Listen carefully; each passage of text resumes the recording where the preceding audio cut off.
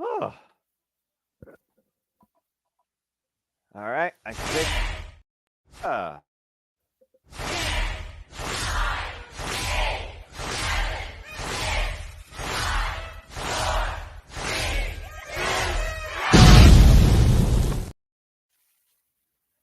It's Saturday. You know what that means. The Reliable Network is back here once again, bringing you our passion, our coverage, our reactions towards all things wrestling as we dedicate our vision and perspectives tonight to AEW All Out from the Now Arena in Chicago. Welcome to the 0 Hour, the pre-show before the actual show. Let's freaking go. Hello, everybody, and welcome once again to Reliable Network. You know what this is. I am the Superman Noah Foster. With me, as always, is the Rage of Wrestling, Walter Cruz. We are simply reliable, and we are simply reliable to give you all the passion you need across all things wrestling. And shout out to the AEW family on all social media platforms. Hope you enjoy what you hear. If you do, please support us.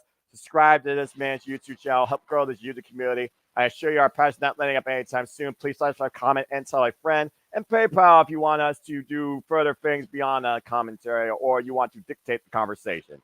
Now that I got the simple formalities out of the way, Walter, good to see you once again as we are literally 2 weeks removed from going all in, and now we go all out, and we are going to go all out in our main event when the lights go out, and so much more to come. As we got 8 matches to look forward to and 1 match to the left on the 0 Hour as the Bang Bang Gang just beat the Dark Order. How you feeling about tonight's show? I'm happy. I'm really looking forward to. Believe it or not, most people are going to be looking forward to the AEW title. I'm looking more forward to Adam Page and Swerve. This has become so personal. Of course, after what happened on Dynamite with burning someone's house down, this isn't a wrestling match. This is going to be a fight, and I'm looking forward to it. Yeah, and again, we have titles across the board. We have personal grudges, personal vendettas that people want to carry out as well, including 2 men that want to break each other's neck and literally injure one another. And when the lights go out, locker room, commentary, fans can leave if they choose to because AEW will not be legally responsible for what happens inside that steel cage when the lights go out between Swerve Strickland and Heyman and Page. It's reached that much of a boiling point. Shout out to Safety and Matt. Good to see you all in the chat as we are just a little bit over 27 minutes away. And we got Costco guys, AJ and Big Justice. Everybody's out tonight in Chicago to take in what's ahead here tonight all out. We have the titles on the line. We have the TBS Championship on the line, the AEW World Championship on the line, their National Championship, the Continental Championship, and 2 women who have made it very personal with one another, a friendship broken, looking to be the death of it all. Add physical wounds to the emotional wounds, as of course we have Little Nightingale versus Chris Statlander. So again, a very nice, subtle, but stacked 8-match card to still come here as we are just a little over 26 minutes away from AEW All Out taking the airways. And again, folks, if you want to join in on the fun with us, you could follow it on Bleacher Report, Triller TV, your local Dave & Buster's. If you're international, you can get on your local pay provider, Sky, pay-per-view, YouTube, and some international markets. So again, let's all go all out tonight with AEW and see what's ahead before the lights go out with Heyman and Page and Swerve Strickland. Jerry, hey, that's Pop. Good to see you, and shout out to Jeff Meacham. And let's see here. There's a nice question right there. I mean, again, it's topical considering we just saw Bang Bang Gang. 2 Sweet or Guns Up, you tell me. Did NWW take the ability to use the Bullet Club name away from AEW ROH? Asking because of the Bang Bang Gang. Well, technically speaking, they have not said 2 Sweet. TNA has not said 2 Sweet. And Gato, of course, who literally is the reason why Bullet Club exists, it would not surprise me. Meanwhile, we go up to the stage with Tony Schiavone as we welcome another Chicago native. Here comes Sky Blue. Shout out to AAW, by the way, the promotion that defined the likes of Sky Blue and Chris Statlander. Sky Blue, who suffered a broken ankle in July on Collision. Good to see her here. I still What's say your Sky countdown Blue. at? I'm at 25-20. 25, 10. All right, but again, it's a 0 hour. I'm at 24-54. So I'll let you know when I'm there.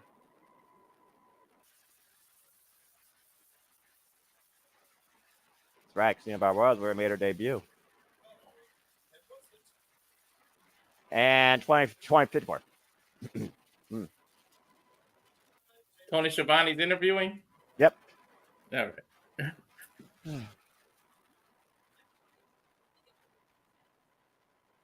Let's see if she gives us a health update. Well, no. Well, tonight may be about Sky Blue returning home to Chicago, but AEW is truly all about Mariah. Here comes the AEW Women's World Champion. And here comes someone else that popped in. So let me add here. Hi. Look at it. It's Mario. I'm hurt, I'm old, I'm tired, and I step on the fucking Goombas. Question. I need somebody's trailer because I don't have. I thought I had it, but it's not in there, so I need a trailer. I don't know who can provide me. Take your time, no rush. I just need it. That's my bad. I didn't even know if I was gonna be here. To be honest, I really thought I wasn't going to be. It changed at the last minute. Finally, it did. But good to see you. Good to see you guys. Oh, okay. Hang on. Sky Blue and Mariah May jaw-jacking each other. I wouldn't mind this being a title feud. There you go. All right, Walter, send me yours if you can. That'd be great. Unless no, are you using Walter's? I am. Fuck. I mean, honestly, if you guys want to, just do it yourself. I'll just watch along with you. That will make it easier because, yeah. I don't think it allows more than 2. Yeah, screw it. Then don't worry about it. All right. What have you up here for this half hour, not the 0 hour? Okay. So, what is there a match going on or no? No, Mariah May and Sky Blue right now are having a conversation. As Mariah May is reminding us, look now and witness your AEW Women's Champion. Oh, come on! Ah, That was uncalled for. Blatant disrespect. There you go. She literally kicked Sky Blue's crutch from under her and attacked her. And you know what, bro? As people behind the scenes, that means she must be real close to coming back because they wouldn't have let her touch her. Yeah, that's true. Again, Sky Blue laid out right now, unable to even stand her own 2 feet. Oh! Phenomenata! Whoa! Oh, Mariah May, they got her head taken off. Phenomenata and Sky Blue with tremendous respect for one another. There you go. Bow to the queen. I'll behave, Noah. I hope you do. He's lying. He's so lie. He big lie. Aminata, who picked up a win less than 24 hours ago on AEW Rampage against Chicago's own Missy Kate, coming to the aid of her friend Sky Blue. Again, Sky Blue, get well soon. Great homecoming, though, as always, for this AEW defined professional wrestler and all-elite superstar. I look forward to seeing Sky Blue in the ring very soon once again. Maybe choking out Mariah May after that incident. Yeah, right. Yeah, when Sky Blue returns, Mariah May better watch out. As we got Renee Paquette, Jeff Day, Jeff Jarrett, and RJ City, our 0 hour all elite pre-show panel. Here's, of course, the all elite teams here with you guys right now. Walter Cruz and James. Now that I got freedom to actually speak to James after seeing that segment. James, it's good to see you as always. We're back here from going all in. Now we're going all out. How you feeling about tonight's show and how you been, my friend? As he's figuring out his microphone again, you all can watch this. Hi. There you go. Hello. I finally was able to actually get free. I was not knowing if I was going to be free to actually watch this event. I'm actually going to watch it while you guys call it. This is the first time I think. I wanted to see a pay-per-view in a long time. Like the build actually made me want to see the pay-per-view, and I don't even know how long with AEW. So like, good on them. By the way, the Hangman Swerve feud was done perfectly. I mean, say whatever the hell you want about Hangman, you cannot take that away from him. I'm sorry, that was superb fucking storytelling. Agree. And and by the way, no, I'm not saying the Punk and Drew thing is bad either. Both are really good. Stop that bullshit. Apples to oranges, as people are either one-dimensional or half blind because they can't look at both sides of the coin and just enjoy wrestling. Freaking idiots. And thank you, Safet. I appreciate it. Anyway, Let's go ahead and get our seats into upright position as we're flying first class, top flights in the ring, as it's time for a big money affair in this trios match. What is your time codes, guys? This is probably way ahead of mine, but 1936. Yep, no way. All right, well, I guess I'll have to settle for what I got.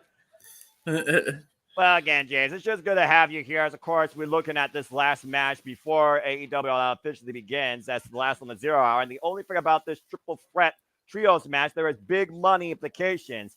As the Beast Mortals has decided to roll alongside Shane Taylor Promotions for this. Lee Moriarty, the Brave Our Pure Champion, and Shane Taylor taking this on trio. This new top flight is great, and I love Layla Gray, by the way. She makes a great stewardess. I'm not gonna lie. I mean, I'll let her serve me any goddamn day of the week on an airplane. You know what I'm saying? Someone tells me James is not flying coach. I swore I said I would behave. I can't speak for him. No. Yeah, I know, but there's a reason why I made this line up. Damn it, James, you freaking idiot! Yeah, there you go. At least you got it once. Well, I mean, yeah, and I'm sure there'll be more of that on the Saturday Shenanigans that will follow shortly after AEW All Out, hosted by the Renegade Wrestling, JJ Williams. Please follow Casting Studios, support the Renegade, JJ Williams. Appreciate you, brother. As now we have the Undisputed Kingdom arriving, Matt Taven, Mike Bennett, and Roderick Strong, who have a combined 15 Ring of Honor title reigns amongst themselves.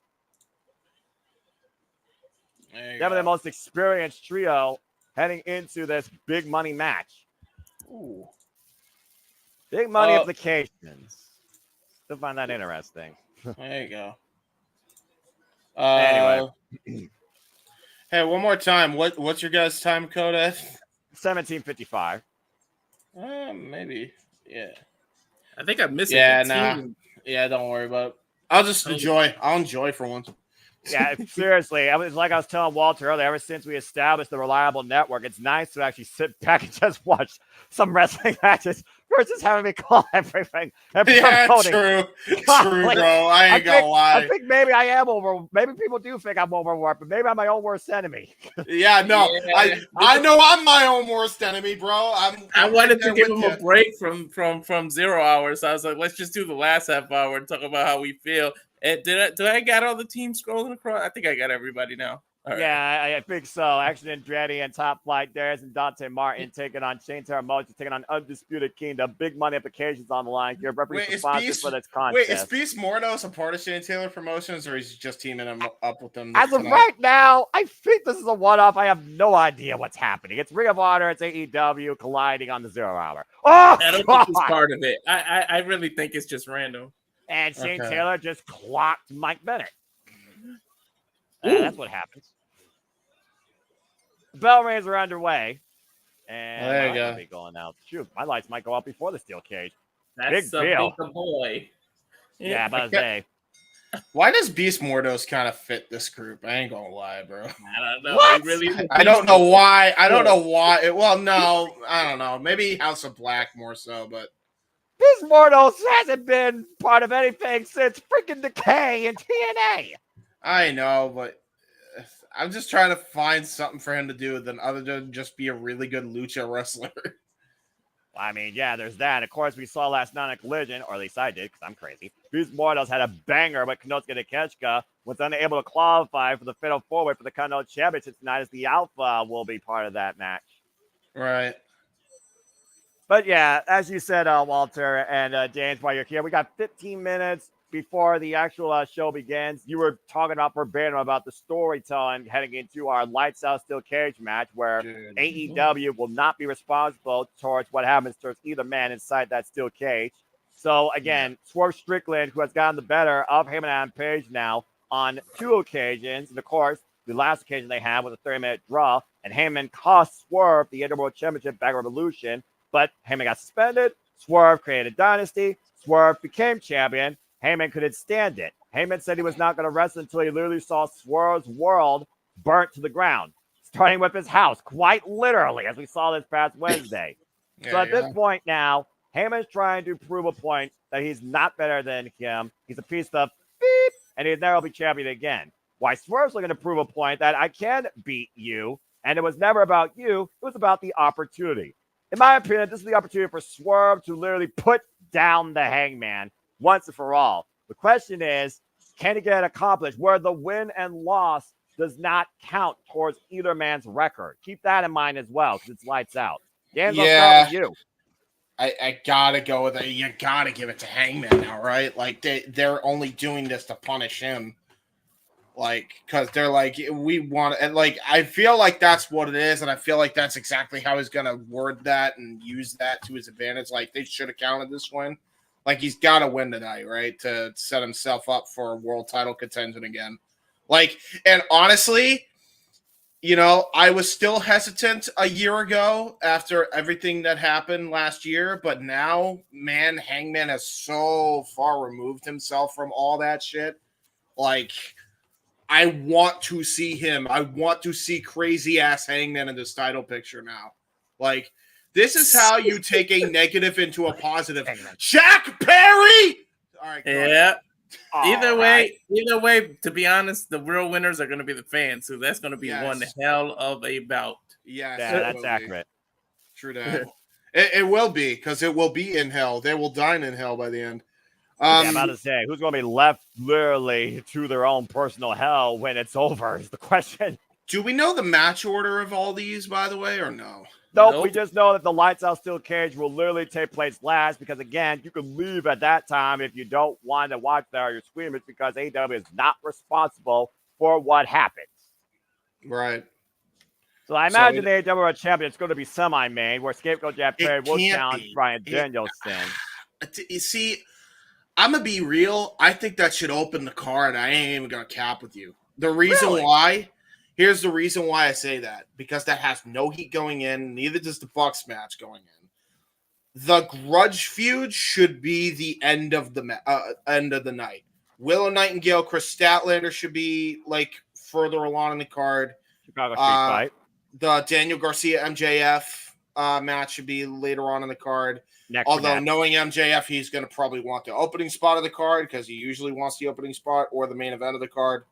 But I would do it more midpoint of the card personally because it's a grudge match. And then there's one other one I'm forgetting other than Swerve and Hangman. I swear there was one. Will Ospreay and Pac? Yes, Will Ospreay and Pac, who they've literally been building like pseudo like Pac has a grudge with Ospreay and Ospreay now has a grudge with Pac and they just had a brawl. Like all these grudge feuds should be kind of the things that end the night for me. That's how I book it. I book the championship match, the world title match. You always want to either have the world title start the show or end the show, in my opinion.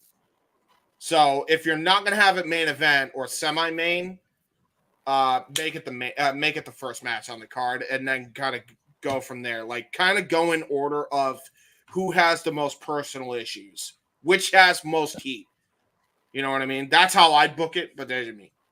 That's my autistic brain going linear. Well, the way you put it, though, again, these are definitely the matches that I'm definitely most invested in. I know we'll go all out because of the personal grudges and history within them, but you got to have cool down in between, and that's where the Elite kind of comes in when it comes to the tag titles and the TBS Championship, where I do wonder if Mercedes Moné has already invested in further security, considering Camille's been banned from ringside as we're just a little bit over 11 minutes away. But I do like the way that you did put the card. And, of course, Kazuchika Okada will defend the AEW Continental Championship in four-way action against Mark Briscoe, Orange Cassidy, and Konosuke Takeshita. To your point, the Young Bucks will defend the AEW Tag Team Championship tonight against Blackpool Combat Club's Kyle Castagnoli and Wheeler Yuta. Bryan Danielson, of course, will defend the AEW World Championship against Scapegoat Jack Perry. We also know that John Moxley's in the building. He's still looking for Darby Allin. Will John Moxley and Marina Shafir show up? And see if Darby Allin will show up in the Now Arena. That's another thing to think about. And, of course, like you said, Willow Nightingale and Chris Statlander. Statlander made in AAW out of the Chicago area, represent. Will add personal and physical wounds towards their shattered friendship tonight in a Chicago street fight. That Willow Nightingale picked herself for the stipulation of their one-on-one match. And MJF and Daniel Garcia will face each other for the first time ever in one-on-one action, where Daniel Garcia will not rest until he literally breaks MJF's neck. But after what we saw on Wednesday night, MJF might literally have Daniel Garcia thank him later, as he might send him home once and for all. And again, that's just pretty much everything that's ahead on this stacked AEW All Out pay-per-view card. And of course, like we talked about before, let's go ahead and talk a little more about this match. You brought up Will Ospreay and Pac. Again, it's honestly two great, proud, prideful Brits. It's also Dragon Gate versus former JPW, considering that was their last one-on-one encounter, which was a 30-minute draw back when Ospreay was never Openweight champion. And Pac, of course, was Dragon Gate champion. And in a way, Ospreay has always been in Pac's shadow. He was always compared to him. But rumor has it, or, you take your own perspective, maybe Ospreay has surpassed Pac in a way, and maybe Ospreay is wondering if Pac still has that confidence in him that he can still beat him. And it's like Pac said, the story of the forgotten bastard. I don't think Ospreay ever forgot about Pac, but I think after tonight, no one's going to forget the name Pac. And let's not forget, Pac was in this original building on his AEW debut. He beat Kenny Omega on this very stage. He was also part of the very first All In, back when AEW was in their pre-Genesis. So I would not count Pac out of that international championship match either. Walter, what do you think about Pac and Ospreay too? What do you expect to come out in this match besides probably being a match of the night? And do you think that Will Ospreay, again, can he finally step out of Pac's shadow, or could Pac become a double champion? This one was hard for me to call, but then again, Ospreay just got the title. So I don't think he'll be losing it that fast. I agree with you, Walter. I agree with you. I couldn't agree with you more. Yeah, I mean, considering Ospreay might be coming in. Better not. At least he better not. Let's say it like that. Yeah, we don't know how Tony looks. Right, but JJ did make a point. Is Ospreay above the international championship? I mean, again, he's elevated the action since coming to AEW. I mean, James, honestly, some of the favorite matches you've called this year with us have literally been Will Ospreay matches. No, and I agree. However, here's the problem with that. How in the fuck are you going to get Ospreay in the mix with Hangman and Swerve tearing each other's throats away? Plus, you got Danielson as champion, who's now in a feud with the Elite, and probably is going to go into a feud with Moxley from the looks of things. Like, that main event division is like loaded right now. I don't think we got much of anything. I love the little thing, by the way. I like Layla Gray doing a little deet. I mean, she was guiding Top Flight that they were clear for takeoff, and they were. As again, we do have a match going on here, folks. But again, the 0 hour is just a little bit 7 minutes to change away from being completed, as Big Money Implications is on the line, not just in this trios match. Great running, shooting star action, ready for the win. Broken up by Roderick Strong on the pin to St. Taylor. It's all breaking down here. Yeah, I'll just say, like, I think they're building a triple threat for that international title between those three guys. I think that's going to be that. I think somehow Konosuke and Okada is going to be the program for the Continental title going forward for a little while. The Alpha versus the Rainmaker, I think, is what they're going to go for there. I think that's going to be your two next matches, probably for Wrestle Dream, if I had to guess. Like, I can't imagine that, like, especially on a card that is so stacked like it was last year with dream matches or, money matches as far as the work rate goes. Right. I can't imagine you don't book those matches for Wrestle Dream, and this is kind of how both matches are going to be how you kind of get to that point, I think. Well, again, James, you got to consider that Bryan Danielson, Jack Perry has vacations even this month later with Grand Slam around the corner, which of course we'll cover. And we know that Darby Allin will challenge for the World Championship there. We also know following Grand Slam, we got Title Tuesday and the 5-year anniversary of Diamond. You got to consider there'll be title applications during that point as well. Not to mention, Christian Cage is waiting in the wings with a guaranteed AEW World Championship shot after that win at All Out, as the Undisputed Kingdom just won this big money implication triple threat. Beat Mordos. What the fuck was that? Why would you help the other team get the win, bro? Why did you do a double team move? What the hell just happened? Undisputed Kingdom just won big money implications triple threat trios match. So what? They got a lot of money now? Well, considering last time we had a match with money implications was $300,000, wouldn't surprise me. And it was Top Flight that got the win there, and I thought they were going to get it here. Yeah, but that was for a charity of their choice. though, wasn't it? No, that was the last year at All Out, the casino, the Battle Royale that him and Adam Page won. Anyway, congrats to the Undisputed That's Kingdom. right. Oh, okay, that's You right. gotta get your history in order, man. But it's all good. I Fuck. forgot. It's big money thing. I forgot. That's right. My Right. apologies. Well, Well, anyway. Undisputed Kingdom now have money, and they are still jobbers. Former Ring of Honor tag team champions. You do wonder if they might go after Dustin Rhodes, Sammy Guevara. Anyway, that was the last match. We got 4.5 minutes left. We talked a little bit about the World Championship. We talked about the Lights Out Steel Cage. We talked about the International Championship. Let's go ahead and give the women some respect here because Willow Nightingale, Chris Statlander, two Long Island ladies just wanting to make it in the business. And it felt like for the longest time they wanted to do it together.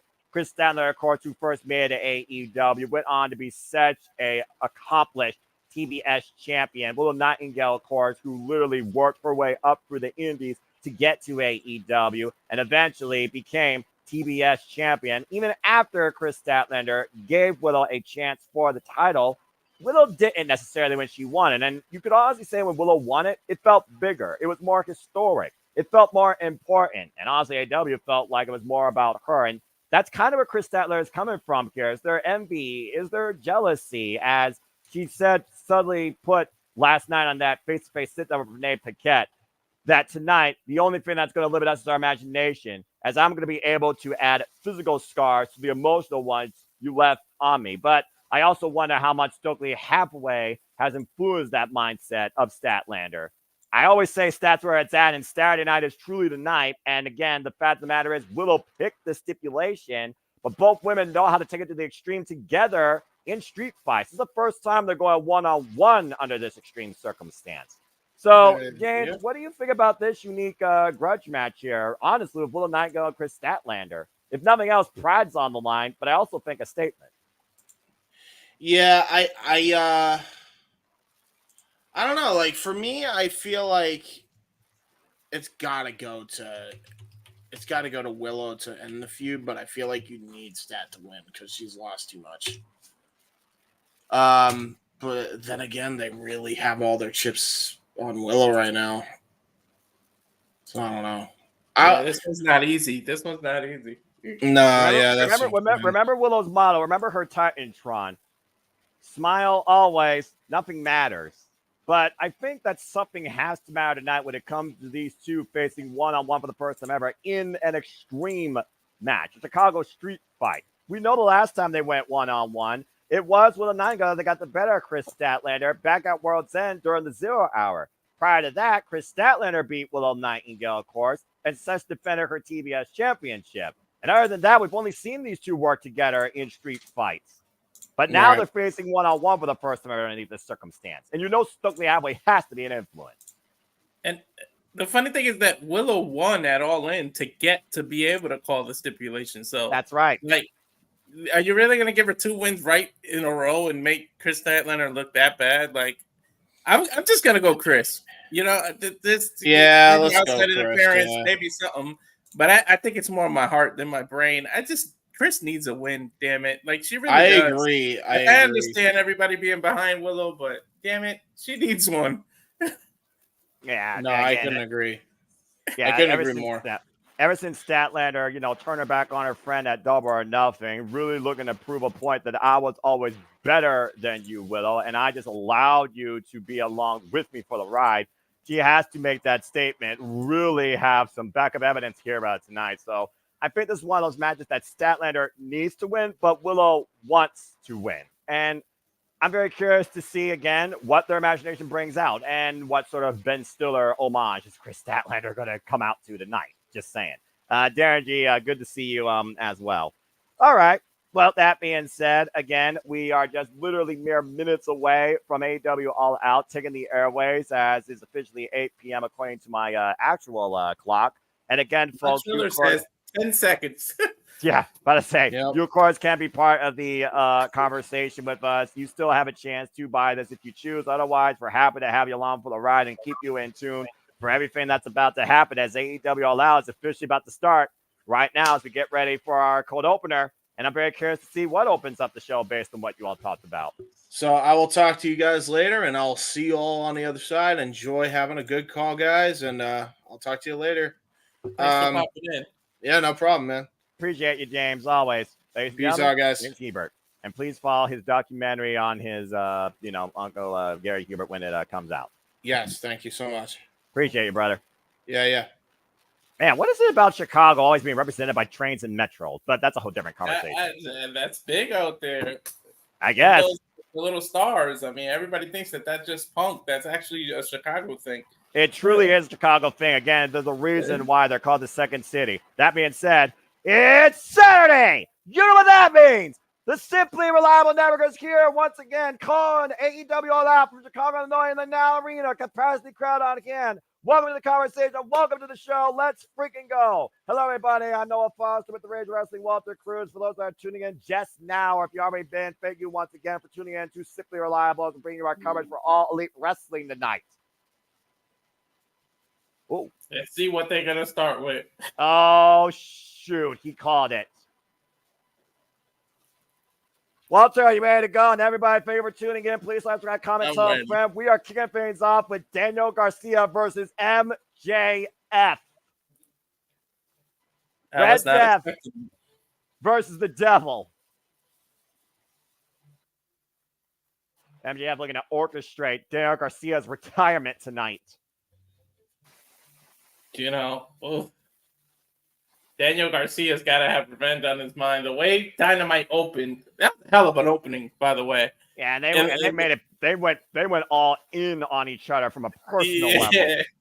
I like how MJF just sat next to his bloody ass, like sitting there leaning on him. Just that was hilarious. Kissing his wound.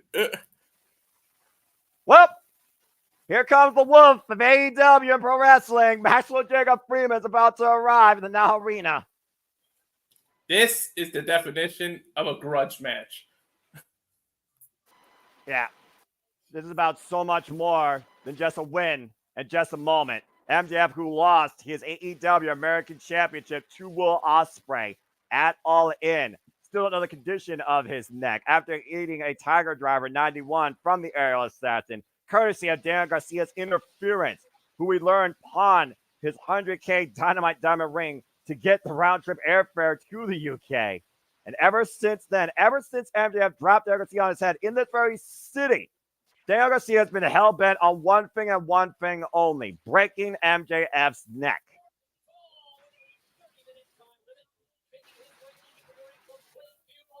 Our former AEW World Champion, Maxwell Jacob Freeman, MJF. Oh, good grief. Well, wait a minute! Thank me later. Yeah, and you can thank Daniel Garcia for that pre-match assault. Yeah. The bell hasn't rung, and damn, Garcia jumped on him. Well, Bryce, ring the bell already, because damn, Daniel Garcia can't wait to tear MJF apart. You know? Garcia can't even stand being in the corner right now. As the bell has officially rung now, and again, this match officially underway. Our first match tonight here at AEW All Out. And Kyle, great to see you as always, my friend. Matthew, good to see you as well. I like that. Again, I always try to accentuate with the colors too when it comes to the actual show. Again, folks, let's ring and go. If you want to support us, PayPal, Super Chat, simple as that. But more of PayPal because, like I say with commercials, screw YouTube monetization. Derek Garcia right now driving his boot into the throat of MJF. I got to tell you one thing. Garcia's got to get his emotions in check because there are disqualifications in this match. It's not like it's the street fight or any other. It's just a regular one-on-one grudge match. He pushed the referee about twice already. It's at the referee's discretion. But if he lets his emotions get the best of him, MJF can just psychologically psych him out and win this match. But, I mean, come on. You got to look at Daniel Garcia's standpoint here. He literally was dropped onto his head, taken out on a stretcher in front of his mother and family after the biggest moment of his life, facing Will Ospreay for the International Championship. How would you feel if you literally had that moment in front of your family and thought your career was over? You would be hell-bent at getting revenge. I kind of feel for Daniel Garcia in this case. This isn't dancing Daniel Garcia. This is literally Red Death. I'll be pissed. I agree with you. It's just that if you really actually want to win the match, you got to somehow keep those emotions in check. I didn't say it would be easy. And MJF right now hooking Daniel Garcia, possibly vicious net breaker over the shoulder. You wonder how many of those that MJF is willing to bring out tonight. MJF saying that Daniel Garcia has woke up something dormant in him. The whole purpose that MJF said he also did was to prevent Daniel Garcia from facing the same betrayal that MJF has faced by the fans ever since he came back, saying the fans turned his back on him. For people like Will Ospreay, Kazuchika Okada, and Swerve Strickland. A hammer thrown into the corner. I thought he was just going to throw him in the corner. He literally just flipped him. But, I wonder if we will be thanking MJF later because he brought back another side of Daniel Garcia we haven't seen. That dancing side is completely gone. The crowd right now showing their appreciation and their hatred equally for Maxwell Jacob Friedman here. Of course, Daniel Garcia says he will literally live and die 1,000 times over. It means finally getting gold here in AEW. And knife is chopping a kick right now, creating separation. Daniel Garcia trying to fight back. MJF hooking him up though on the shoulder and stun gun across the top rope first. The fact of the matter that MJF was literally teasing the idea of facing Daniel Garcia at All In as well was just further emotional warfare that MJF was implying on Daniel Garcia. A guy that we heard last year during MJF's AEW title run, he was holding Daniel Garcia to the status of maybe being a pillar for the future of AEW. Maybe.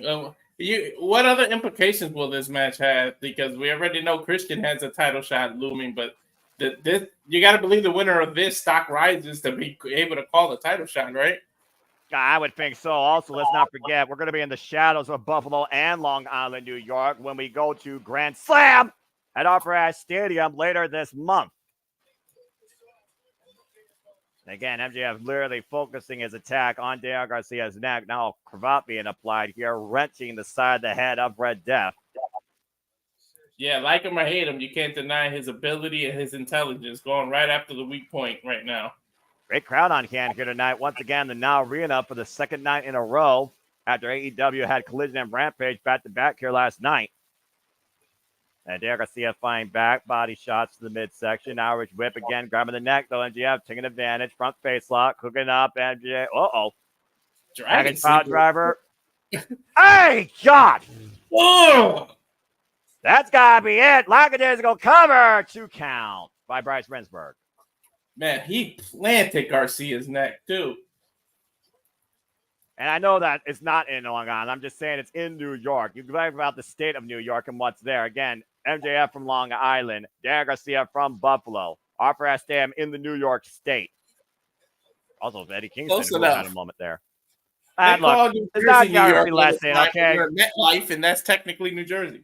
Well, New Jersey, New York. I mean, one's a cesspool. The other one is a questionable domain for people. I'm just saying. You can figure out which one's which.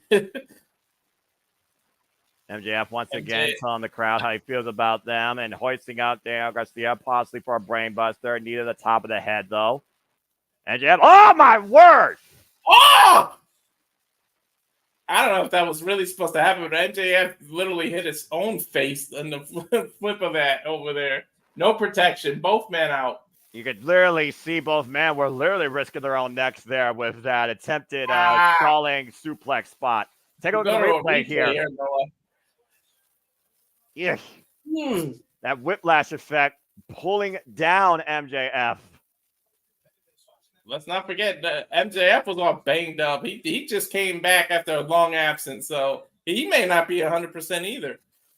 Again, facing a Tiger Driver literally 2 weeks ago, and MJF looking for the count out, though. Referee up to 6. And for a guy that threatened to end Daniel Garcia's career, he'll just take an easy payday and just get the win via count out. Daniel Garcia breaking the count, though, at 9.5. Wow. You talk about last second. He didn't even budge before the 9 count. Again, MJF, self-centered, selfish scumbag of the industry, only cares about himself, only cares about the money, only cares about the statement that he believes he's the best wrestler in the world at the expense of anybody. Yeah.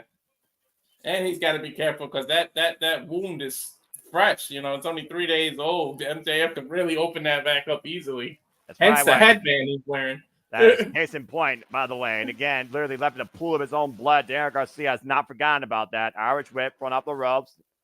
And you have the miss swing on this turn out hilarious. Ooh. Again, Garcia still feeling the pain in his neck from the work done by MJF so far in this opening match here. That suplex over the rope didn't help. Woo!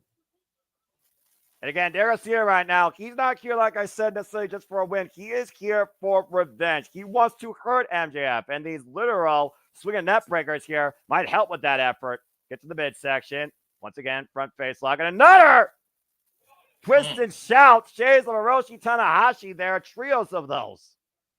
Yeah, I mentioned earlier that he's got to get his emotions in check, but maybe he doesn't even care about winning the match. He just wants to hurt MJF, win or lose, as long as he gets his hands on him. Again, Daniel Garcia, though, still clutching his neck with everything that he's doing. Clutching right his now, own Daniel neck. Garcia. Yeah. As much pain as he's in, he's dishing out some too. And again, right now, looking for that pile driver. That body drop, though, by MJF creates separation again for the moment. Again, MJF, to your point, came back at Double or Nothing. Hasn't been seen since last year World's End after falling asleep to Samoa Joe and losing the AEW World Championship. And back elbow strike, and Garcia once again, as MJF looks for maybe a destroy out of the corner. There, Garcia scouting it, though. MJF scouting. Garcia, side headlock, throwing up the ropes, hoisted up. Uh-oh. Oh, no, he's caught. Oh, powerbomb over the knee. Garcia stacked and 2 counts. A power bomb backbreaker. That was a unique combination. Now, that's vintage MJF. Again, MJF will actually put his own body on the line to get a win. We know how far MJF's willing to go sometimes. Yeah. The lower back going into the knee of MJF as MJF right now is clutching his own neck. Man, he's got some, it's not kinesio tape, but he's got some tape on his neck too.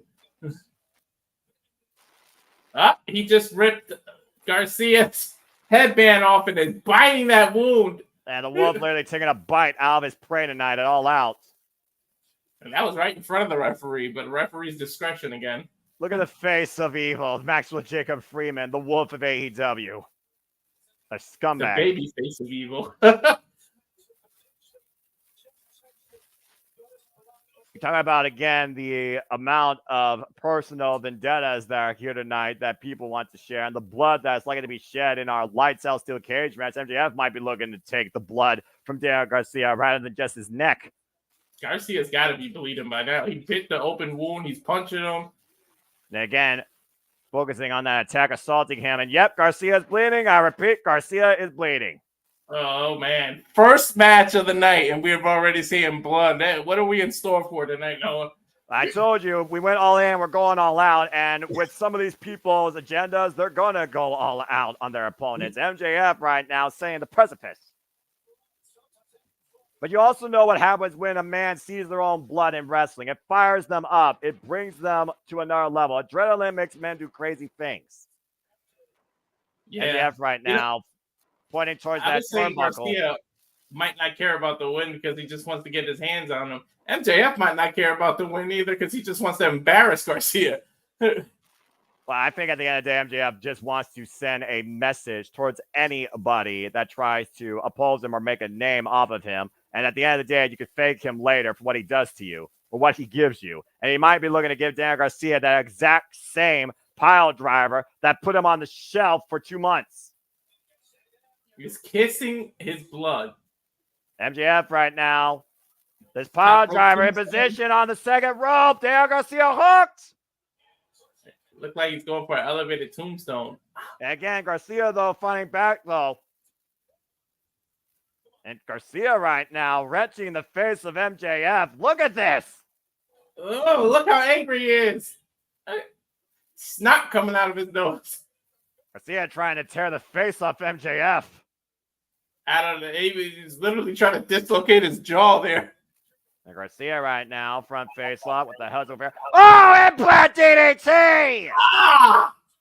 I thought he was gonna go for a tornado DDT. Instead, he just planted. Ugh. But again, look how much Garcia's bleeding here. The Crimson Master Ward goes so far to Red Death and unable to capitalize, dropping MJF literally on his neck. Referee Bryce Rensbury starting at 10 count here as both men are down our opening contest.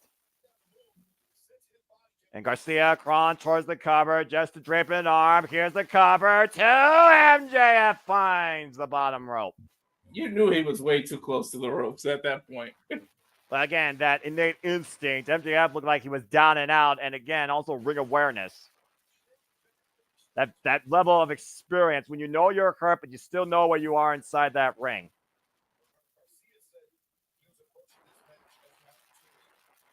And again, Garcia is not looking to simply win. He is looking to injure MJF to do the same thing that MJF did to him and unable to even lift him up. Looking for that pile driver, and again, the neck gave out. The neck, the back, everything. You need the strength to be able to lift someone up into that power driver area. His body just gave out on him. But again, all the damage done to Daniel Garcia's neck at this point, and also the loss of blood. He's probably losing balance and cohesion. Mm-hmm. Oh! You kick. Doesn't look like he's bleeding either. And now MJF scouting Garcia. Massive destroyer! Cover MJF above leg kick out by Garcia. He kicked out of a destroyer, and that was in the center of the ring, too. No ropes, no nothing. And shades of a Panama Sunrise from his former brochacho Adam Cole for the near fall. Huge opportunity here for both MJF and Daniel Garcia here in our opening match. Again, Garcia spilling blood. MJF right now trying to find feeling in the back of his neck. The fact this match was literally announced 2 weeks ago. I was figuring this was going to happen actually at Offer Ash Grand Slam, but I got to say, for an opening match here, these two are bringing it.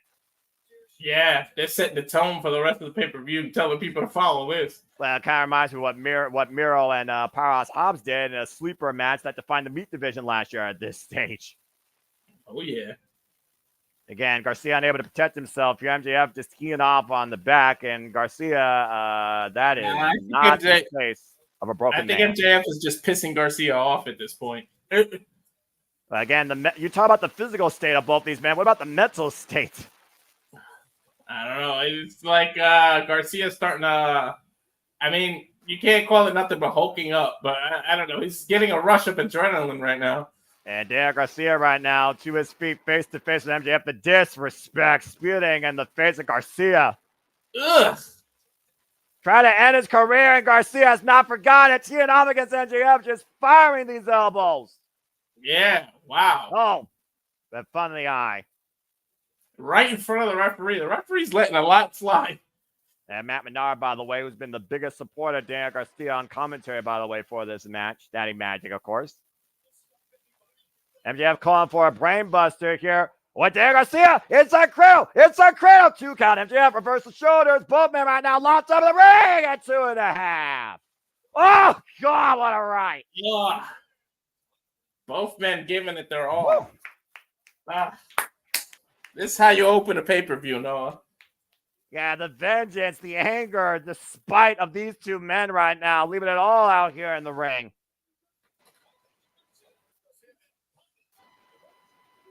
And Garcia right now.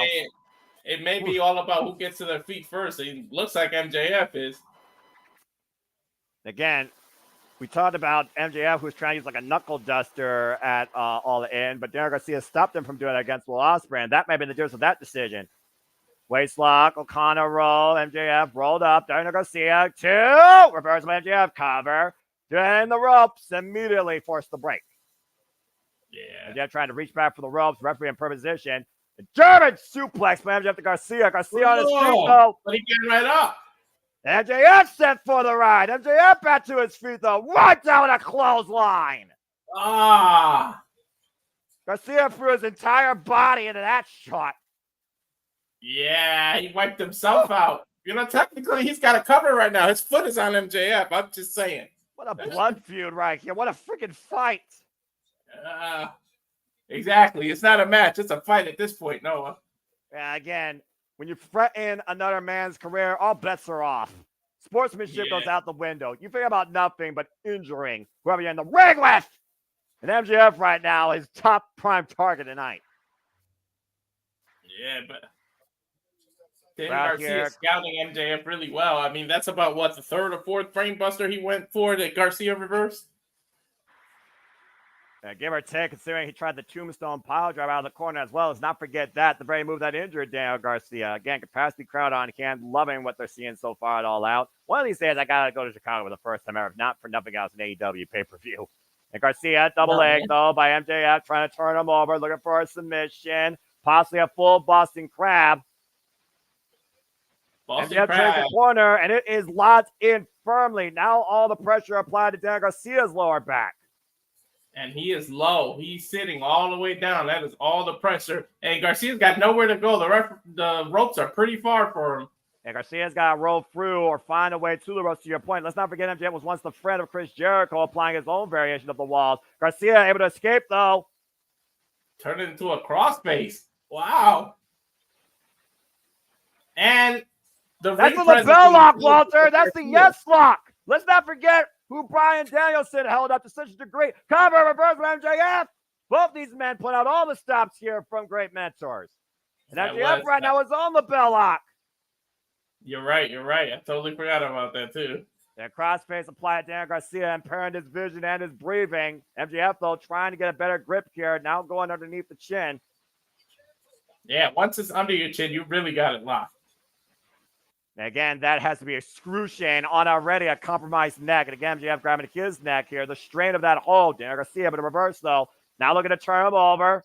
Sharpshooter. And sharpshooter applied here in the middle of the ring. Yeah, MJF's got a long way to go to reach those ropes. He's got to crawl on those elbows. And Daniel Garcia wrenches back and really applies the pressure here. He could get a submission win here on MJF. Bringing him back towards center. Sitting in deep on it. Oh, he's sitting deep. There it is. Man, look at that torque. And again, Garcia's neck, though, exposed. Yeah, he's kind of leaning into MJF's grip, and he reversed it. So the Fujiwara armbar being applied by MJF. We went from the physical game to the mat game real quick with these two. That's a beautiful way to reverse a sharpshooter. Trying to butterfly the arm now, literally bracing it in between his own wrists. Garcia MJF his body, though. MJF saying two can play at this game with the reverse. Garcia trying to reach for the ropes, and MJF grabbing the second arm. Shades of the Venus de Milo, shades of the Virtuoso Perazo. And look at the eyes of MJF. Trying to grab every limb possible, prevent the rope break. He's got Garcia contorted in ways your body is definitely not supposed to go. Both arms trapped, a single leg trap, only one limb free. Pain excruciating here. Daniel Garcia has to find a way to force the break. If he can get that free leg on the rope, that's his only hope. And he does. Wow. Just freaking wow. Exactly. Two of the brightest stars that AEW has on its roster, setting the pace, not just for tonight, but the future of All Elite Wrestling. What a match. What a fight. What a war, damn it. Call it what it is. Professional wrestling, damn it. Again, MJF literally trying to take everything possible out of his opponent. Daniel Garcia unable to even get up to his feet. Might be thinking for that pile driver again as MJF goes up to the second rope. Oh, wait a minute. Oh. Could be going for another destroyer. Long Island Sunrise might be coming in for the second time. And Garcia falls backwards. Wow, he can't even stand up at this point. MJF's taking a little break on the rope. Go after him. What are you doing? Well, think about how much MJF took out of Garcia in that submission. The exhaustion's got to be setting in for these two men at some point. And then, wait a minute, double leg takedown. Jackknife, covered by Garcia too. No. Some of the biggest wins that Daniel Garcia's gotten in his career from a jackknife. Overhead pump strikes to the side of the head and neck of MJF. And the guillotine applied. Garcia's definitely putting a little pepper behind those punches. And again, literally trapping his arms across the front of MJF. MJF might be out here. Oh, wait a minute. Garcia did not let the arm go down. What is he doing? This is how he incapacitated MJF when he returned on Dynamite last week. He wants to punish him, Noah. That's what he's doing. Well, this might be literally, this might be his undoing. Exactly. Daniel Garcia looking to hoist up MJF.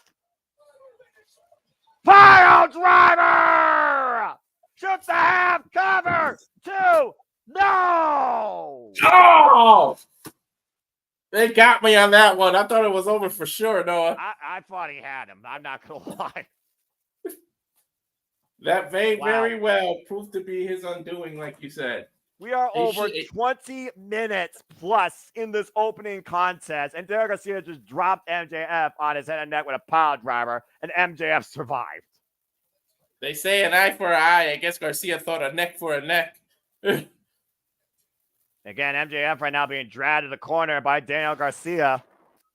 Again, how personal this has gotten. It might take that elevated pile driver to end this. And again, Garcia immediately grabbing his neck. I'm not sure who's next to worse for wear at this point. Exactly. MJF hoisted up to the top rope, and Garcia right now, MJF literally might be out on his feet. He wants to do to MJF what MJF did to him, and he will not rest until he does so. Almost losing his footing there. Yeah. Have you ever seen this side of Daniel Garcia? I don't think no. I've watched him versus Wheeler Yuta. I watched when he first arrived in AEW. I've never seen this intensity out of Daniel Garcia before MJF did. And again, MJF binding Daniel Garcia, forcing separation. Flipped himself out of the corner.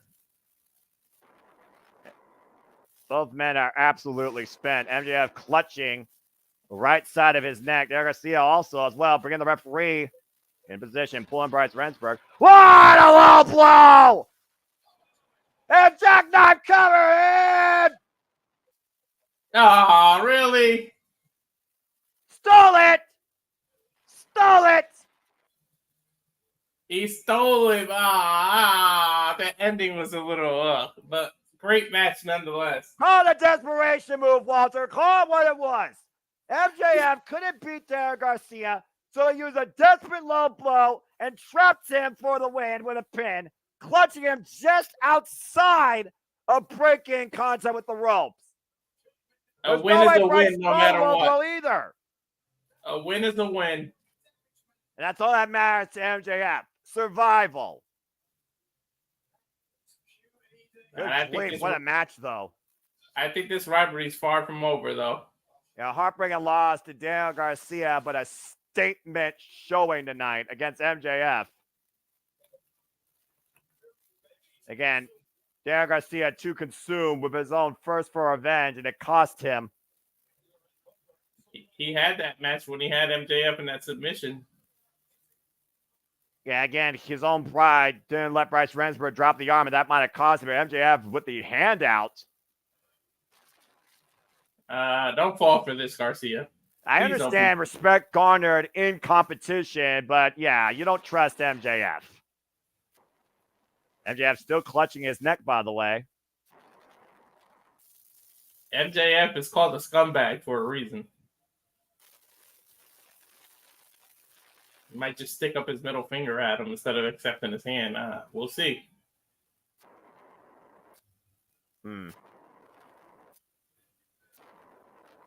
Oh! There's a receipt! A taste of his own medicine.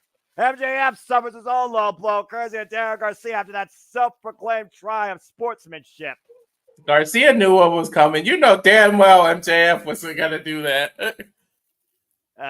Garcia's looking to the corner, by the way. Remember what Garcia wants to do to MJF. The match may be over, but the mission isn't. Punishment. Oh, I think he might go for it, Noah. He might hit it this time, too, Noah. Uh-oh. No one's gonna come to MJF's aid. No one's gonna come to MJF's aid. I guarantee you that. The referee's yelling from outside the ring. You gotta get in to stop this. The spit in the face of MJF and hooking him up off the second rope. Garcia hooking up MJF. Pile driver! Ah! Elevator power driver. Look at the ref's face. Mission accomplished. In defeat. MJF may have won the match, but Daniel Garcia got his receipts. Yeah. Taz saying he's a sore loser. It's not about that. It's the emotions in this match, the rivalry. Shades of Wednesday. Look at this now. Well, Garcia. I guess Daniel Garcia told MJF thank you. Maybe he gave him the kiss of death at that point. I don't know. Like you said, this rivalry just started. Daniel Garcia getting a measure of revenge tonight, but the winner of the match is still Maxwell Jacob Friedman, who's laid out. This is far from over, definitely. I'm all in on this rivalry, though. Great match. And kudos to Daniel Garcia getting a dose of revenge. And now at this point, MJF has to get attended to by medical. Yeah, Daniel Garcia is the one who's literally walking out his own 2 feet through the audience. MJF laid out. Lights out for the Wolf of AEW. Speaking of lights out, still coming out our main event steel cage match. Lights out. There you see Swerve Strickland. And by the way, Swerve Strickland and him and Page have literally been locked and constrained into their own respective locker rooms. They will not come out until their match tonight to make sure that no physical altercations happen backstage before they meet inside that steel cage. Well, yeah, if you let either one of them out, they'll find each other some way, somehow. So they got a long night still to wait before they can finally get their hands on each other and what has to be their end game. Coming up next, though, AEW Tag Team Championships are on the line as Matthew and Nicholas Jackson defend against Blackpool Combat Club's Claude Castagnoli and Wheeler Yuta, as the Elite said they will do anything tonight to make sure that they claim the AEW World Championship. Blackpool Combat Club looking to take the Elite down. Well, as we got a moment to breathe, let's go ahead and see some of y'all's comments here. And Javier and John, welcome to the Simply Reliable Network. Again, what's y'all's thoughts on this match, this rivalry? Do you want to see it pick up maybe at Grand Slam? When do we see round 2?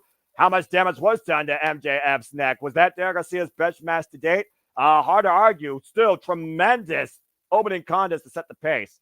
Matthew saying, I still think Garcia is the drizzling bleep, but MJF carried him to his best match. Well, again, everyone's entitled to their opinion, but again, respect one hour support each other. Please also stay on topic, and if you are found out of line, producer man will give you a warning and then drop the band hammer on you. So please be friendly. Thank you. Let's see here. John Hill with a comment here. You know, this identity of wrestlers, Dustin Rhodes talked about even how jobbers are the backbone of the business. And I think he's right. You need to respect the workers. You can't argue with the effort that Daniel Garcia put in tonight against MJF. That was a star-making performance. Walter, your thoughts real quick. That was a star-making performance, and it furthers the rivalry. Like we said, it's far from over. Well, speaking of rivalries, the rivalry of Blackpool Combat Club versus the Elite is as old as AEW itself. Time for our Tag Team Championship match. Wheeler Yuta and Claude Castagnoli, 2/3 of the new AEW Trios champions after claiming those titles alongside the Bastard Pac at AEW All In. Claude Castagnoli, former Ring of Honor World Champion. Wheeler Yuta, former Ring of Honor Pure Champion. And we've seen how dynamic these two have become as a duo over the last year in AEW. We're going to add another set of titles to Blackpool Combat Club.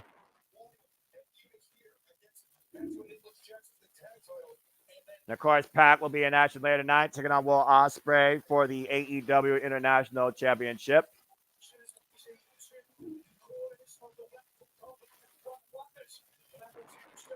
I still wonder again, though, John Moxley, is he still Blackpool Combat Club or is he against them? Have they kept up or have they lost their way? And again, we know John Moxley and Rhea Shafir are somewhere in the building.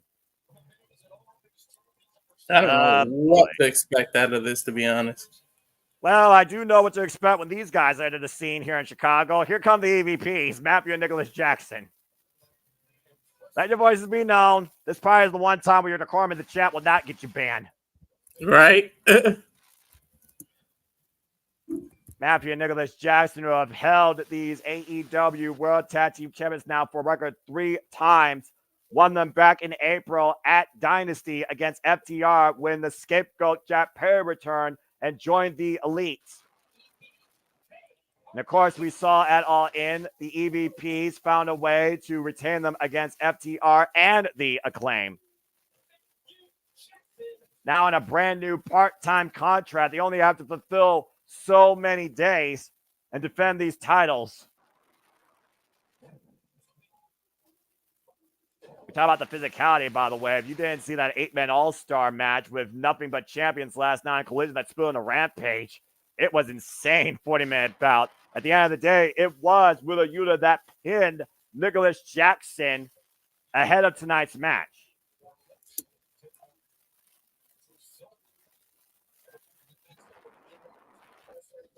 God, the young buck.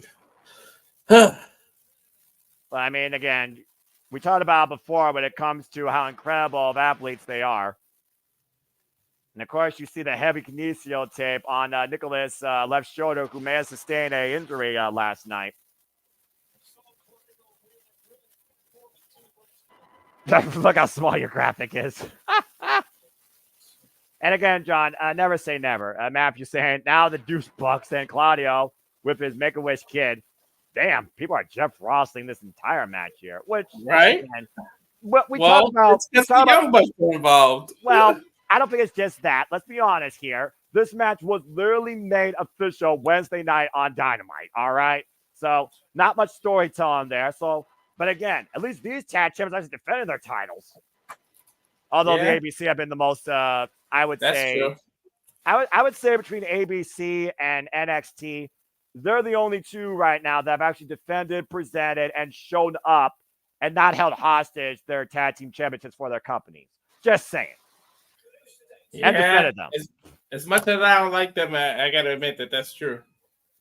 Tell me, stop when I'm telling lies. That's somebody that watches All Things Wrestling. Shout out to the ABC, by the way, who'll be defending their TNA Tag Team Championships against the System at 50 Road. And Super Reliable will be back here literally next weekend, this coming Friday, covering 50 Road, courtesy of TNA and TNA Plus.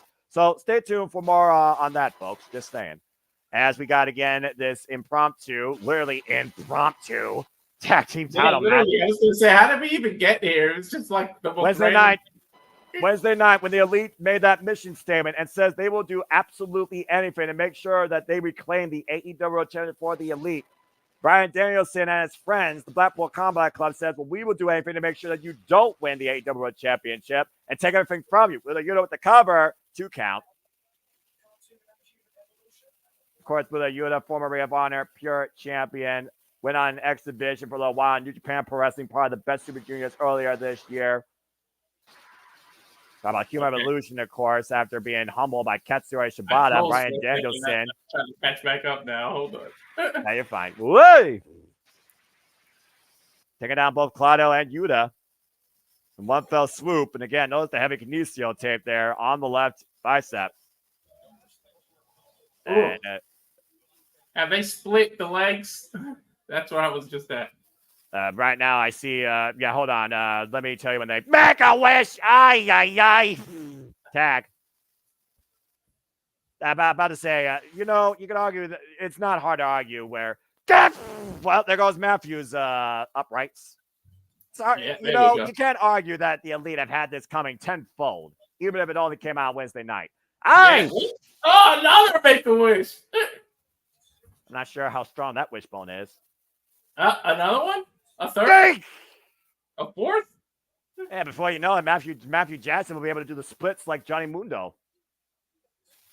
Well, I hope he's done having kids, because I mean, you hyperextend the leg. Maybe you could push forward further on that super kick. I don't know. Maybe they're actually helping Matthew here. Tag made to Claudio. What the hell is going on with these? I mean, it's smart. They're wearing out the young butts. Think about this. You wear out the legs. You wear out the super kick party. And both bumps right now.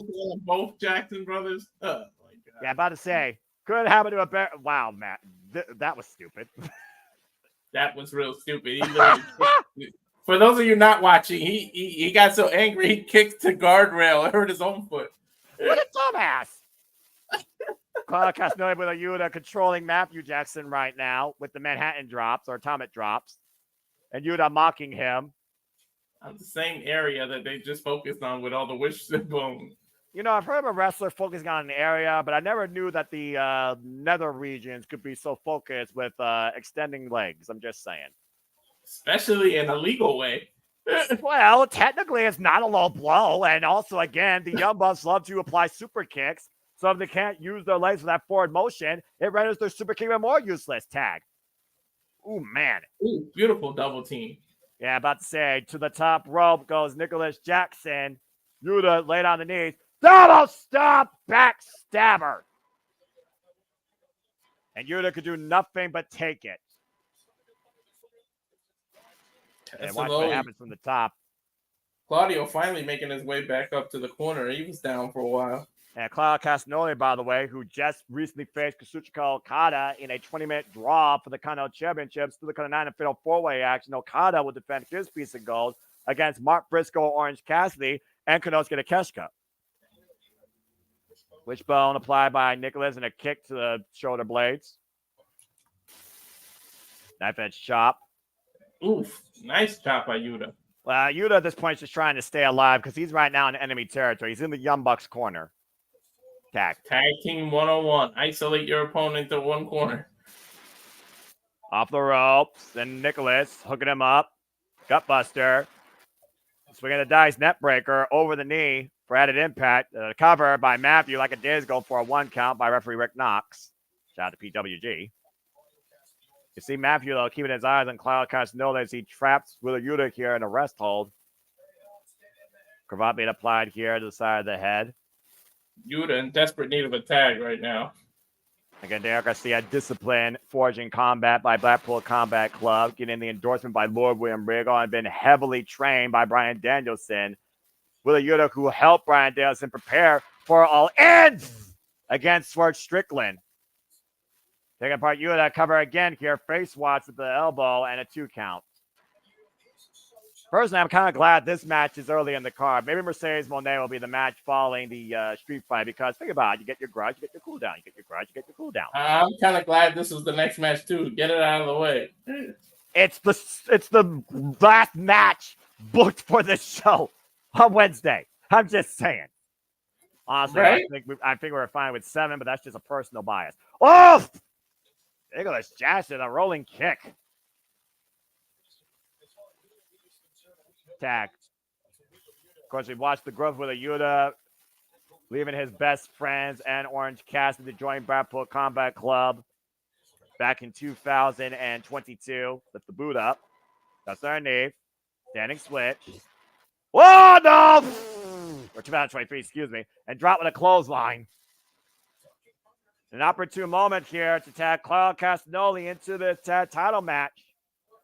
Yeah, this is the opportunity for you to get that tag he's in desperate need of. And again, Garcia right now. Excuse me, sorry. I'm still on the high for the last match. Tap to Claudio! The Young Bucks know exactly what Claudio Castagnoli brings after that giant swing last night. Left Beautiful. And right, vicious European uppercuts in the corner. No one does it as beautifully as Claudio. Yeah, about to say, Claudio Castagnoli, a premier athlete. Sorry, Tony Nese, Josh Wizard Davari. Slice spread denied. Massive uppercut again to Matthew and Nicholas Jackson. Oh, this man. Might continue all night. It's a European uppercut barrage. And this is a man on a mission versus your statement from All In against him and Adam Page, who, of course, will face Strickland in that lights out steel cage. The punishment being weighed down right now against Matthew Nicholas Jackson. And Claudio might literally go all night with these. He's a man on a mission, and we don't mean that awful 1995 WWF team. Break through the banner, double clothesline takedown to the Bucks by Claudio Castagnoli. I'll say it once, I'll say it again. Claudio Castagnoli, pound for pound, the strongest man in the business. And he's firmly in control right now. Driving uppercut to Matthew Jackson. Now circling around the ring to Nicholas and catches him. And Claudio right now looking to keep the train going. Claudio. Oh! Hey, Yuta just playing conductor there. Well, all aboard. Again, how fitting. We're in Chicago. Right? It's fine right now. Of course, Matthew Jackson still that compromised bat to this day. Claudio to the top rope. Massive crossbody hook of the leg. 2 count. Claudio doesn't go up there too often. About to say, you see that massive frame coming at you off the top rope. That's scary in itself. Yeah. And right now, everybody literally just taking in. Hey, Walter, I think everyone wants Claudio to take a buck of swinging. I think that's what's on his mind. Let's see if we get the at least 10. Well, he's usually been doing 20 lately. I mean, he literally did close to, I think, 20 last night. Super kick to 9, block the kick. Elbow strike by Matthew. Blind tag made by Yuta. That's our nape on the second rope. Oh, Claudio looking for that corkscrew uppercut. Got hooked up there. Again, Yuta legal, though. Catching Nicholas, looking for possibly that 450 or Swanton. And Claudio right now sets Matthew up. Oh, man! Whoa! Overhead field to Matthew Jackson. Nicholas Jackson crashing on his brother while Drake crosses the second rope. Now an Olympic slam by Wheeler Yuta. Yuta Olympic slam. With a seatbelt pin, new 10 chance kick out at 2.5. So close. Smart. That was a smart pin to do, too. That seatbelt thing in the middle of the ring. Yeah, exactly. And Nicholas sidestepping Claudio Castagnoli, who just went over the barricade, his own momentum working against him. And thank you for that Platinum Pete. As again, the super reliable network we like to call ourselves here. Like to keep you in tune with our passion across all things wrestling. Of course, we'll be back here covering TNA Victory Road, Grand Slam, the CW NXT premieres, Wrestle Dream, and so much more. So the kick to 9. Oh, no! Nicholas kicking Matthew face to Yuta, but catching Yuta with a super kick. But Yuta rebounds. Here comes the super kick fest. And yeah, but Nicholas is kicking his own brother. Super kick by Yuta there. Waist lock. German suplex with a bridge. Low bridge. Yuta cover 2. No! Whoa! That's as close as you could get without actually reaching 3 there. And now Yuta, we know he's been trained with Brian Danielson, looking for the cow mutilation. That submission applied to Matthew Jackson, but Nicholas, though, swats up on it. Yuta to break it up. Senton Atomico. And Claudio looking for the uppercut, though. Runs to the boots of Nicholas. Pop up. Power bomb denied, but hooked up by Nicholas. Nicholas takes Claudio up and over to the outside. Thank you for that, Platinum. Up and over, Mr. PK. And takes Claudio down with the Rana. And thank you for tuning in. As again, we like to educate you and engage you in all things wrestling and literally tell you what's happening with the action.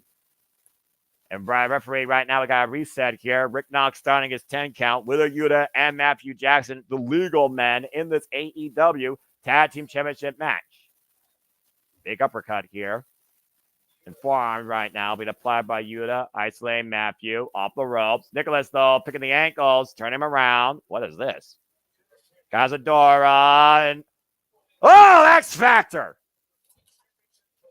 Nicholas floats in between the ropes, wants out Claudio on the outside. Now Matthew with the cover, hook the leg, 2.5. That was close. Whew. He was just trying to shake literally whatever sense he may still have to literally get back into this match. Imagine what this would do for the Elite tonight if they lose the tag team titles. I'll be happy, but I can't imagine what will happen to the AEW. Again, Matthew right now. Up in the fireman's carry. Maybe looking for that steamroller.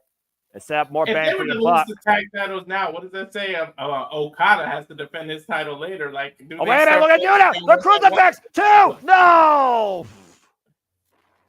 And Claudio preventing more bang for your buck, catching Nicholas, who was climbing the turnbuckles. Yuta, Tammy to Claudio. And Claudio Castagnoli back in.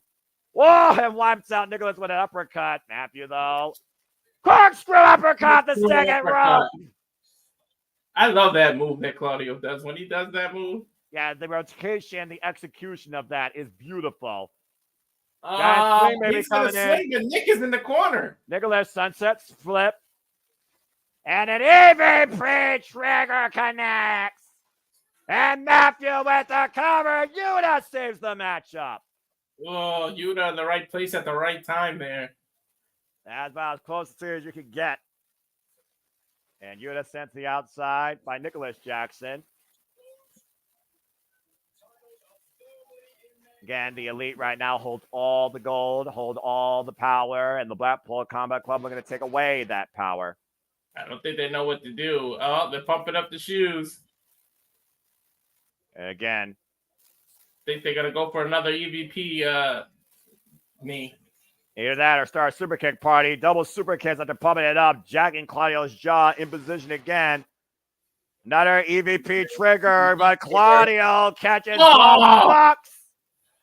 You said it earlier, strongest pound for pound. He literally picked them both up by the leg. And again, Matthew Nicholas desperately finding out of that. Now looking to double team Claudio, possibly for a German suplex. But Claudio takes both bucks over.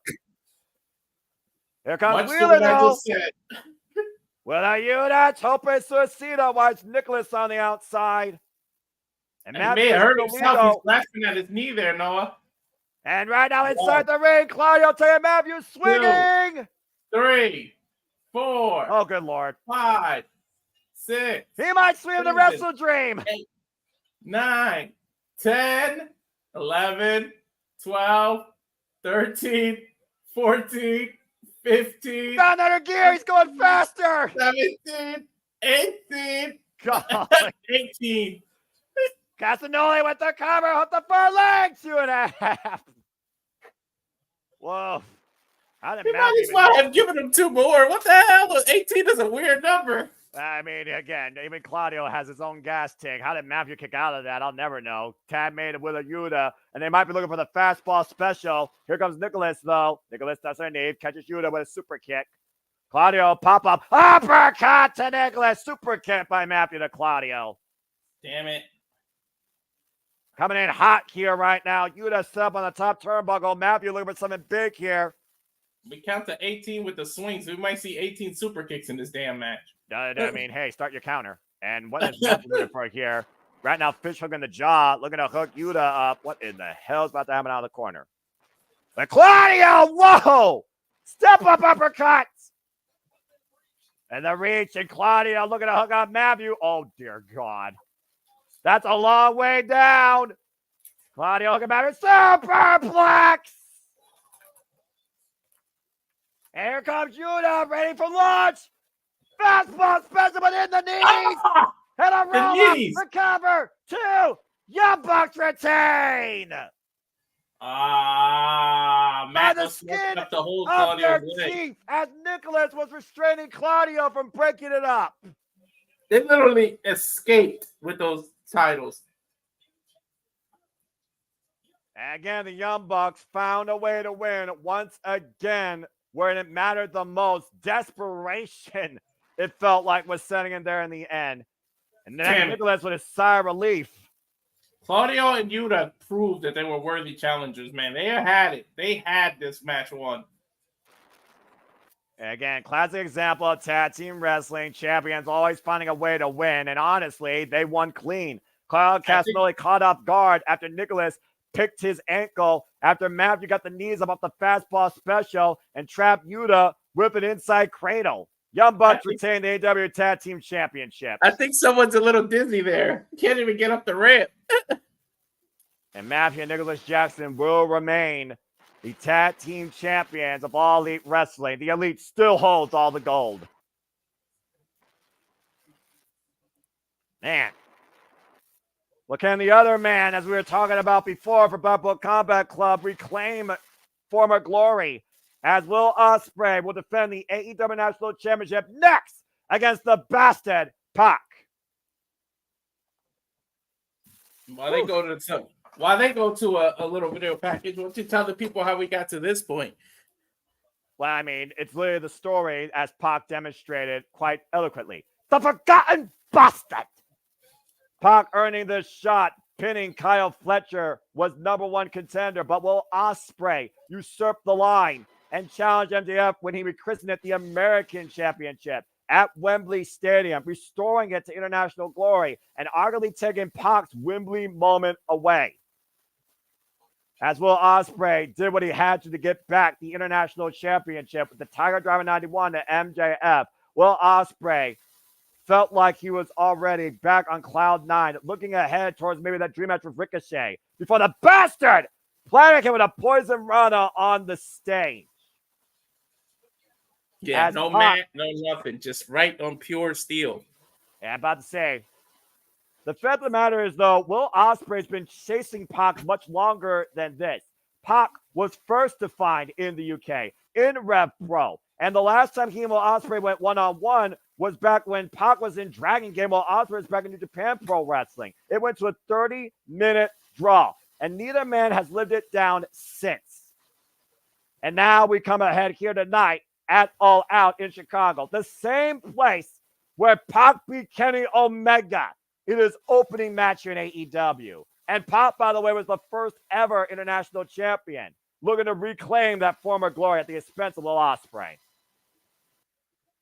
Get ready for your match of the night, arguably, folks, and don't blink. Woo. Yeah, you may miss something if you blink even. Current two-time AEW World Trios Champion, the Bastard Pac, alongside Blackpool Combat Club this time, facing Will Ospreay for the second time ever in one-on-one action. Will he face the same fate as his teammates, though? And here's another fact for you, Walter. Pac is the only man in AEW to hold two AEW championships simultaneously. When he was previously Trios champ, he was also the inaugural AEW All Atlantic champion. And he's looking to make history again and do it again.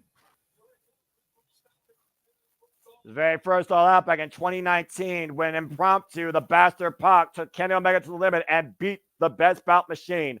Looking to beat the aerial assassin tonight. Referee for this contest, Aubrey Edwards. Let's get ready to elevate the action! Oh, boy.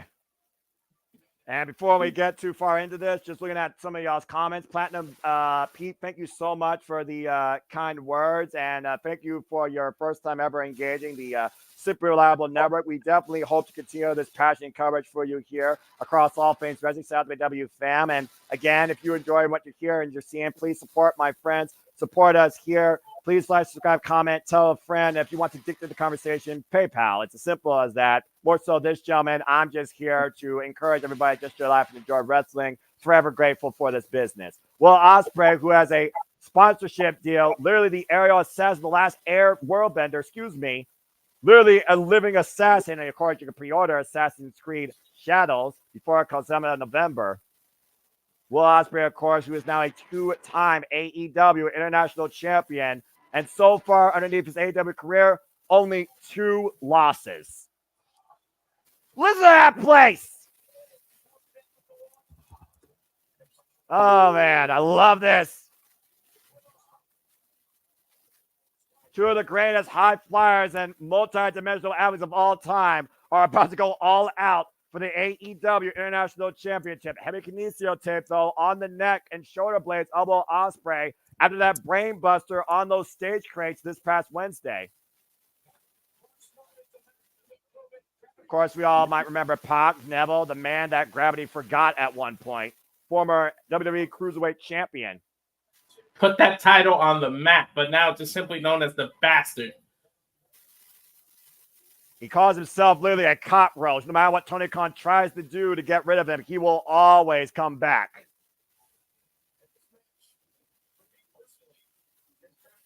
AEW National Championship on the line. Bell rings. We are underway.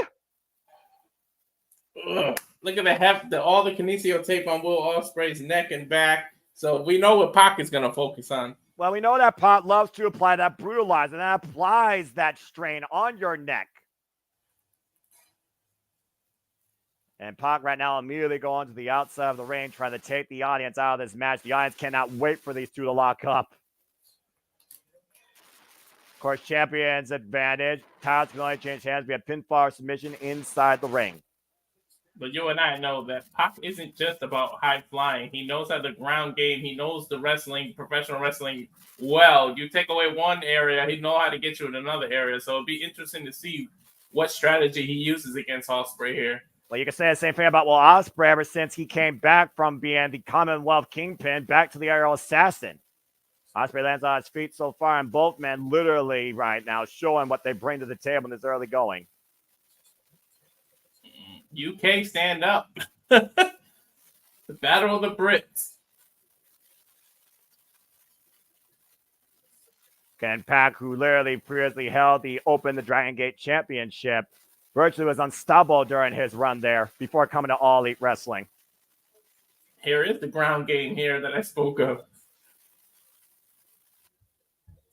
And of course, Will Ospreay, created and defined in Japan, New Japan Pro Wrestling for 8 years, after being discovered in Rev Pro by Kazuchika Okada and put in the UK on the map as a former Rev Pro British Heavyweight Champion. Up and over right now. Speed exchange here. Sidestep. Pac off the ropes. Up and over. Lands on speed up to 10 to back body drop. Oh my God. Elbow strike.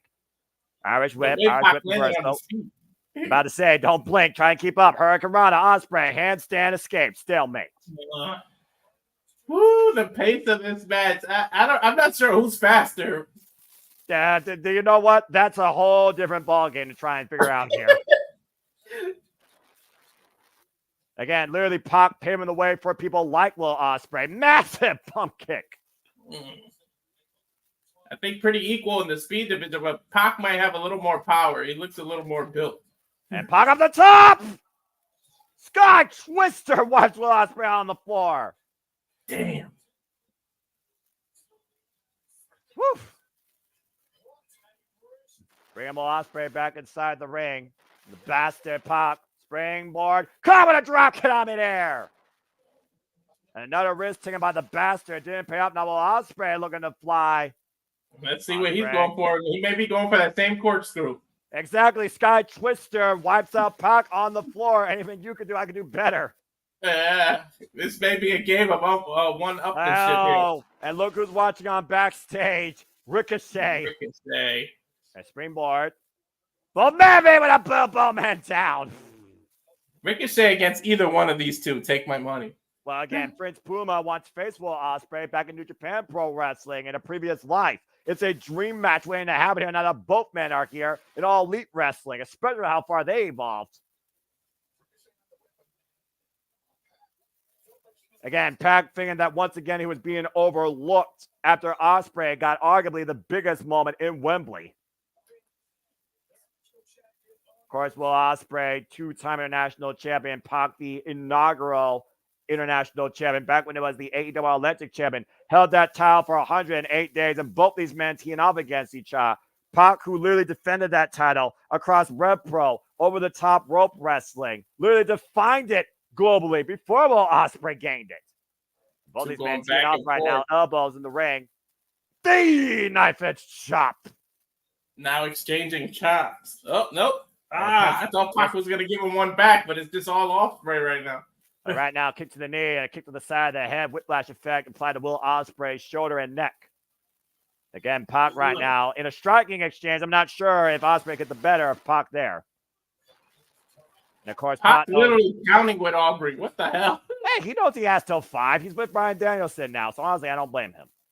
Yeah. What else you gonna do? You might as well hold on to it for every second you can. Look, you can do a lot of damage in 4.99 seconds to your opponent if you know how to exploit a weakness. And Ospreay clearly has one there with the kinesio tape, again, on the neck.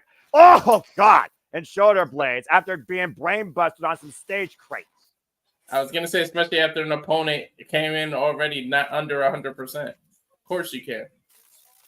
Again, Will Ospreay looking to retire the Tiger Driver 91, brought it back Wembley stand when Bryan Danielson told him to do it. If it wasn't for that move, Will Ospreay probably wouldn't even have the title back. Maybe not. And right now, being as it may, Pac in firm control of the aerial assassin, doing damage on the outside.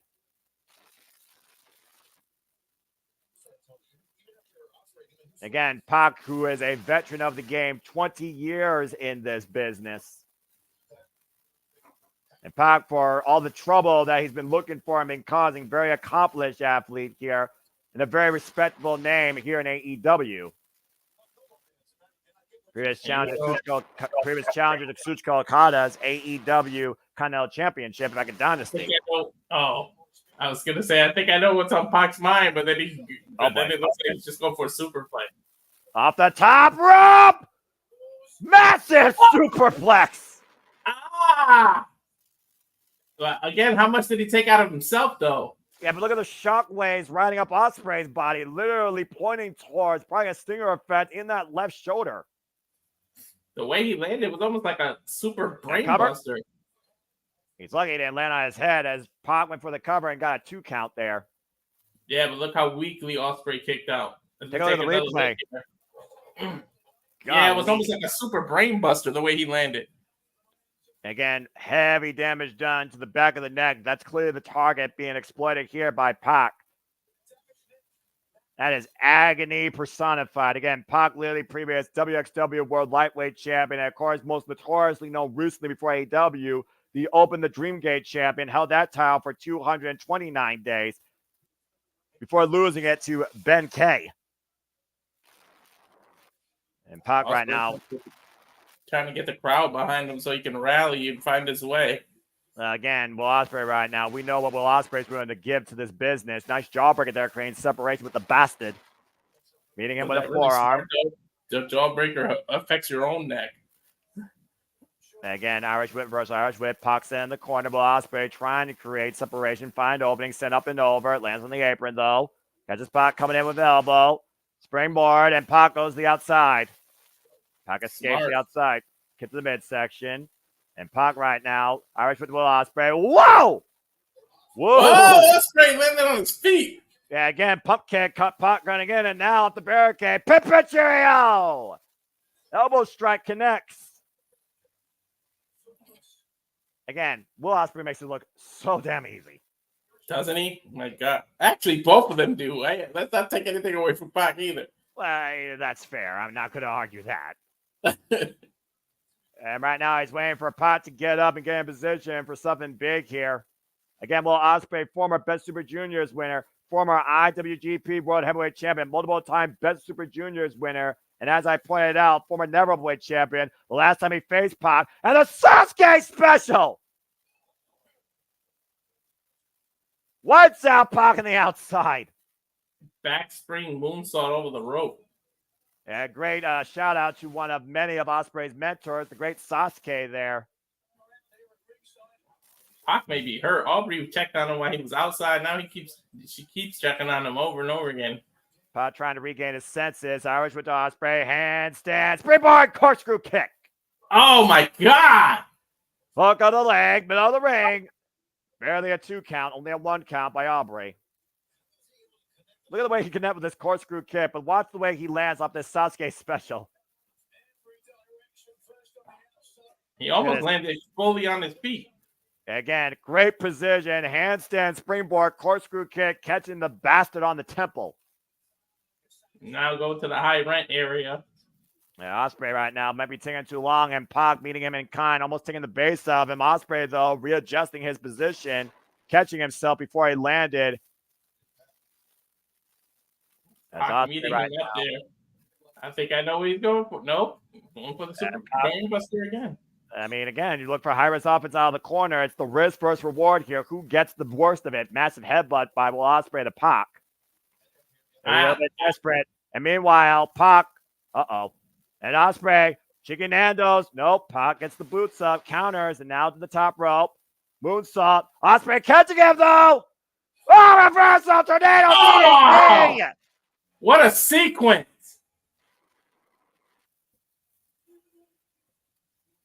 Fans are standing up for that reversal, Pac. Power bomb, cover, sit out 2. No. Oh, so close. Good grief. And again, that impact on Ospreay's neck. Look at this. The moonsault. Ospreay catches him. To your point, Pac turns into a tornado DDT. Hooks up Ospreay. Massive sit-out powerbomb. 2.5 count. Look at Pac's face now. He looks pretty frustrated that he can't keep Ospreay down. Whew. Well, again, Ospreay right now fighting from underneath. He's still down on the mat. And Pac right now looking to follow up. Might be looking for that black arrow. Ospreay rolling out harm's way.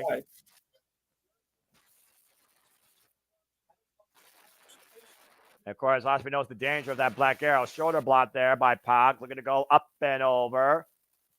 Up the back of Ospreay. With Spanish block connects.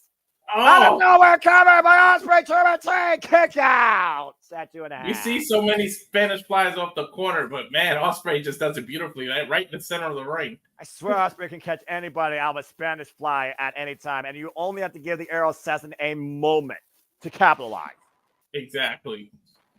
And Ospreay right now, take a look at the replay here, literally catching Pac off the ropes into a beautiful Spanish fly, looking for the Os cutter, and Pac able to counter, now hooking up Ospreay, tempted pile driver here, Ospreay finding Beth though, the strength, and look at this, dropping Pac face first.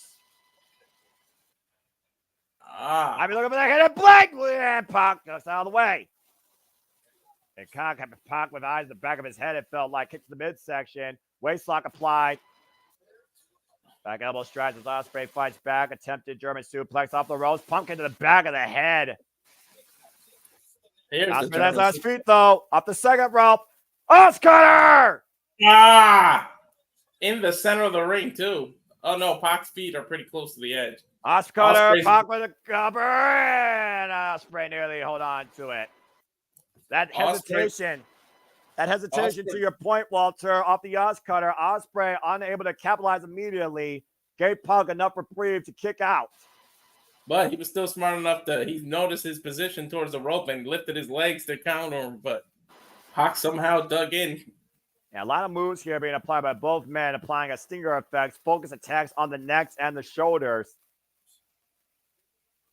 You figure out what moves you can do now. Again, Ospreay went for the hidden blade earlier. Pac went for the black arrow. Their neither moves so far have been executed. I wonder if he pulls out the Tiger Driver. I know he wants to retire it, but sometimes you need it. But he used it back in Wembley, and something tells me that he's no longer afraid to use that move if needed. He might need it against the Bastard tonight, and test your grit. Strong spirit being displayed below Ospreay, literally letting Pac come in with the shots. Yeah, I gotta wonder about this strategy where Pride right now might be a deficit. What a hook kick by Ospreay to Pac. Damn. Pac dizzy, landing on his feet. I mean, landing flat face first. Kind of flush with that on the bridge of the nose. Ouch. Again, second ever one-on-one encounter. First time ever these two went one-on-one. Pac Dragon Gate champion. Ospreay never openweight champion. 30-minute draw. Neither man got pinned or submitted. Another hook kick. And Ospreay right now might be looking for a big risk on the apron. Ospreay off the corner. Look for the Oscutter. Waist slot, though. Applied by the Bastard. And Pac. Oh, my God! Yeah! Release German suplex on the hardest part of the ring, Noah. And Aubrey immediately checking on Will Ospreay. That landed directly on his head and neck. Braced against that steel beam and wood. Oh, Jesus. And Pac is not done. Again, relentless is the Bastard. Remorseless is Pac. And Ospreay might literally be on his feet. Oh, no. And Pac, poison rod on the apron! That's gotta be it. That's gotta be freaking it. That was right on his neck.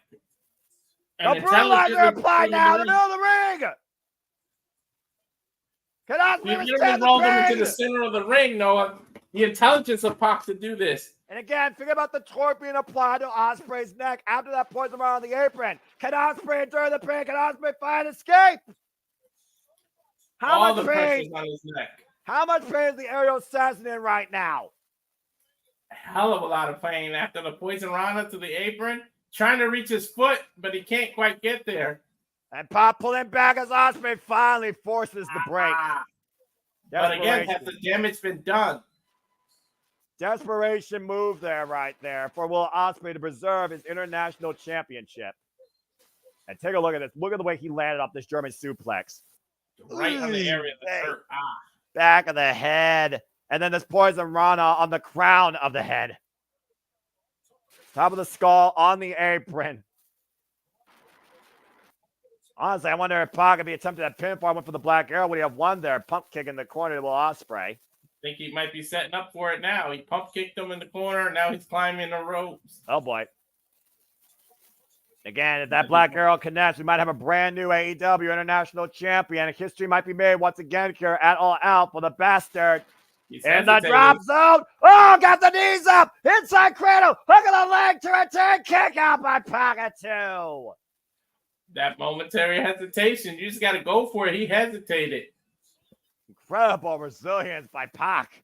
And great awareness by Ospreay. Looking to sink the blade. Elbow pad comes off. Ospreay in position. And the hidden blade denied. The backslide by Pac. The cover. 2. Ospreay escapes.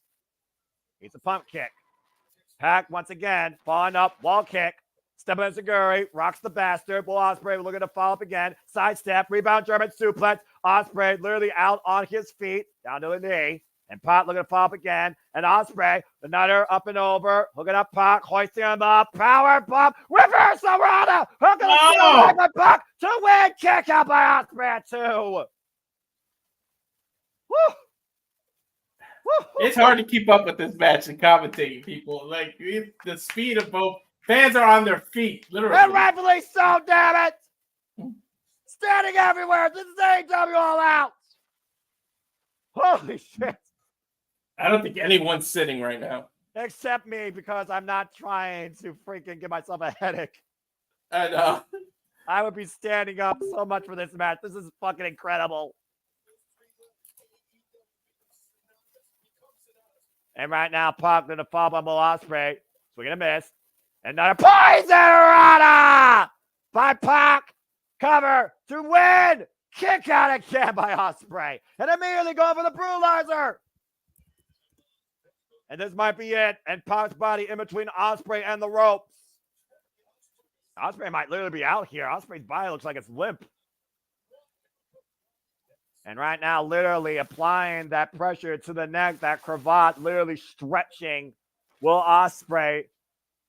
And Aubrey might call it here if Ospreay is unable to respond. Again, all the pressure on that neck and shoulder area. And Pac was intelligent enough to put his body in between the ropes and Ospreay's. The way he positioned him, he's closer to the ropes, so Ospreay can't make it. Oh, look at Ospreay, though, getting to his knees, though, trying to fight back once again with the bastard still hooked.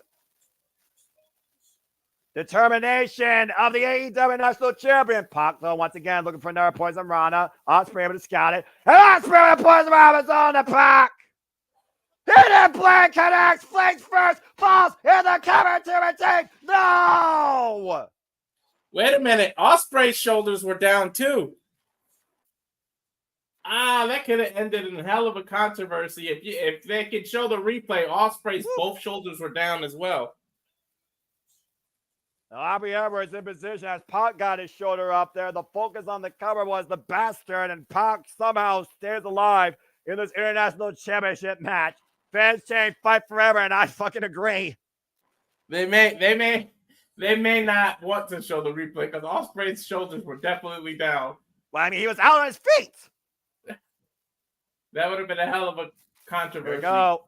Elevated Oscutter. Pac catching Ospreay on the ascent, though.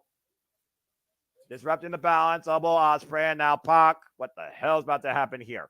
Oh, Poison Rana from the top rope. I think you're onto something, Walter. If he hits this, it's got to be over. Avalanche Poison Rana attempt possibly being applied to get to the Arrow Assassin. If the bastard hit this, we might have a brand new AEW National Champion. And Ospreay on his feet! Ah! My God! Hidden blade connects! Face first! Jackknife 2! No! What the fuck?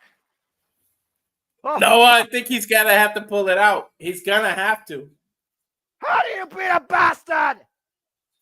You got to give him the Tiger Driver. Top rope boss cutter! And Ospreay's not done! Look at him making it over on the shoulder!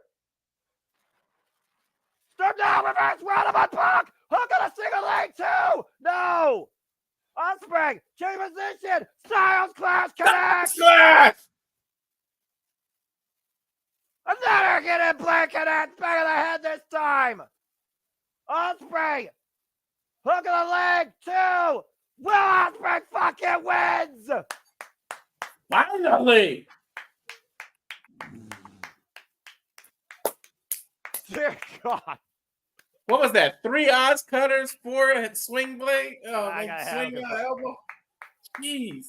The amount of margin of error and counter awareness by both Pac and Ospreay on another level tonight. Ospreay still AEW International Champion. They tried to steal the match of the night from MJF. Nigel McGuinness standing up with me, and rightfully so. That's a proud fucking Brit right there. Congratulations to Will Ospreay. Another instant classic. And a successful event. Just think we may be getting Ricochet versus Ospreay next. Yeah, you think they can top what these two just did? I don't know. Unbe-fucking-leavable. Let's go back to the replays here. That top rope Oscutter by Will Ospreay, who the bastard. And look at this instinct reversal here. Up on the shoulders, went for the Stormbreaker. And look at what Pac did. Reverse Rana, hook him a single leg, not both legs. Ospreay able to kick out barely. Rolling through, Styles Clash connects. Phenomenal exchange, rolls off, and a kid blade the back of the head of the bastard Pac. Lights out as he caught him with a Stormbreaker for the win. I thought with the way he rolled him, I thought he was going to bridge and do some kind of bridge suplex or something. But he grabbed him awkwardly. Whew. What an incredible match. Both men leaving it all out there right in front of us as Ricochet watches on from backstage. Sooner or later, we're going to get that Wrestle Dream between Will Ospreay and the one and only. And I can't wait. Can you imagine? If these two just did what they did, imagine Ricochet and him. And again, Pac, though, even though he lost, you got to hold your head high after an effort like that. Literally. Last possible. Ospreay threw everything but the kitchen sink at Pac, pretty much. Yeah, last possible moment awareness there by Will Ospreay. Well, from about pride in the British wrestling variety to about that, it's absolutely personal in bitter jealousy. Willow Nightingale goes one-on-one with Chris Statlander in a Chicago street fight. That was fucking insane, bruv. Well, anyway. I got a little bit too excited there in the end there. Sometimes I lose myself over this shit. That's what professional wrestling is all about. When you're that invested, that engaged, when you don't know how it's going to end. That was incredible. Again, second ever one-on-one encounter with those two. And Platinum Pete, thank you for that. Matthew and Jeffrey, good to see you. Apologies, folks, if I get a little bit overexcited. That's what makes me a professional wrestling fan. Anyway. And from high flying bat to an actual street fight, the women have to follow this up. Well, again, it's a whole different variation here when you figure out the personal connection and the amount of revenge that both women are seeking. Chris Statlander, Willow Nightingale have always done everything together up to this point, including street fights. It was Chris Statlander that first came into AEW, won the TBS Championship, lost it without being pinned last year at Full Gear. Willow Nightingale, who was along for the entire ride, the entire time, even faced her for that title because Chris wanted to see Willow succeed. When Willow finally won the TBS Championship, though, and Chris never got a rematch, after Willow lost that title, Chris finally snapped on her friend. And Stokely Hathaway has been definitely the influencer in this entire rivalry. Yeah, this is about as personal can get. And the whole entire arena is their playground. Literally, a street fight takes place anywhere. Chris Statlander and Stokely Hathaway making their way, to your point, to ringside in the now arena. The Chicago street fight, the only way it ends via pinfall submission. Statlander focused on applying as many physical wounds as possible to the emotional wounds. Everything legal. She can use anything she wants against Willow and vice versa. We may be in for a hell of a match here. The only thing that limits these two women is their imagination. Of course, Willow Nightingale lost to Chris Statlander on Dynamite July 31st. But it was back at All In that Willow Nightingale and Tomoshi E won that tag match, and Willow got to pick the stipulation for the one-on-one here, and she chose Chicago street fight. So this might be Willow's undoing, and Chris Statlander's uprising. Chris already has a freaking equalizer. I mean, again, see, her and Willow were like the best of friends. We saw these two go to war with the likes of Diamante, Mercedes Martinez, Julia Hart, and Sky Blue. We saw Chris Statlander literally roll alongside her best friends in Orange Cassidy, Trent Beretta, and Chuck Taylor. And now she's all about herself because, again, every night is Saturday night. And on Saturday night, Stat might truly be where it's at. Here we go. There's a whole different attitude now in the building as Willow Nightingale is out here. Nothing matters. Smile anyways. We'll see who's smiling at the end of this. She's definitely dressed for a street fight. Both these women from Long Island, New York. The current CMLL World Women's Champion, might I add, Willow Nightingale. Honestly, the history maker of this last year. Former NWW Strong Women's Champion, former TBS Champion, former main eventer with Athena at the Ring of Honor preview last year, a depth before Dishonor. You could argue to say that Willow Nightingale has had a bigger career uprise this last year alone than Chris Statler has had since she's been part of AEW. Yeah, that argument definitely could be made. She's been on the up and up. So Statler is looking to prove a point here tonight. Paul Turner rings for the bell, and the Chicago Street Fight is officially underway. Here we go. Former friends, now the most bitter of rivals. And Stokely literally igniting the fires of jealousy here, handing Chris Statlander a weapon. 2 seconds in, and we got a weapon already.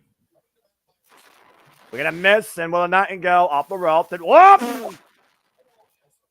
Big pounce. It's my Willow, pretty much. More pounds to the ounce.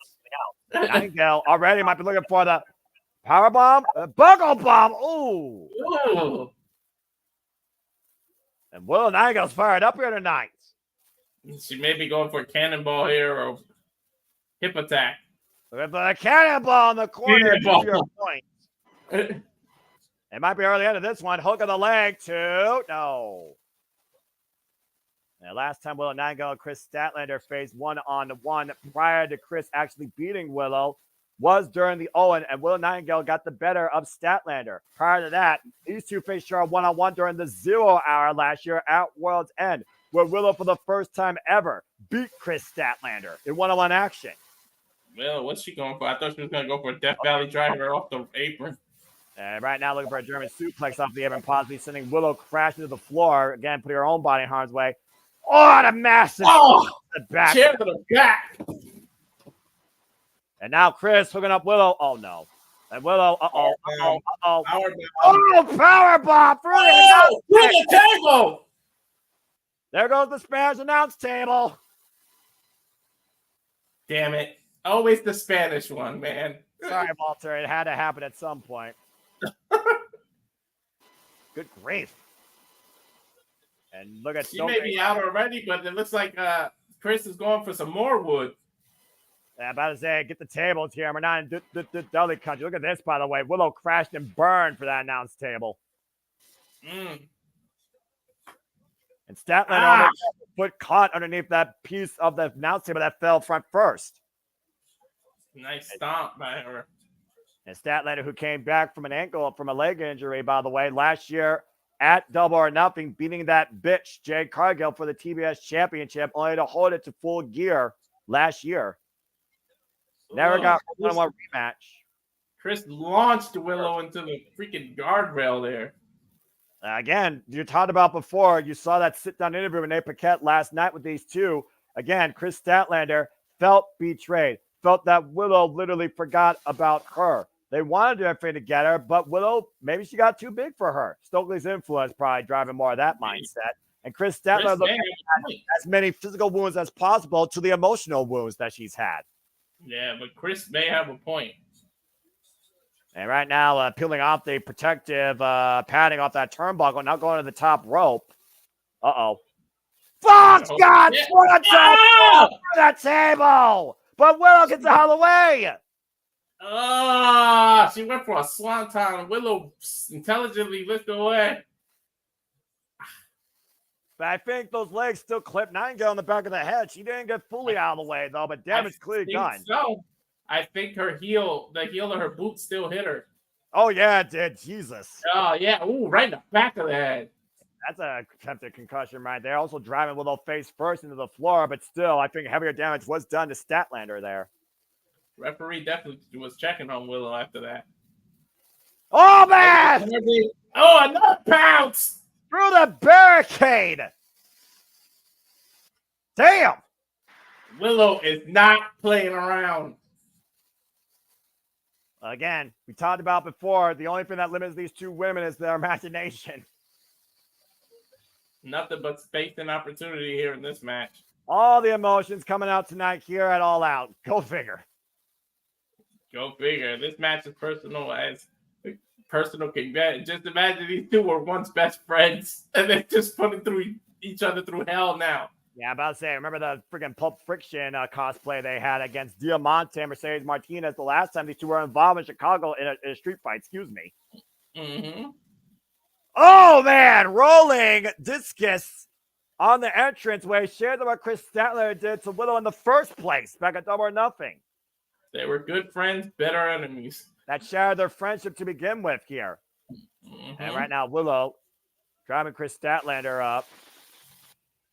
Ooh, open palm strike. And both these women up by the entranceway, by the tunnels.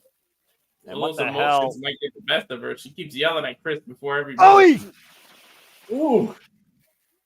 Tremendous strength by arguably the strongest woman in AEW with the German suplex on the entranceway. And Statlander telling Stokely to go get something. I don't know. Yeah, she was calling for Stokely to get something. I don't know what's on. Oh, boy. Trash can full of toys. And I got a hockey stick. We got a kendo stick. We got a baseball bat. And look at the look on Stokely Hathaway's face, like a treasure cat. Oh, good lord. That baseball bat has barbed wire around it. Uh-oh. Oh! Trash can, back of the head. They steal the trash can across the back of Little Nightingale here. Chris laying it all out here tonight in this Chicago street fight. Once again, looking to add more punishment. The German suplex, the leg catching the trash can on the stage. Willow was hurt. Landed right on her back. Yeah, but favor that trash can right out of the way mostly. And Statlander with the wire bat may be coming into play now. Oh boy, he's looking to swing for the fences. Swinging a miss. Wait a minute. Oh my God! Whoa! Light tube shattered across the head of Statlander. Ouch. GCW represent. Holy shit. I don't think Chris is smiling anyways. That was a fucking home run and a half by Willow. Damn. Woo. Well then. Those light tubes exploded. Shattered friendship. And Statlander has been busted open. And Stokely might want to get the hell out of there before he's stabbed with those light tubes. Good God. Stat in a world of trouble here. Goes to show how personal this truly is and how far these two are willing to go to hurt one another. And Stat still finding back knife edge chop. Both of these women just duking it out. There's glass everywhere. And meanwhile, good God! Independence. Spear off the stage through two tables. Beautiful spear. Yeah, sheer desperation, though, by Chris Statlander wiping out Little Nightingale here. She's bleeding bad. Look out. She's turning Willow's shirt red. This night's been absolutely effing insane for a pay-per-view made literally 2 weeks after All In. Right? Again, AEW, they know how to do pay-per-view. Look at the replay here. Here's the spear. Coming all her force through Willow Nightingale. Good. Yeah, that's damage to herself, too. Her neck landed on one of those tables. Chris Statlander. And now Statlander back in control, sending Willow Nightingale, bringing her back to ringside, sending her back inside the ring. And Chris Statlander again, the upper hand. Crazy, Noah. Seeing her own blood woke something up in her, and she's on fire now. Yeah, Chris Statlander again, the better hand of her former friend. Kick to the face now. I don't know what she's setting up here. Yeah, where's Stokely go, by the way? Statlander right now with wrist control, knife edge chop after a boot. Again, Willow still fighting back, though. We know how tough Willow is. Yeah, we've seen Willow's rise. She came to AEW. Both women collide below the ring. And meanwhile, Willow trying to hoist up Statlander. Stat fighting back, though. Now Statlander hoisting up Willow. Massive power slam. Whoop slam. Willow fired up, though. And Willow scoop slam Chris Statlander. Statlander back on her feet. The adrenaline and the fires both women collide, both women down. Double clothesline. Both women fired up. Oh, look at that nasty cut there, Noah. We just got a good camera shot of it. Yeah, about to say, there literally was some heavy scarring there from those light tubes that were shattered on Chris Statlander.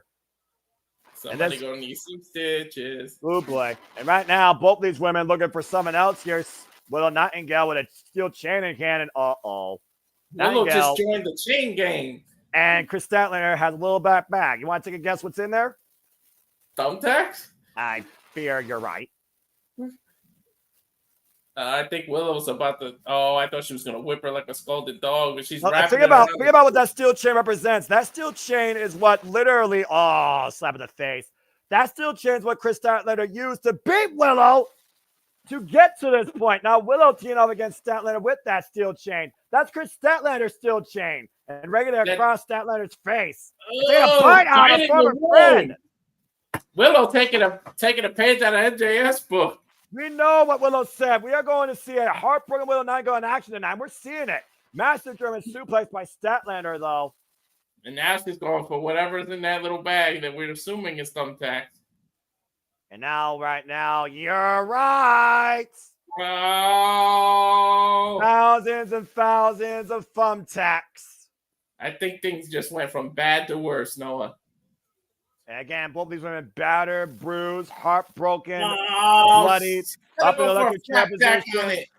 And Willow fighting back, though. Now driving Chris Statlander down to her knees. Statlander looming over those tacks. And Willow hoisting up Statlander, possibly death by driver. Stat fighting back, though. Gets the midsection. Doubles over. Oh, no! Oh! Oh! She split right on those thumbtacks. He went for a scissors kick, and Willow got out of the way, and Stat split on the tacks. Oh, they're all in her thighs, Noah. And now it's driver by Willow. Statlander in the tacks. Cover to win. Kick out by Statlander at 2. The referee is literally slamming his hand on those thumbtacks when he counts. And not the first time Paul Turner's done that, but ouch. You see right now, I think Willow Nightingale still is a little bit conflicted. She clearly still sees that's her best friend, former best friend. Again, these should have been sisters in this business since 2017. If this is her conflicted, I would hate to see when she hates her opponent. And right now, Willow Nightingale hoisting up Chris Statlander. Second 12. Stat fine back. Knife edge chop here. And right now, Statlander adjusting low. Still in the ring, Noah. Yeah, again, I don't know what Statlander's over here out of the corner. Willow Nightingale perched on the top turnbuckle, and Statlander now going to Harvest District. Is that the corner that table? Oh, no, she already went through the table. Never mind. And right now, I don't know what's going to happen here. And right now, Willow and Statlander to the top rope. I sense disaster. And look, God, Spanish Fly! Spanish Fly! Inches away. And Statlander with her steel chain back wrapped around her arm and right hand. Rolling lariat! Cover 2! No! Somehow Nightingale is still in this after being decked by a discus lariat with a steel chain wrapped around it. And right now, Willow rolls to the outside and Statlander screaming, "Not like this." Fans chanting, "This is awesome, I agree." And what is Statlander looking for now? Another chip. Wait a minute. That's a dog collar. Oh, what the hell? Is that going to be the next match, a dog collar match? I mean, hell, these women can definitely do that. And look at this. These thumbtacks have still not been cleared out of the ring. And Statlander is literally wrapping a dog collar on Willow's left wrist. What the hell is she going to do? Ooh, headbutt to her jaw. What the hell is this about here?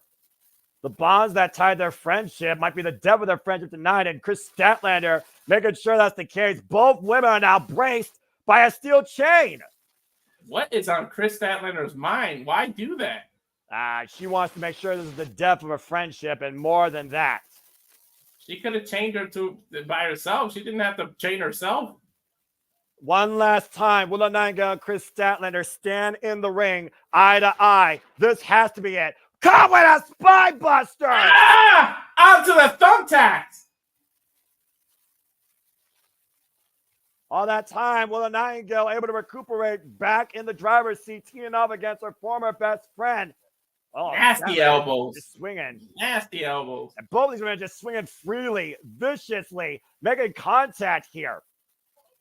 Both women collide, both women down with the clothesline. And embrace for one last time as these two slug it out and go eye to eye. This has to end the night. Now Statlander hoisting up Willow Nightingale. Oh, tombstone driver. And she's not done. She's choking her. No, she's choking her with the chain. Yep.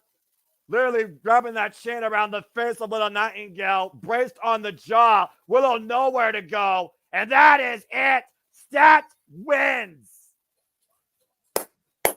I called it. I knew Chris Statlander had to win this one.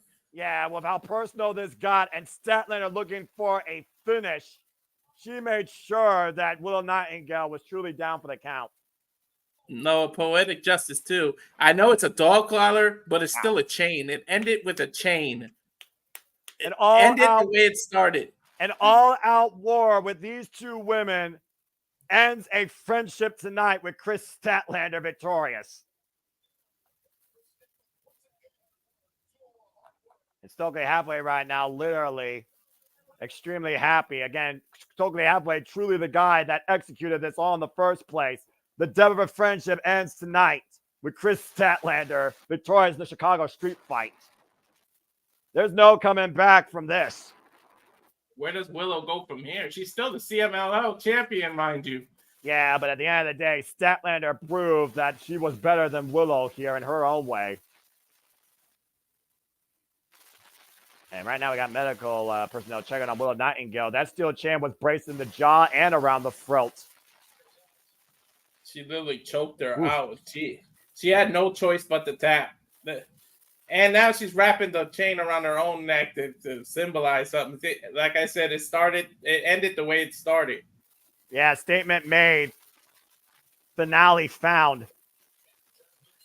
Well, I got a moment to breathe here again. These women went all out, and we're still going all out here tonight as we just got through half of this card. There's only 4 matches left in this phenomenal pay-per-view, folks. I hope that you're enjoying our coverage, conversation, reactions, and commentary. If you are, please like, subscribe, comment, tell a friend, let your opinions, let your voices be known in the chat as we will be looking over them. If you are enjoying this, you want to support us further, please PayPal, Walter Cruz. You see the banner going down below. We will continue to bring our passion, our commentary here at the Super Reliable Network for all things wrestling. Again, we'll be back here for TNA Victory Road, Grand Slam, NXT CW Premiere, AEW Wrestle Dream, WWE Bad Blood, and so much more to come. And please stay tuned tonight for Super Reliable to take part in the Saturday Shenanigans with the Renegade Wrestling JJ Williams, courtesy of Castle 18 Studios across the Super Reliable Network. As we go backstage with victorious Will Ospreay. I wonder if he's going to call out Ricochet. Well, let's go ahead and get some words from the All Elite Bruv. Hey, about to say, that's his first defense, by the way, since winning the International Championship back. Whew. If that's just his first defense, imagine. It's a second run.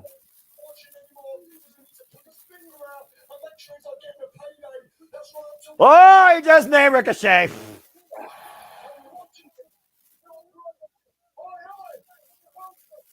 Look at this. Finally face to face.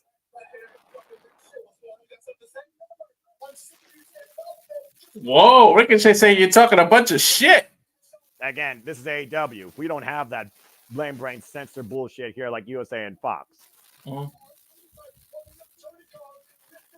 Zay, wins and losses matter. Get those wins lined up. Ricochet saying, I'll see you real soon. Well then. Ricochet and Ospreay clearly on the collision course at some point for the International Championship. And speaking of collisions, time for 4 men to collide for the AEW Continental Championship. It's time for our fatal 4-way match. Kazuchika Okada defends against Mark Briscoe, Orange Cassidy, and the Alpha, Konosuke Takeshita. Kazuchika Okada, who won the AEW Continental Championship from Eddie Kingston earlier this year, remains undefeated in AEW with successful defenses against the Bastard Pac, Dax Harwood, and most recently, Kyle Fletcher on Dynamite, making a statement to the Don Callis family, truly the elite of the elite, as everyone else is a bitch. As Kazuchika Okada will now defend his AEW Continental Championship against 3 men very primed for this task. The Alpha, Konosuke Takeshita, former 5-time KOD champion from DDT Pro, former participant in the G1 Climax. The Ring of Honor World Champion, Mark Briscoe. And, of course, our former most notorious AEW International Champion and the man right now with the most wins in AEW history, freshly squeezed Orange Cassidy. All 3 of these men qualified to face Okada tonight last night on Collision in Continental Contenders match. It's time for some fair 4-way championship action. All due respect to Kyle, but he didn't deserve that title shot. Like, after 1 win, you just came off a loss. You get 1 win and you got a title shot. Yeah, I don't understand what that happened there. He must have jaw-jacked the elite, I guess. Or maybe he impeded Okada's pride. Who knows? This man, however, definitely deserves it, considering last year he may have ended All Out as the international champion. A 2-time AEW national champion, might I add. And he beat Bounty Hunter Brian Keith last night to lock his spot here tonight for this title shot. Freshly squeezed Orange Cassidy. It looks like Taz has joined commentary here as well. It's a single pyro. Orange Cassidy looking to regain some gold around his waist. Maybe he can do with this title what he did to the other one. Well, I mean, again, Orange Cassidy, who held the International Championship for nearly a year, literally had over 30 defenses in his inaugural run and 11 more in his second run. Arguably the biggest workhorse in AEW. Can he go from international champ to just continental champ? And that very well might be the case with this member of the Don Callis family, the Alpha, Konosuke Takeshita, who many people have said should have been a champion already here in AEW, who's been on a 5-match winning streak since coming back from Japan. And last year, Konosuke Takeshita got one of the biggest wins of his career, beating Kenny Omega on this stage. Definitely getting the biggest win of his career then. And, of course, coming off the most incredible run of his life inaugurated in New Japan Pro Wrestling this year in the summer during the G1 Climax, only to lose in the semifinals to Yota Tsuji. Of course, Konosuke Takeshita qualified for this match, beating the Beast Mortals last night in one hell of a heavyweight fight. What the hell was that about? With the Orange Cassidy giving a bracelet to Tony Schiavone? I think they're friends. Speaking of friends, there's somebody that's everybody's friend. Arguably the biggest motivational speaker in wrestling and arguably the face of the conglomeration, the Ring of Honor World Champion, them boy, Mark Briscoe, who qualified for this, beating Lance Archer last night on Collision. That is the underdog of underdogs. And, like, he just makes you want to root for him. Really? I mean, arguably, Mark Briscoe brings the best out of anybody he's in the ring with or anybody he has around with him on the mic. I don't know what the word of the day is, by the way. Don't ask me. Of course, Mark Briscoe won the Ring of Honor World Champion for the first time in his career, honoring his brother, Jay Briscoe, God rest his soul, earlier this year during WrestleMania weekend at Supercard of Honor. Successful defenses against the likes of Roderick Strong and the Beast Mortals. This is a fatal 4-way. First person to win, pin or submit wins, which is at a disadvantage for the Rainmaker. Say it right, dude. Rainmaker! And to your point, our current AEW Continental Champion, undefeated in AEW, the former multiple-time IWGP World and IWGP Heavyweight Champion, a legend in his mid-30s, the Rainmaker, Kazuchika Okada. Making it rain in the arena with the money. Wherever this man goes, he brings the draw. He brings the money. He is the experience. He is one of the best of all time. Arguably the best worker since Ric Flair, even daunting this dirty persona and silly character. There's no denying when bell to bell, you're in the ring with Kazuchika Okada, you are dealing with one of the best and most mentally focused individuals in the business. The problem is usually on a one-on-one, you have 50% chance of winning. Now you drop down to 25%. There's 4 men involved, and you don't even have to be involved in the 4. He can lose the title without being pinned. That is the risk you take, of course, being involved in a multi-man match whenever you are a champion. That's why Okada, who's very rarely ever been involved in anything more than a singles match, is going to have to scout and game plan and exploit any of his opponent's weaknesses. And after Konosuke getting him at that intense face-off on Wednesday, I think Konosuke is going to be the target that Okada tries to avoid the most here. And we got Don Callis in commentary. Great. Blick. Bell rings were underway. Referee for this contest, Rick Knox.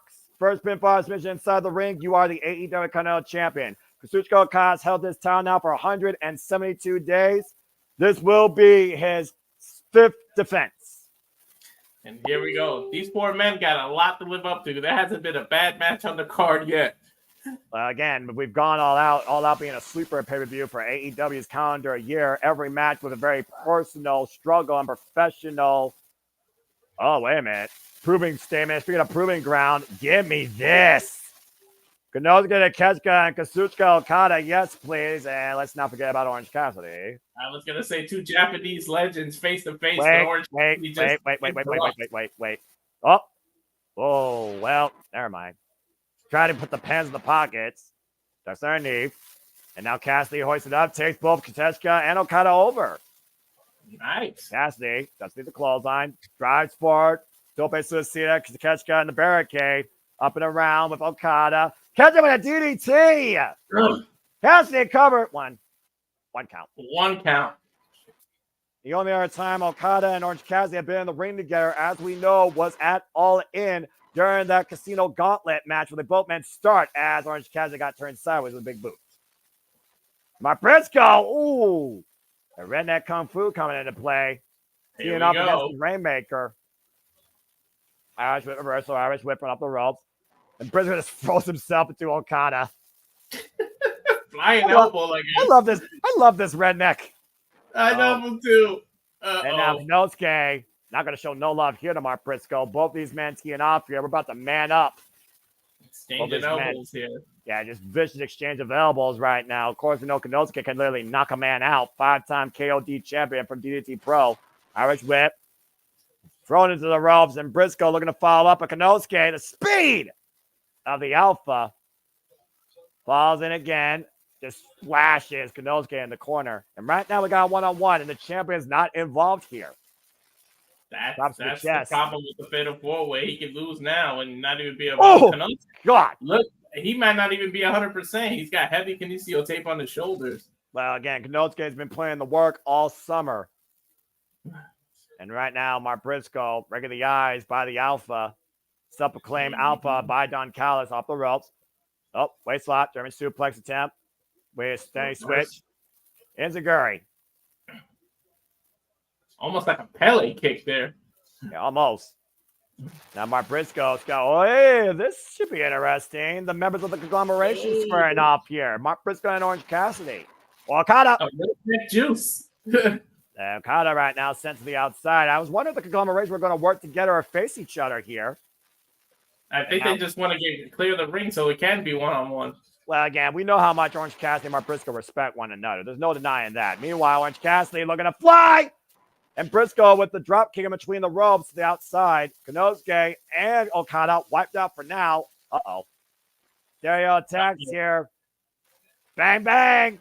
Cut this Jack elbow from the apron to Konosuke by Mark Briscoe. And Orange Cassidy just falls on Okada. Orange Cassidy with his own bang, bang, but just very nonchalant. That's called the whatever. Yeah. The whatever elbow drop. And right now, Mark Briscoe and Orange Cassidy, both men going for a cover. What the hell? The 2 counts. And covers again by both. Mark Briscoe and Cassidy. 2 counts.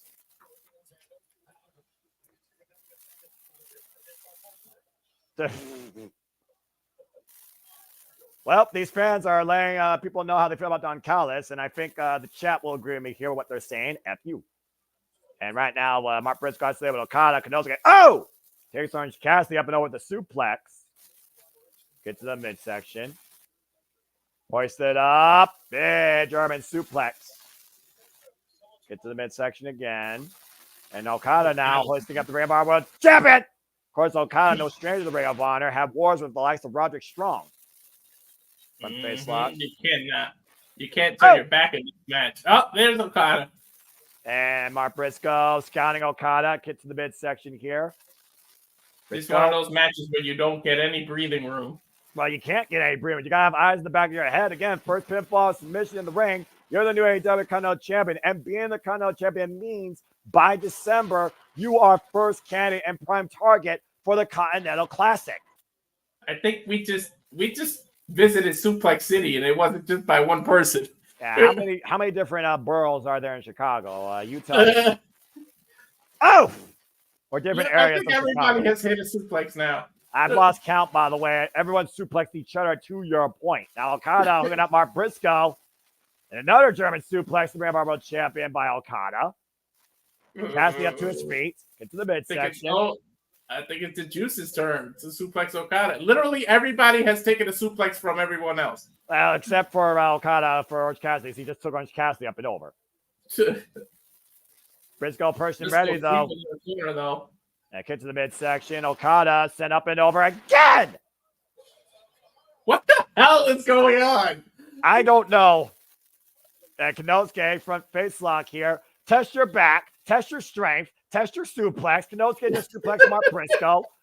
Someone get a count for me. Nice shot, by the way, of this capacity crowd on hand. Hey, look, there's people on the other side. Where's Stat Boy when you need him? The Stat Boy, follow. He's Tuesday nights on the Sports Bar. Follow him and Dory Lou for all your sports takes on Stat Boy Sports Bar with Dory Lou. But it's still not millionaire by Orange Cassidy to Kenosuke to Keshka. Up and over with the jawbreaker. Front face lock, and now Kenosuke sent for the Rob Orange Cassidy. Jeez. Great counter wrestling by Orange Cassidy here. I think he's going to go for the pockets. Kenosuke's back up to his feet, though. Turn around, Orange. Whoop, went for the big shot, roll through. To the Keshka. But wound up and missed. Orange Cassidy now to the second rope. Kenosuke followed in, though. Ran into a boot or sneaker. Okada. Drop kick! Oh! Wipes Orange Cassidy out. So watch Briscoe's in now. And Redneck Kung Fu shot to the throat. So Okada. Oh, man, taken down by Mark Briscoe. And right now, Mark Briscoe might be looking to fly, but Kenosuke interception with the elbow strike. Now Kenosuke looking to fly over the top. Kenosuke to Keshka wiping out Okada and Orange on the outside. And Mark Briscoe looking to set up a chair, maybe looking for a little bit of a step up. Tope Kakalo wiping the outbound on the outside. And Mark Briscoe busted open. No stranger to that there. Again, bleeding Briscoe. That just sounds like the most normal thing in professional wrestling if you follow Ring of Honor. And Orange Cassidy and Mark Briscoe standing eye to eye. This had to happen at some point here, but the conglomeration. Yep. Oh, the most vicious chops you've ever seen in your life. What the hell is this? This is a mental game. And the wind up, and there's a high five. There you go. Here we go. Now we're getting it all. Yeah, there we go. Exchanging vicious elbows. And Orange Cassidy and Mark Briscoe, the conglomeration, teeing up against each other here. That's underneath the clothesline. Orange Cassidy right now just lining up Mark Briscoe. Furious elbow strikes here. Both men collide in the middle. Friendships get thrown out of the window when there's a title on the line. Yeah, about to say, uh-oh. Whoa, God! Release German suplexes by the Alpha and Okada. Look at the two that are left. That means we get what we want there, Noah. I mean, you know, they're not best friends, but you got to get the people what they want. Two of the best to come out of Japan here in AEW. Okada and Takeshita face to face for the first time ever. Both men right now just teeing off against one another here. These elbow strikes, vicious exchange. Not the first time Okada's faced somebody from a different company. I think there's been an elbow exchange in every match so far. Yeah, but you know Japanese strong style like I do. This is how you test your fortitude. Mm-hmm. And Okada, drop kick! Ugh. And again, And he caught. wrist control, right? Nope, wait a minute. Blue Thunder Bomb! Cover! 2, JJ's not here! Damn it! We know the Blue Thunder Bomb never wins anything in any company. Oh, stop it! So at least JJ wasn't here to say it. Damn it. And Konosuke, one of the best Blue Thunder Bombs in the business, gets a near fall on Okada. Nice to have a bit of a reprieve here. I love the fact it's been grudge wrestling. Great balance card here tonight. Right now, Konosuke, went for the knee strike. The counters, hammers down on the leg. Elbow the knee. I thought he was going to do a corkscrew leg drop. Yeah, just dropped him with a big boot. Now Orange Cassidy, though, caught by Takeshita. Trying to do a guillotine, I guess? Right now, he's getting hoisted up and laid across the top rope and top turnbuckle pad here. Orange Cassidy right now, again, notorious AEW national champion 2 times over. Beat, of course, Ray Phoenix, and might I add for his first run, the Bastard Pac. And Konosuke right what now. are we getting here? A Hurricane run out the rope or a superplex? No. He also might be going for an Avalanche Blue Thunder Bomb. I've seen Konosuke do a lot of feints here out of the corner. Massive superplex! Watch it. Briscoe's in the corner, too. Froggy Boo! Oh! This is it. Do we have a new champion? Okada saves his title. I didn't even see when Briscoe got busted open. It must have been one of those elbow strikes. Exactly. It was literally the point of the elbow to the face. Scoop slam, and now Okada putting Mark Briscoe in the drop. So I'm looking for that top rope elbow drop. Watch it. Cassidy's making his way to his feet out in the corner. Oof! Elbow drop connects to the heart of Briscoe. Okada seems to be in charge now. Oh, I know what Okada's looking for here. Wait for it. Fuck you. Cheeky bastard. Oh, wait a minute. Right. Oh, my Briscoe. Counter. Gets to the midsection. And now double underhook. Might be looking for the J Driller. Okada fine bat, though. Whoa! And Mark Briscoe with a rainmaker of his own. Ripcord lariat by Mark Briscoe. And the Alpha counting Okada with a massive running boot to the face. You literally have to have a swivel, your head on a swivel in these matches. Orange punch connects. Wipes out Okada, the champion, in serious trouble here.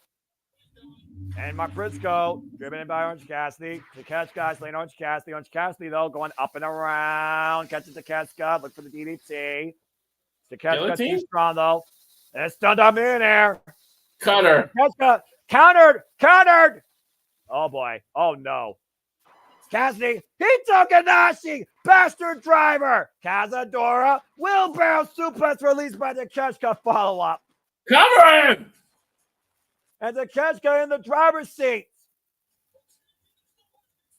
And now Takeshita nowhere to be found. No. Cassidy for that knee strike. Mark Briscoe coming in, though. Kick to the midsection. Double underhook. J Driller! Do we have a new Continental champion? Mark Briscoe pulled up by Okada. Yeah, Okada saving his championship. Yeah, but coming to explode on the outside for his troubles. Mark Briscoe in control now. Briscoe saving himself up. Champion once again on the outside of the ring, and Mark Briscoe looking to finish things here with a froggy ball, but he eats Konosuke's knees. But that still hurt his knees. Yeah, that's a great way to literally destroy a man's arm, by the way. Mm-hmm. And Takeshita, bang! The knee strike! Lights out! New champ! Konosuke! Orange saves the matchup. He came out of nowhere, too. I didn't even see him in the corner of the TV there. This is the risk you have when you're dealing with more than one opponent and you can't neutralize all of them. To your point, there are literally, when you're in the ring of 100 man, 2 other men that can stop you. Wait. Orange Cassidy. And mind games, like, hands in the pockets, Orange Cassidy. Never mind. And meanwhile, big break. Orange Cassidy not going for the cover. And it's just down to these two now. Briscoe on the outside, Okada on the outside. And Orange Cassidy going to deliver an orange punch from Extra Pulp to the Alpha. Oh, my God. Got caught coming in. Wow, man. That's a keep of him. And watch him out with a clothesline follow. Great call, Walter. And now, looking to hook him up. Takeshita looking for a raging fire. Okada sends Takeshita to the outside, though. Mark Briscoe back in. When Rainmaker! Drop kick. And Okada back in firm control. Orange Cassidy coming in, though. Cazadora roll through. There goes trap cover, too. No. Damn, that was so close, though. Orange punch denied. Meanwhile, wrist control. Rainmaker! Cover! 2. Okada retains. On Orange Cassidy, just like that. Woo. I tell you what, that was a furious frenzy 4-way for the Continental Championship as Okada found his spot with the Rainmaker, wiping out Orange Cassidy for the win to retain his title. You had everything in that. You had a little bit of silliness, a little game playing, some hard hitting. But at the end, Okada retaining his championship. And again, overcoming the disadvantage of not being a one-on-one. Let's go back to the highlights here. Again, nearly caught with that cross-leg pin. Hooking Orange Cassidy. Wham! Driving all his force forward. Look at the shot. Underneath the jaw to the throat. Driving that arm that's broke baseball bats. Rainmaker to Orange Cassidy. Lights out for freshly squeezed. Again, that orange punch connected, though. We very well could have had a new champion. Don Kyle's disappointed as the Alpha didn't get the win, but also he wasn't pinned. And I don't think Konosuke is done pursuing Okada yet. Konosuke may very well be the next one to get a shot one-on-one, and it may be a different result. Yeah, we'll have to see what happens down the line. Wasn't Orange Cassidy's Mark Briscoe Konosuke Takeshita's night. Coming up next, we're going to see if the ace of AEW can dethrone a CEO with Camille banned from ringside. It's Mercedes Moné versus Hikaru Shida for the TBS Championship.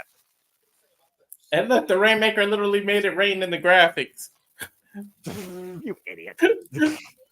Mercedes Moné, who of course is still our TBS champion with a successful defense against Dr. Baker DMD at Wembley Stadium, previously faced prior to that the ace of AEW, the Shining Samurai, Hikaru Shida. But thanks to Camille, retained that title. It was a fatal 4-way shortly after that pay-per-view that Hikaru Shida secured her spot for another chance to create history, pinning Queen Aminata. And after going to Christopher Daniels to take care of some business, Camille has now been banned from ringside. After the CEO looked for a cheap shot last night on Collision against Shida and didn't get the job done, you wonder if the CEO has a different business plan in mind to make sure she still stays the face of TBS. Or tonight, will we finally be saying sayonara bitch to the CEO as the double champ and the ace of AEW making history as the first woman to hold both the AEW Women's World and the TBS Championship?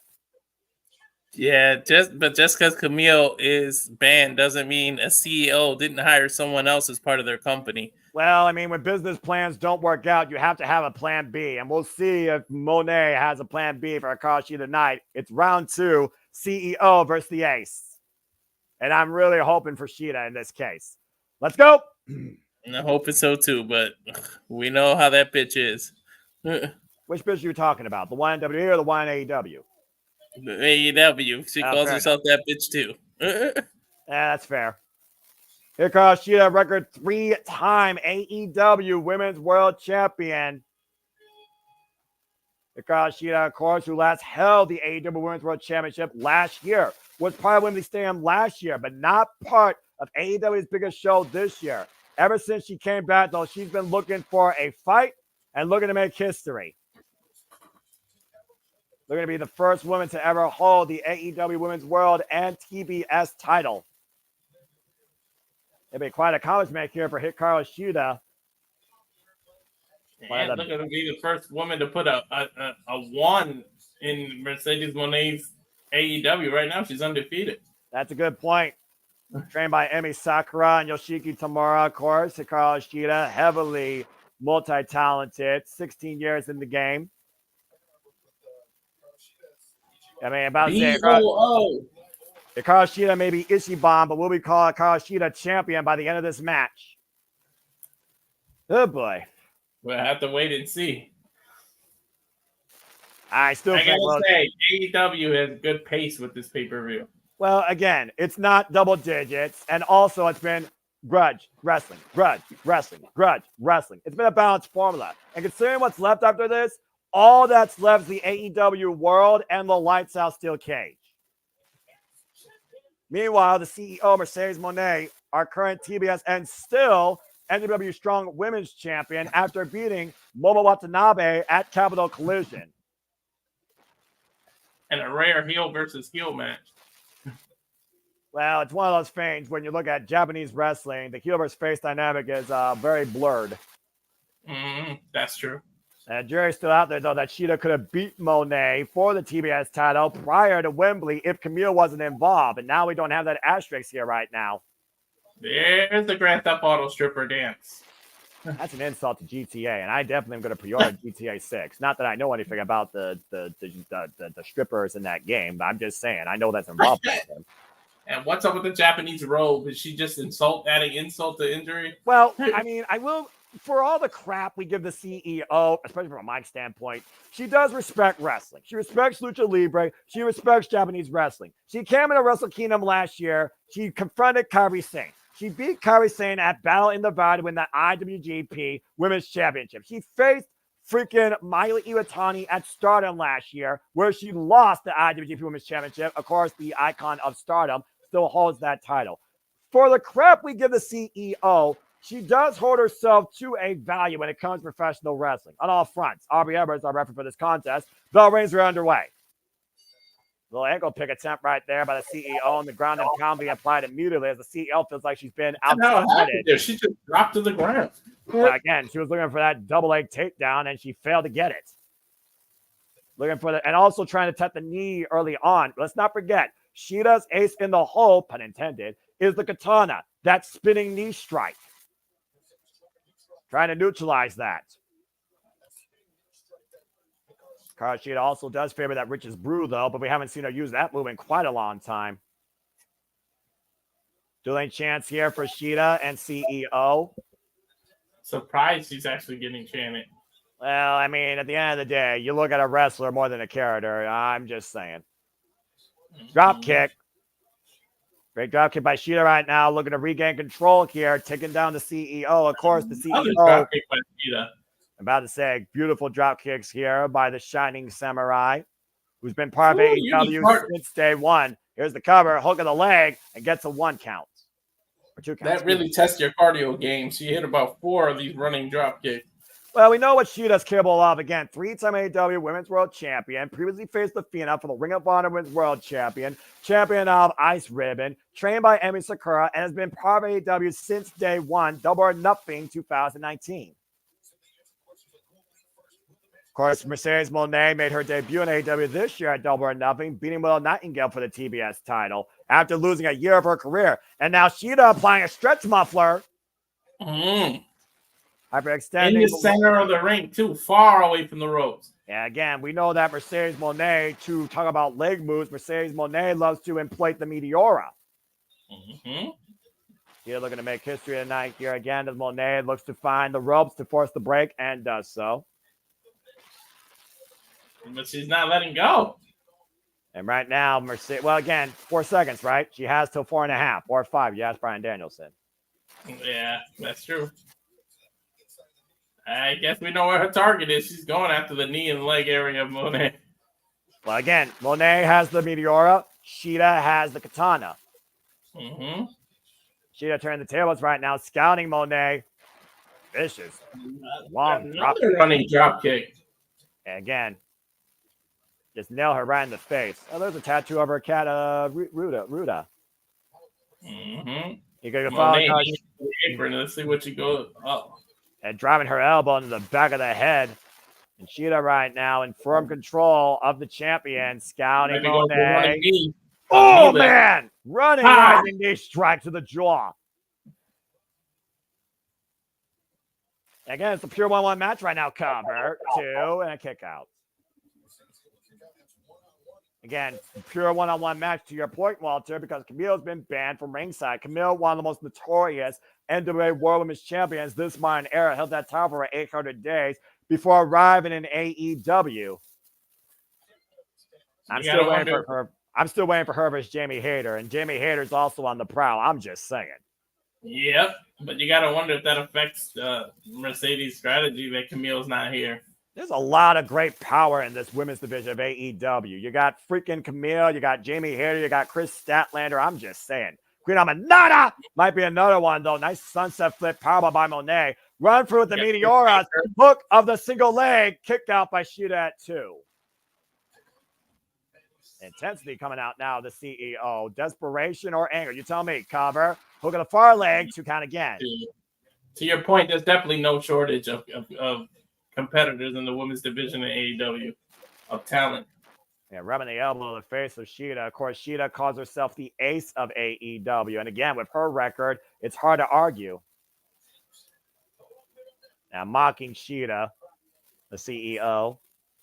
You better stop mocking and get the fighting, because you give Sheeta one iota of a chance, it'll all turn on you in a second. Exactly. Athena almost went out the hard way. Athena nearly losing her Ring of Honor Women's World Championship at Supercard of Honor. Snapmare. By the way, can you give it up for Athena, man? She's been one of the best ROH champions ever. Like, I doubted her last 2 matches. I thought she was going to lose, and she just keeps proving me wrong. I'm about to say, Athena's on her way to beat Samoa Joe for the longest Ring of Honor champion in company history. That goes to the credibility of Athena as the Ring of Honor Women's World Champion, the credibility of Sheeta again, 3-time AEW Women's World Champion, beating, of course, Nyla Rose for her first title and holding it for 1 full calendar year. Still to this day, Hikaru Shida is the longest reigning AEW Women's World Champion in this company's history. And right now, straight jacket locked in. Shida driving Monet into the corner, looking to force the break. And Monet still holding on for everything she's worth. And sidesteps Shida there. Composing herself, ran to the leg, scouting it though. And now Shida hung up. Oh! What you looking for here? The double knees out of the corner. Cover. 2. No. Got to say that was smart of Monet to roll her out of the corner to make sure she's in the center of the ring before attempting that cover. Again, Monet, she is heavily accomplished for what she's done in this business. So obviously, she's got great in-ring awareness. Take a look at the replay here. Off the bottom rope, springing up, double knees to the torso of Shida, hung across the second Chicago skyline of sorts. Again, multiple-time WWE Women's Champion, former NXT Women's Champion, former WWE Women's Tag Team Champion, and now our current WWE Strong Women's Champion and TBS Champion. And again, right now, looking to wear Shida down. Sleeper hold applied here. Point of the elbow. Yeah, point of the elbow underneath the jawline. Trying to cut off the oxygen to the Shining Samurai. We talk about this AEW Women's Division and how the glamour right now has truly made AEW all about Mariah. We saw what happened earlier with Sky Blue and Queen Aminata. Of course, Shida won this chance, beating Thunder Rosa, Queen Aminata, and Serena Deeb in a fatal 4-way. She'd able to flip Monet over her back there, picking her up from the sleeper. Rising knee strike, though. Answered in kind by Monet, rocking Shida off the ropes. Shida, though, nice takeover to Tijeras. Yeah, beautiful. Oh, and a knee strike back in the head. Oh, right to the lower back of Monet. And right now, Monet holding onto the ropes, preventing the attempted German suplex, driving Shida in the corner. She didn't want to go for that ride. Again, lightning, just furious back elbow strikes here. And what has been the most comfortable match so far on this card? I gotta say, I love Sheeta's boots, the ninja boots. Yeah, the split leg toe boots, customary for Joshis and Japanese professional wrestlers. I've seen by the likes of Miya Yamashita, for example, and also those traditionalists like Micah. Oh, man. The hell is this series of reversals of the Irish whip? And Sheeta up the second rope, looking to fly. Missile drop kick, wipes the CEO out.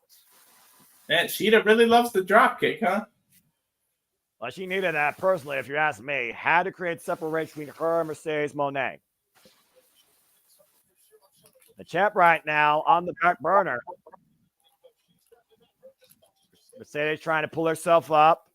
But Sheeta right now mounting the CEO in the corner. Might be looking for 10 shots to her bank book. Ianov against Mercedes Moné. And right now, Moné trying to shrink. Now hooking up Sheeta. Counter, trying to look for the powerbomb. Sheeta scouting it, though. Oh, what an elbow. Up the ropes. And, Connor coming in. Looking for the bank statement. Possible submission. Got it. She's got it. And where is it, though? Right in the middle of the ring. Far away from ropes. Using Sheeta's aggression and momentum against her right now. Does she still call it the bank statement, or she changed the name? I thought it was Moné's statement, if I remember correctly. Yeah, money. Yeah, I think so. And right now, Sheeta, though, both legs free, trying to crawl her way back towards the ropes. Moné's got to be aware of this, though. Moné's grip is slipping. Great mat sense by Sheeta. We talked about mat sense earlier tonight with the likes of MJF and Daniel Garcia. Everybody here has been demonstrating what they bring to the table. Mm-hmm. Two of the most experienced individuals here in the AEW locker room right now. AEW definitely can bring it when it comes to pay-per-views. Well, I mean, again, that just goes without question. Nice, great agility, counterbalance there by Sheeta, wiping out Moné with a clothesline. That's true, Matthew. Very true. And literally, right now, take a look at the replay here. Sheeta able to literally find her footing and wipe Moné out with a clothesline. Yeah, but they're both exhausted at this point. I'm exhausted. Exactly. But Sheeta, with those drop kicks, then tested her cardio. She's wearing herself out. Yeah, Aubrey Everett starting her standing 10 count here. She's up to 5 right now. Great capacity crowd on hand. Letting their voices be heard. Here's some elbow exchanges. Again, both these women right now just emptying the gas tank here. Just vicious elbow strikes here right now. And I'm not sure if Moné can get the better of this exchange with Sheeta. Oh, jeez. I don't think you want to strike with anyone that comes from the Japanese area. Yeah, that's probably accurate. Yeah. You don't want to go blow for blow, especially with Hikaru Shida, especially when she's fired up like this. Boom. She is hammering Mercedes right now. Like a railroad spike. Really to the back. Beautiful knee strike. Yeah, bending back Mercedes Moné. That knee caught Moné flush on the jawline. What's she going for here? Another drop kick from the top rope? Moné right now is stunned. But I don't know if this is wise. If she can quickly follow up. Moné out of the corner. Roll through Sheeta, though. And Moné. Lung blower. And now Sunset Flip. Power bomb in the corner. And Sheeta's head. Corner. Beautiful move. And Moné runs in with the double knees.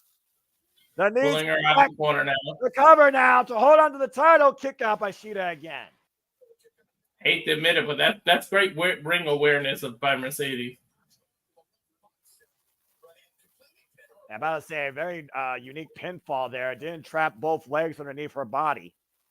But this is the point where Mercedes needs to calm down and take a breather. She looks a bit frustrated. You can see it, her emotions in her face. Well, she knows that in her mind, she knows she can beat Sheeta. She's done it before. But again, she doesn't have Camille here to aid her, to encourage her, to preserve her titles. And right now, Moné just literally trying to insult Sheeta. And I don't know how wise this is to insult the Shining Samurai. Look like someone out of a Yakuza video game on Wednesday nights. Shout out to my Sega players.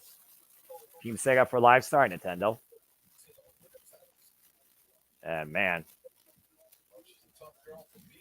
And right now, Mercedes Moné in firm control of the challenger. Front face up. Might be looking to send her for the ride. Three Amigos possibly. Shout out to her all-time hero, Eddie Guerrero. Bring a little bit of Latino heat to Chicago. The Three Amigos. There's one German suplex. Pops the hips and swings her over. There's the second. And Mercedes Moné able to pull off the three. Mm-hmm. Usually Eddie would follow that with the frog splash. Let's see what Mercedes does. I mean, again, at this point, what do you do to put Cheetah down? That's what Moné's thinking, to your point. It looks like she's looking for maybe that big frog splash out of the corner. Moné up to the top rope, scouting Cheetah in the drop zone. Oh, and with a frog splash, but got the knee up. There was a log in that water before she tried to do that splash. She a Falcon Arrow. Maintains control. Hoist her up again. Another Falcon elbow. This is different. I think she's going for her own version of the Three Amigos. Trios of Falcon Arrows. Has it done that deal? CEO goes bankrupt. No. I don't think that's the first time ever I've ever seen Cheetah use 3 Falcon Arrows in succession. Yeah, Mercedes barely got that right elbow up. And Cheetah, prime target. Katana blocked by Moné. One step ahead. And a knee breaker. And a dragon screw leg whip. Smart wrestling by Moné. God, backstabber. Doing more damage right there. The torque. Cheetah's up and over. But Cheetah catching Moné. German suplex sends the CEO up and over. And Cheetah. Oh! The knee to the face to cover. Hook the far leg. Kick out by Moné at 2. Barely. These kickouts she's doing is less and less oomph in them. This has been a very game competitive match here by both women. Respect. Both women matches. What a match here right now. And Cheetah once again back up to her feet. And Moné. Behind her. Katana. Can she connect? I don't think she got it. I think Moné just fell over. Got all of it. And I think Moné just fell over to preserve herself. And once again, Cheetah scouting Moné. Katana! There it is. She got all of it. What happened now? Why didn't she go for the cover? Another Katana, but Moné able to block it, I think. Cover by Cheetah. And 1 count. Mercedes immediately going to the outside of the ring. Preserving her title. Again, it's smart wrestling. She's preserving her title. And the shot look of Cheetah right now as Moné goes for her precious kendo stick. And both these women had tug of war here for Cheetah's kendo stick. And, there's a pole right in the middle of them. Right? Oh! Elbow into the ring post. And Cheetah knows she can't use that, though. She could get disqualified. Moné trying to exploit Cheetah's emotions. And Cheetah's bringing it into the ring right in front of Aubrey. And Cheetah, don't use it. Don't do this. Don't cost yourself when you're so close here. Don't do it. Don't give it to Moné. Aubrey's trying to argue with her. Don't let your emotions get the better of you. Stick to your Bushido. You don't need to do this. Good. Good move. Striking the mat there, but that distraction. Back elbow strike. I thought Mercedes was going to go for the backstabber. Pressure mark kick, and Moné dropped on her buttocks. Went to the roast, the Meteora by Cheetah missed. Now Cheetah driving her own knees into the mat. And now Moné, Gory special, looking for the Moné maker. Cheetah flying back, though. Chop block by Moné, though. And once again, they're going to hoist up Cheetah. The Moné maker connects. Shoot the half. The cover. Mercedes Moné retained. Oh, she retained. But she did it all on her own, fair and square. I hate to give business people credit where credit's due, but Mercedes Moné took care of business tonight, and there's no asterisk here. What a fight! What a victory! As she goes to embrace Camille, Mercedes Moné proves why she is still the face of TBS. Getting the better of the Shining Samurai once again. That momentary lapse of judgment and emotion by Cheetah cost her. Well, we got a moment, Noah. We got a guest waiting in the green room, so I'm gonna bring him up real quick. The Renegade Wrestling, JJ Williams here.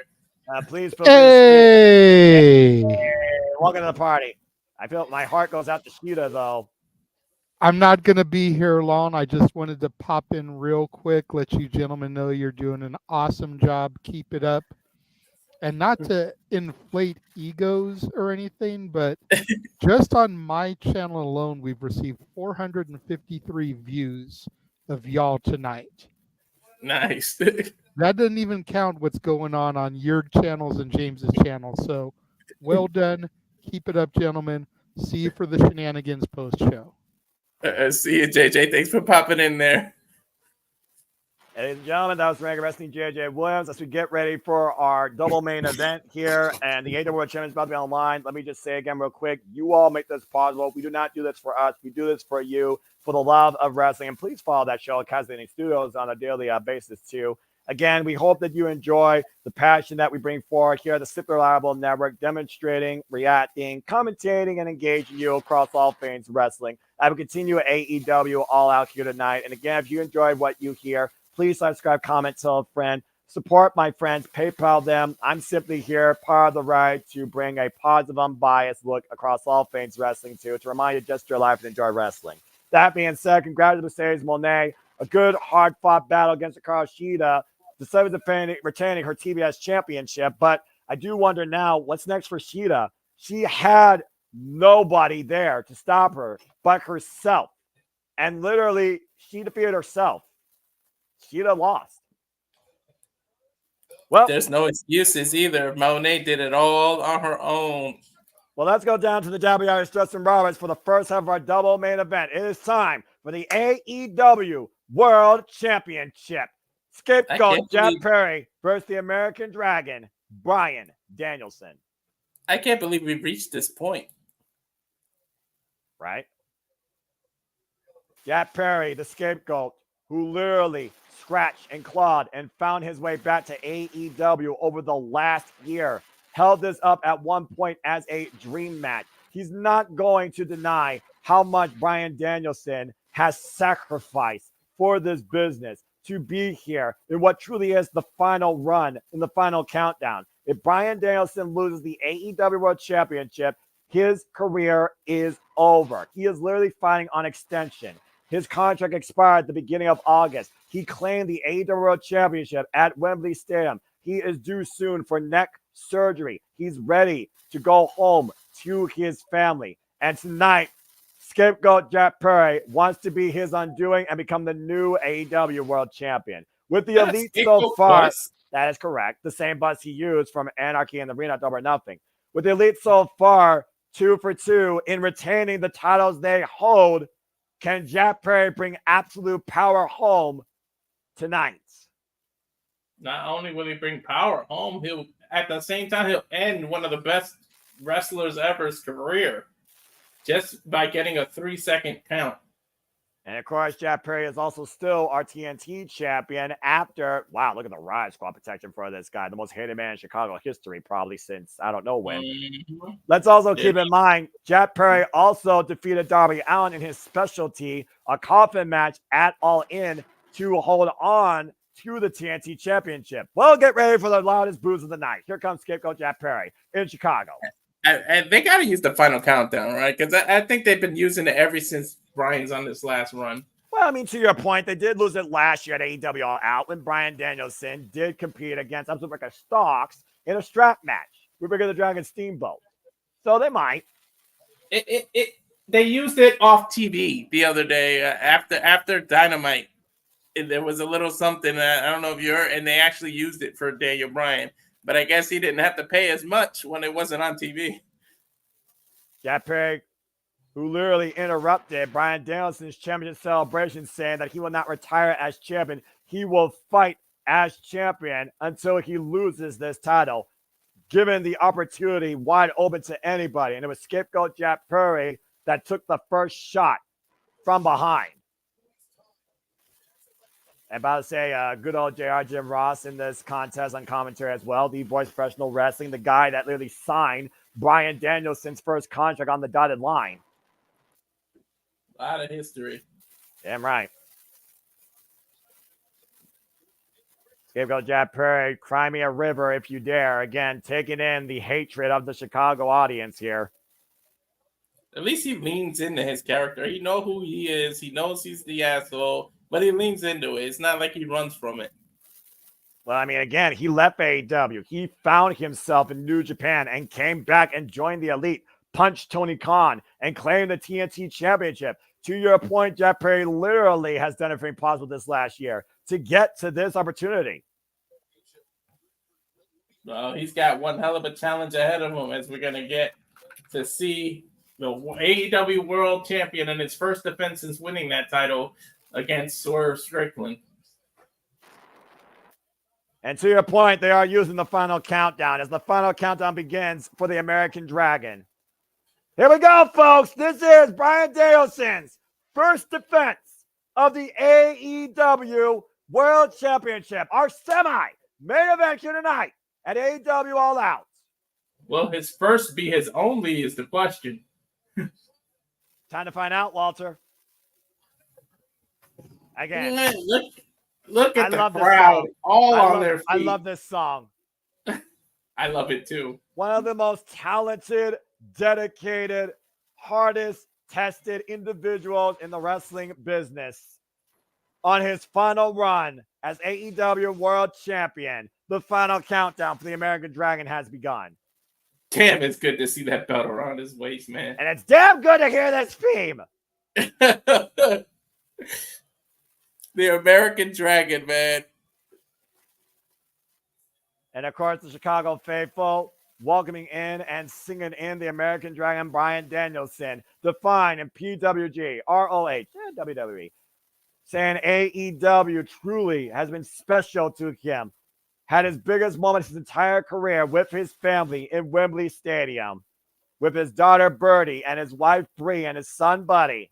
And now the American Dragon is going to give us one last hurrah here tonight at All Out. It's the final countdown. The crowd chanting along. Oh. The AEW World Champion, the ninth AEW World Champion, Bryan Danielson. The fact that Justin Roberts gets to call all his matches on his last run is a little poetic justice for Bryan, too. My last note here is the only thing that needs to happen before Bryan Danielson officially is done. Aubrey Edwards needs to be part of what could be his very last match. Mm-hmm. But tonight, we got Bryce Rensburg, which also makes me think this is not going to be his undoing. But again, no matter what, let's keep in mind, Grand Slam, Darby Allin is waiting for the champion. Mm-hmm. Let's go down to the Dabber Yabber Justin Roberts for our semi-main event here tonight at AEW All Out. What a phenomenal pay-per-view this has been, by the way. Yes, it has. Here we go, Walter. I love the final countdown still playing. Got to get your money's worth. You're damn right you get your money's worth for AEW every time. You don't get bullshit advertisement commercial breaks either on a piss-poor service. Mm-hmm. Jack Perry needs to take away these damn jacket. Get it off. Big fight feel, big fight feel, big money, big fight feel. Oh my Lord, the boos from this building. Yeah, he's almost getting Dom Mysterio boos. Well, one thing for sure, I know these aren't filtered. Scapegoat Jack Perry, our TNT champion, formerly known as Jungle Boy Jack Perry, former AEW Tag Team champion. He didn't even bring the title with him. Matt was holding it, or Nick. I forgot which one. That's fair. Bryan Danielson, 43 years of age, 24 years in the game, the ninth AEW World Champion. God, it feels fucking good to say that. The American Dragon, Bryan Danielson, entering his 1,974th match tonight in his career. The complete opposite reactions. Oh, when the bell rings, we don't have James, so I guess I'll have to say it. And you know what, Walter? You deserve it. You know what to do when that bell rings as Bryce Rensburg holds the beautiful AEW World Championship. Co-main event, AEW World Championship, Bryan Danielson versus Jack Perry. And what could be Bryan Danielson's last match. Call for the bell. Oh boy. Woo. Bell sounds, and here we go. First time ever one-on-one matchup. At one point for Jeff Perry, this was a dream match. It's taking a whole different meaning, though, for the scapegoat. And listen to the fans. Benicio taped heavy tapes on Daniel Bryan's shoulder and neck. Again, Bryan Danielson is due soon for neck surgery, but how soon will it be? Man, listen to the crowd. They haven't even touched, and the crowd is on it. Again, two men, opposite reactions, opposite levels of respect amongst the wrestling audiences. An all-time great versus somebody wanting to be his own all-time great. Carnival tie-up as we finally get things underway. It's the elite as in a group versus an elite professional wrestler. I wouldn't say an elite. I would say the elite. Next to Kenny Omega, there's very few men I hold up to the name elite besides Bryan Danielson. Jeff Perry again, current TNT champion, former AEW World Tag Team champion. Scapegoat Jeff Perry, of course, comes in here with youth and hunger to be what Bryan Danielson has become. Jeff Perry, 27 years of age, 9 years in the game. Nice takedown there by Jeff Perry, the front face off. Bryan Danielson, though, again, named by William Regal, the perfect wrestler. Is it smart to go hand toe-to-toe with an actual ground game specialist like Bryan Danielson? Jack Perry trying to take Bryan Danielson out of his own element by putting him in a situation where he usually puts his opponent in. Again, Jack Perry can literally be Bryan Danielson by his own game. That will only fuel his ego even more, saying that he is the best in the world. A hammerlock, though, applied by Bryan Danielson. And again, to your point, Bryan Danielson right now, keeping Jack Perry away from the neck and shoulders. Heavy kinesio tape. We know Jack Perry is not afraid to pull on heartstrings and pull on other people's heartstrings if need be. Yeah, and drop down. Nice hip toss there by Jack Perry.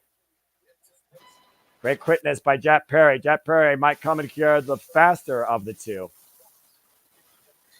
The quicker the retreats away from Bryan Danielson. Showing off, but he may be playing mind games with Bryan Danielson, trying to take him off his game, going in and out of the ring here. Taking his time. Yeah, so Jack Perry, of course, Bryan Danielson said that he is going to kick his fucking head in. Mm-hmm. Again, it's been a great night for the Elite so far. Momentum does favor them, but arguably in AEW across the wrestling roster, outside Will Ospreay, momentum has favored Bryan Danielson ever since the Owen. Of course, the scapegoat Jeff Perry wins. It'll be 3 for 3 for the Elite as Kazuchika Okada and the Young Bucks retain. Again, Young Bucks by the skin of their teeth. Right now, a little bit of a reset here. Again, Jeff Perry has to scalp Bryan Danielson here if he's going to get the better of the American Dragon. He cannot take Bryan lightly, even in this last run, beyond his wrestling career. Greco-Roman knuckle lock. Has a strength being applied here right now. These two goats butting heads, the scapegoat and the arguably greatest of all time. Wrist control, though, by Jeff Perry. And again, Bryan also might be very tedious here. Trying to fill out Jeff Perry. Northern Light suplex. Hip toss. Again, getting wrist control on the left arm. Side headlock applied. And Jeff Perry throws Bryan into the ropes. Forces the break. Drop down. Bryan with speed. Caught Jeff Perry. Ankle pick. Caught him out of the air. Think he might be going for a surfboard. And again, focus the legs of Jeff Perry. You stop that impact of that knee strike that he used to knock Darby Allin out to win that coffin match. Again. Pulling at Jeff Perry's nose. He's got till 5, Walter. He's got till 5. Take every second of it, champ. We also got to forget about we also got to think about this. The toll that Bryan Danielson has put on his body. Now he's putting a heavier toll on that he is the AEW World Champion. He's not going to take this lightly, but it also means he has to adapt in how he wrestles and how he trains because anything could be detrimental to him.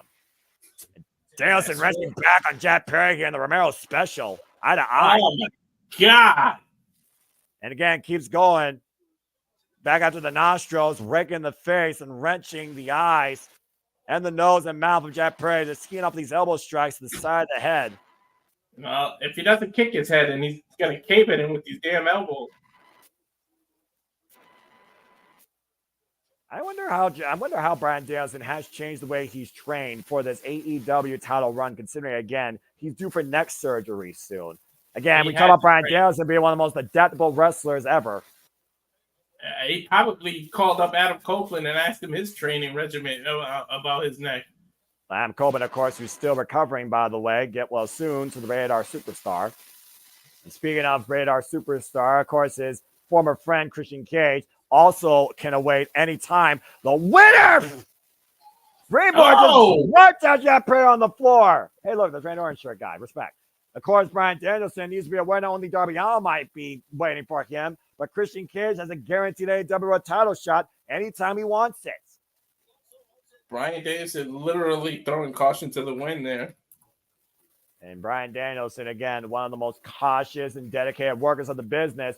Beautiful missile drop kick, wipes Jack Perry out.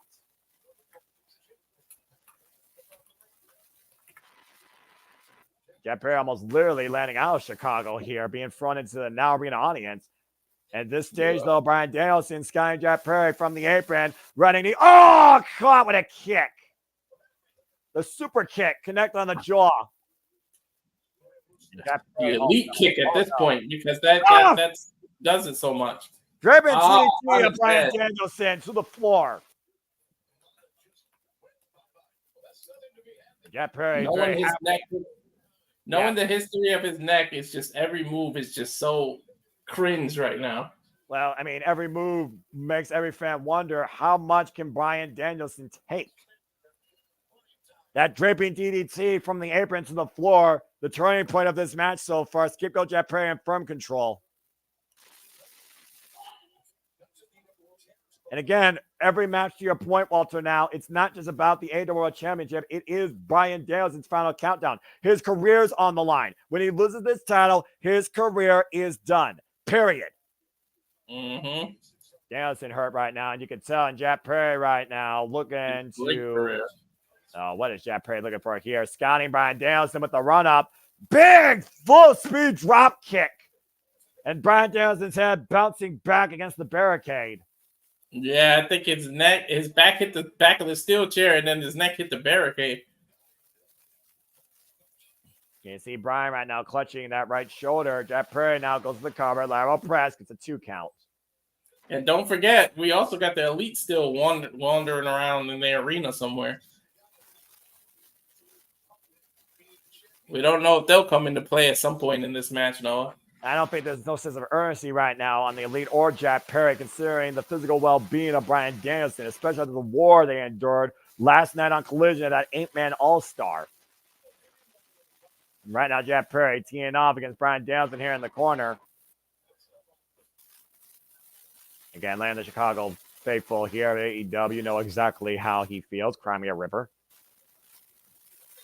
Knife edge chop to American Dragon Bryan Danielson. Staggers the champion as he goes to the opposite corner. Again, trying to wear out Bryan. And we know Bryan Danielson's gas tank. Again, 6-3 minutes with MJF at Revolution last year. Closing the distance with the clothesline. Looking for another vicious net breaker. Here's the cover. Hook of the near leg. The 2 count.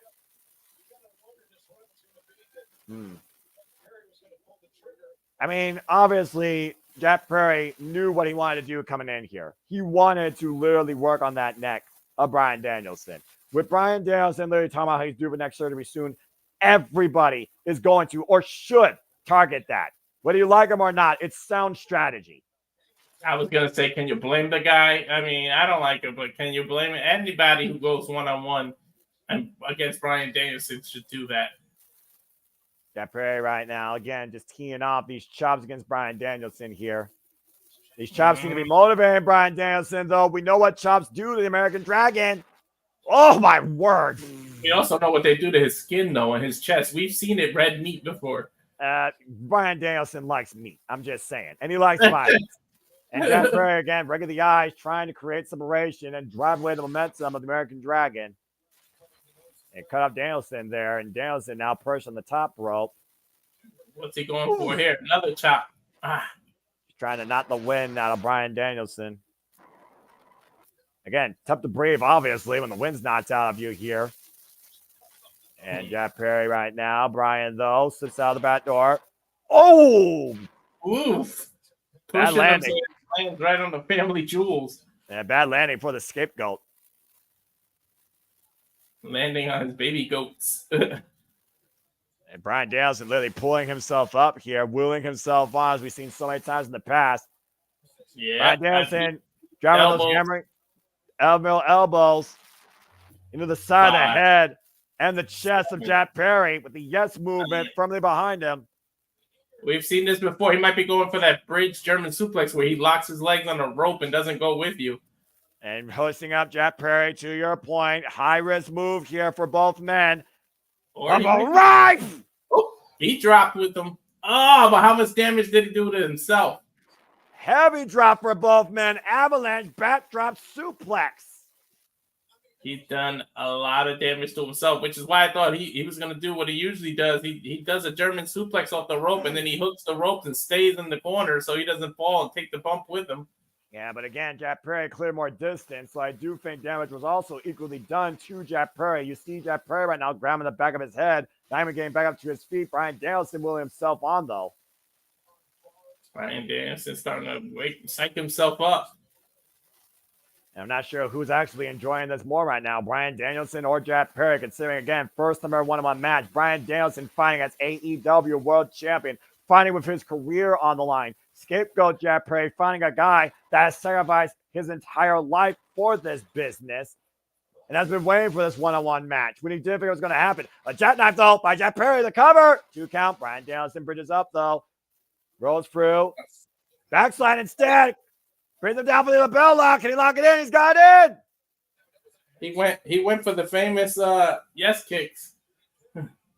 Yeah, he was looking for a backslide, a false sense of security for scapegoat Jack Perry, who's now trapped in submission. Lapel lock applied. Also, Bryan Danielson might have caught an elbow there, considering the strength of his neck. How much could he have gotten on the backslide? And now trying to trap both arms of Jack Perry. Trying to get that foot on the rope, though, and the reach of Jack Perry allows him to force the break. Jack with some good ring awareness. I hate to admit it, but that was smart. I mean, at this point, you're literally playing a game of chess with Bryan Danielson, and I don't know if Jack Perry can find a strategy to checkmate. Oh, my God. Again, massive knife-edge chop to Jack Perry in the corner. And now Bryan Danielson, combination chops, kicks in the corner. Of course, scapegoat Jack Perry wasn't seen since AEW All In last year before showing up at Battle in the Valley earlier this year. Ripping his AEW contract live for the world to see, and then going into Japan Pro Wrestling, joining the House of Torture, only to come back home and join the Elite. Bryan Danielson up over out of the corner. Bryan Danielson picking up speed. Got toehold, though, by Jack Perry. And look at this. STF? Got Death Grip there with the legs trapped. Looked like he's going for an STF, but the arms captured behind the back of Bryan Danielson. A cow mutilation by Jeff Perry. Smart. You got to give it that smart because it's all on his shoulders and all on his neck. Yeah, again, look at the arc of Jeff Perry, but to Bryan's credit, his body is not flat on the mat, so not all the pressure is being applied, but still heavy pressure applied to the shoulders and the neck. Jack Perry pulling all the stops to try to win the AEW title right now. Raising the shoulder blades together with the full Nelson, reverse full Nelson. But again, Bryan Danielson knows how to skip out of this move. Now the back elbow strikes and the waist lock applied by Jack Perry. Look at half and half, possibly. A full Nelson. Oh, Dragon suplex. Dragon suplex. Ah. Ironically, I'm the American Dragon. And that snap impact again on the head and neck of the AEW World Champion. That is not good. Stay on the offense, though. And brilliant offensive maneuver, though, again by the challenger. Now looking once again for another Snapdragon. Again, turning Bryan Danielson up and over on his head and neck. Got it. He got it twice in a row. May go for a third. Oh, don't tell me he's going to try to do the same thing on the outside on the apron. Oh, boy. Exactly. Add extra insult to injury and damage. Bryan Danielson fighting back, though, bracing his arm on the ropes and charming his leg on the bottom rope. These Snapdragons, by the way, shades of former True Elite member, the Elite of the Elite, Kenny by God Omega. Kenny Omega and Bryan Danielson went to a 30-minute draw a couple of years ago at Grand Slam. And Bryan Danielson now teeing off against Jeff Perry, both men on the apron. Dangerous territory here for champion and challenger. These knife-edge chops and these kicks. Yeah, literally banging. Something's got to give here. You know that, no? That is besides somebody's heart giving out. Not going to win out of each other here. And Bryan Danielson kicking the hell out of Jeff Perry. Jeff Perry, though, trying to hook Bryan Danielson up. Possibly an exploder. Bryan fighting back, though, clubbing elbows back of the head and neck to Jeff Perry. And now Bryan, what the hell is this? Oh, double underhook. Oh, dear Lord. Off the Oh, God! But again, how much impact did that have on Bryan's own neck? That double underhook overhead suplex from the apron to the floor. You think about how long Bryan held on to that, by the way. God! As we go to a replay, all the impact was on Ferry's neck, but the fact of the matter, the that he was clutching his body so much, Bryan was, when Jeff Perry landed, was even worse. Yeah. You're literally tying up the muscle. He's bringing in Jack Perry back into the ring now. Bryan now going to the top rope. Champion back in control here of our semi-main event here. Our first half of double main for the AEW World Championship. Bryan now scouting Jack Perry. Oh, man, and the knee to the back of the head. And also the knee, I think, to the shoulder as well. Double knee. I think he hit his shoulder elbow area with a flying knee from the top rope. PK now to the left arm. And we know what that does. When he goes for the lapel lock, he locks that same arm in between his legs to put all the pressure on it. And Bryan Danielson now again teeing up against Jack Perry, asking Jack Perry, you want to be tough? Bryan Danielson, fueled by emotion.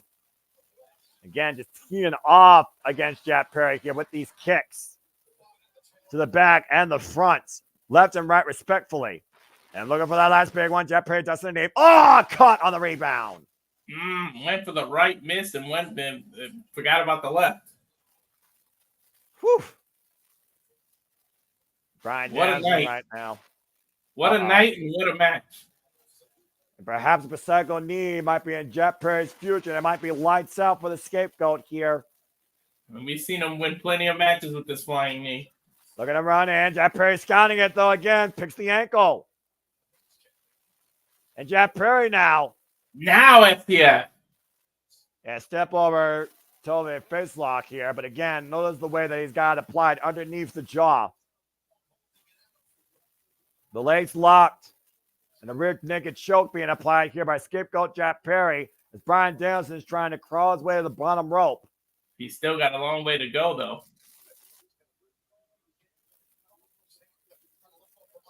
You see that grip right now. You got to admit, Jack Perry came with a game plan, and he's executing it well. And right now, gouging the eyes of Bryan Danielson for extra insult and injury. Again, when Jack Perry said he held this up to a dream match, you know he had to have scalped Bryan Danielson quite a bit here, and he's proving it. Mm-hmm. Of course, using Bryan Danielson's frame, I have till 5. Uh-huh. Nice elbow right to that kinesio tape in the shoulder, in the back of the neck. Think about what it would do for anybody in this business to say, I won the AEW World Championship and I retired the American Dragon, Bryan Danielson. They would be a made wrestler for life. Exactly. Oof. Jeff Perry literally saying Bryan Danielson only cares about himself. At one point, MJF questioned if Bryan Danielson cared more about family versus wrestling. Slips behind. Oh, God, I watched him with a clothesline. Ooh, a whipping clothesline. What's this?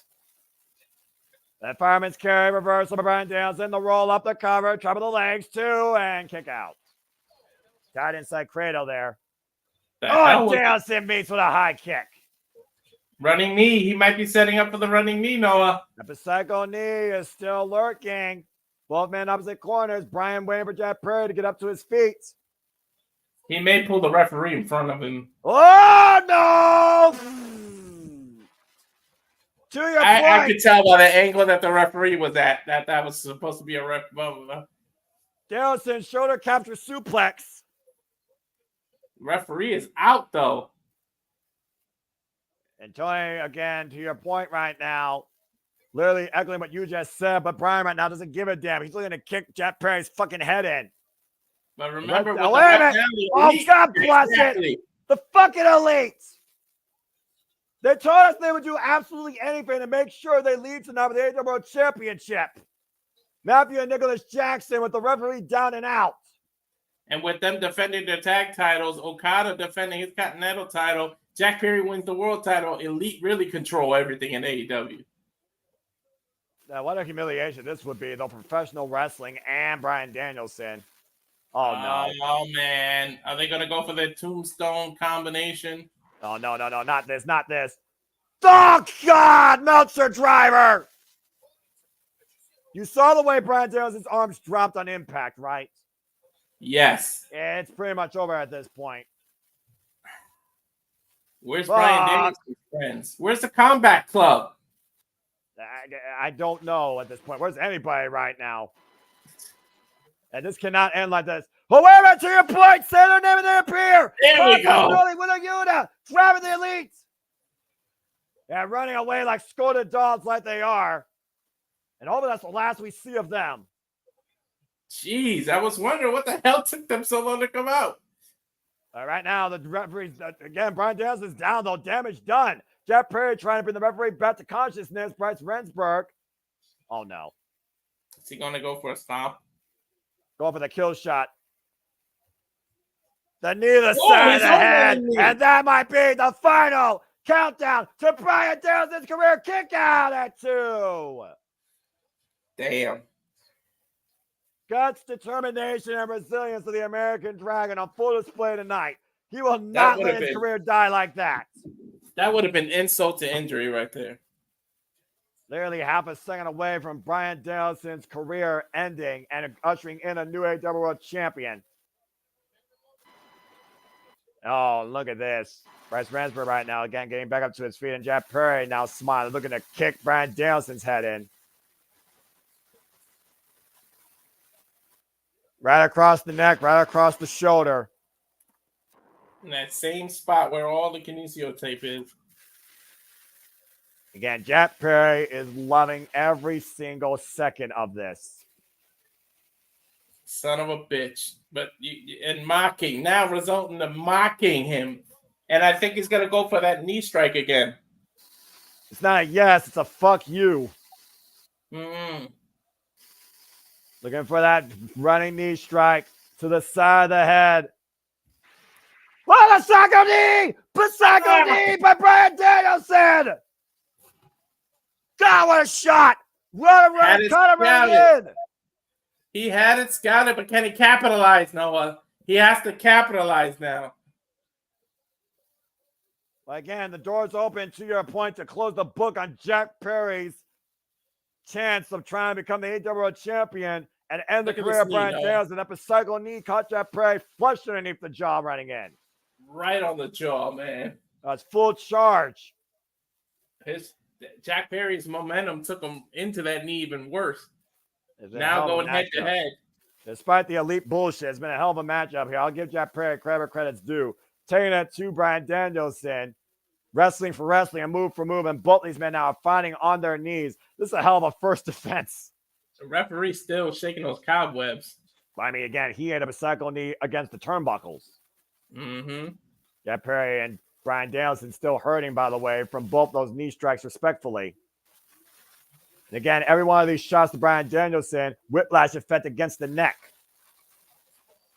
Oh, man, that is bone-on-bone impact there with those elbow strikes. Neither of these men giving an inch, though, here for the AEW World Championship. Oh, I think his shoulder gave out.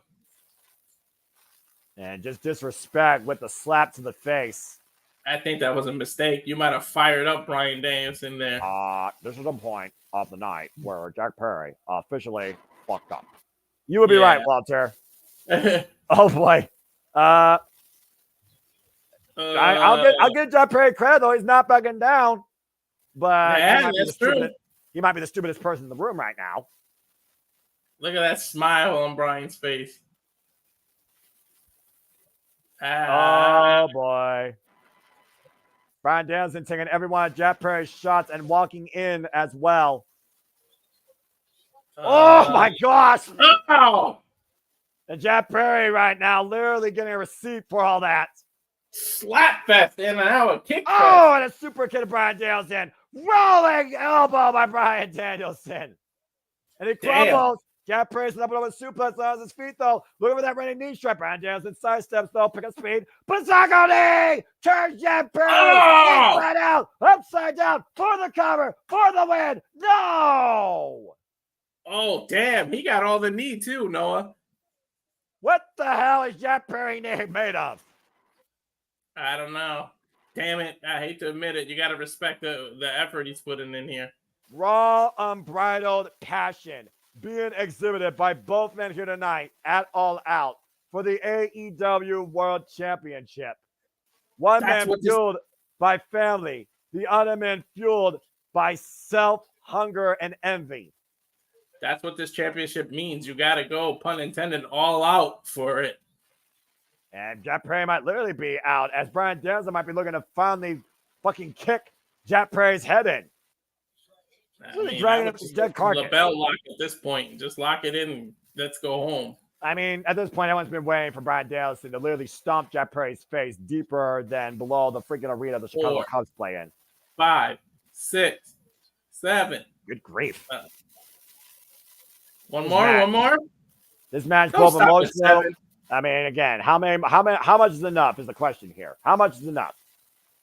Come on, 7's such an odd number. Don't stop there. Got to get the people what they want.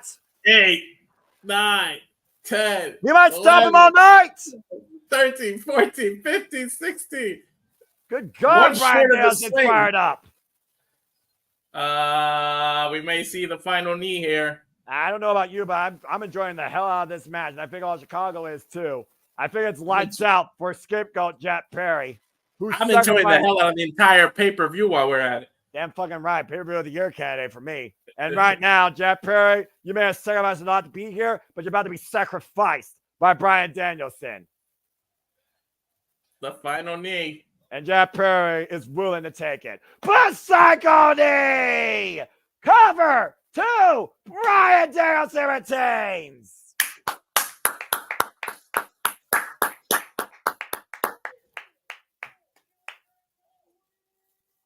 Bryan Danielson's career continues for how long, we don't know. But for now, we have to celebrate and enjoy this first title defense.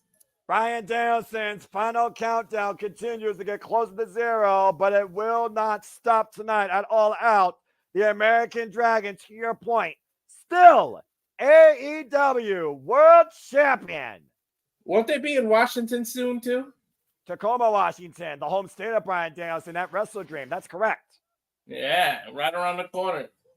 Not too far from where he grew up in Aberdeen. Again, we talk about the influence this man has been to any professional wrestler, to any fan of this business. The love that this guy has exhibited his entire career continues to flow true tonight at All Out.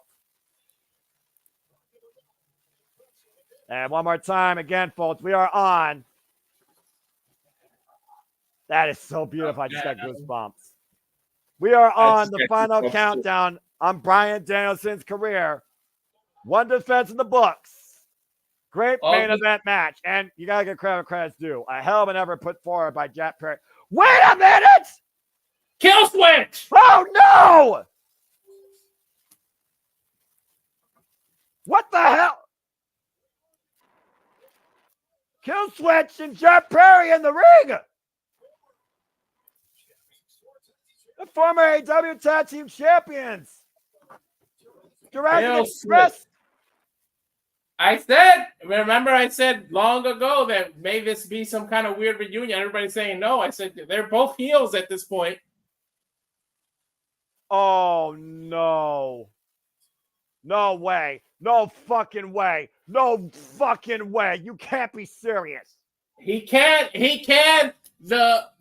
The stipulation of the match, he can call it whenever he wants. He can have that title match. Oh, It's similar no. to the Money in the Bank there, Noah.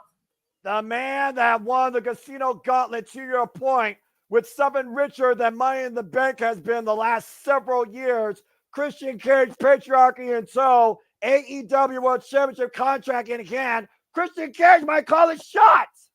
Wait a minute, John Moxley. Moxley! What the hell's happening here? John Moxley drawing the line between the patriarchy and Bryan Danielson.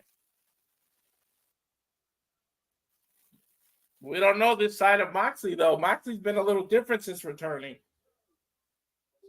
Well, who's going to flinch first here?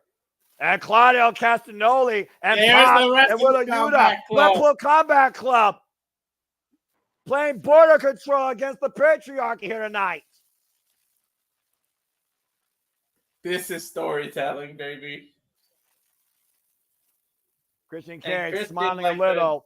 Knows he's outnumbered even with that Jezebel, that skank in his corner. Christian doing the smart thing, backing up. You know, you have that. You can do it whenever you want. Yeah, Christian Cage looked to pick his spot tonight, and thankfully, Bryan Danielson's friends preventing that from happening. We almost saw a tragedy. Mm-hmm. Time is not on Bryan Danielson's side, though, clearly. No, it's not. But I think you got your answer to your question as far as where Blackpool Combat Club stands with John Moxley. They still are a united front. What a night. What a pay-per-view.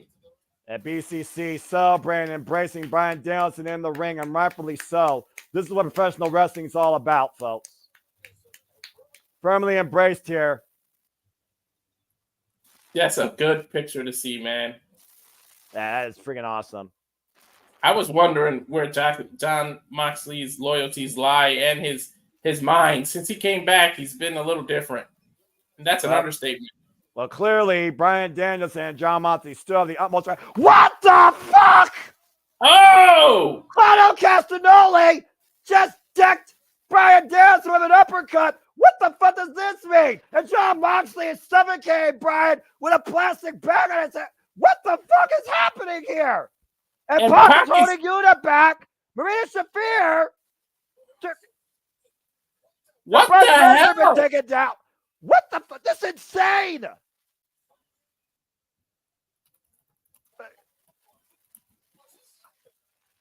Come on, enough's enough. Someone get the SWAT team out here. You're just trying to literally get to Danielson. And Moxley is literally suffocating Bryan Danielson. Really? He's got a plastic bag over Bryan. This isn't lights out. But this is damn right near lethal. Someone stop this shit. Just when we thought we saw where his loyalty lied, we were talking good about it. They 180 us. But why? Why? What the fuck is he doing here? No. This is absolutely beyond sick. This goes beyond professional. At that point, you might as well have let Christian cash in. Yuta right now in tears right now for somebody who's looked as a father figure. There's no fucking reason for this. This is bullshit.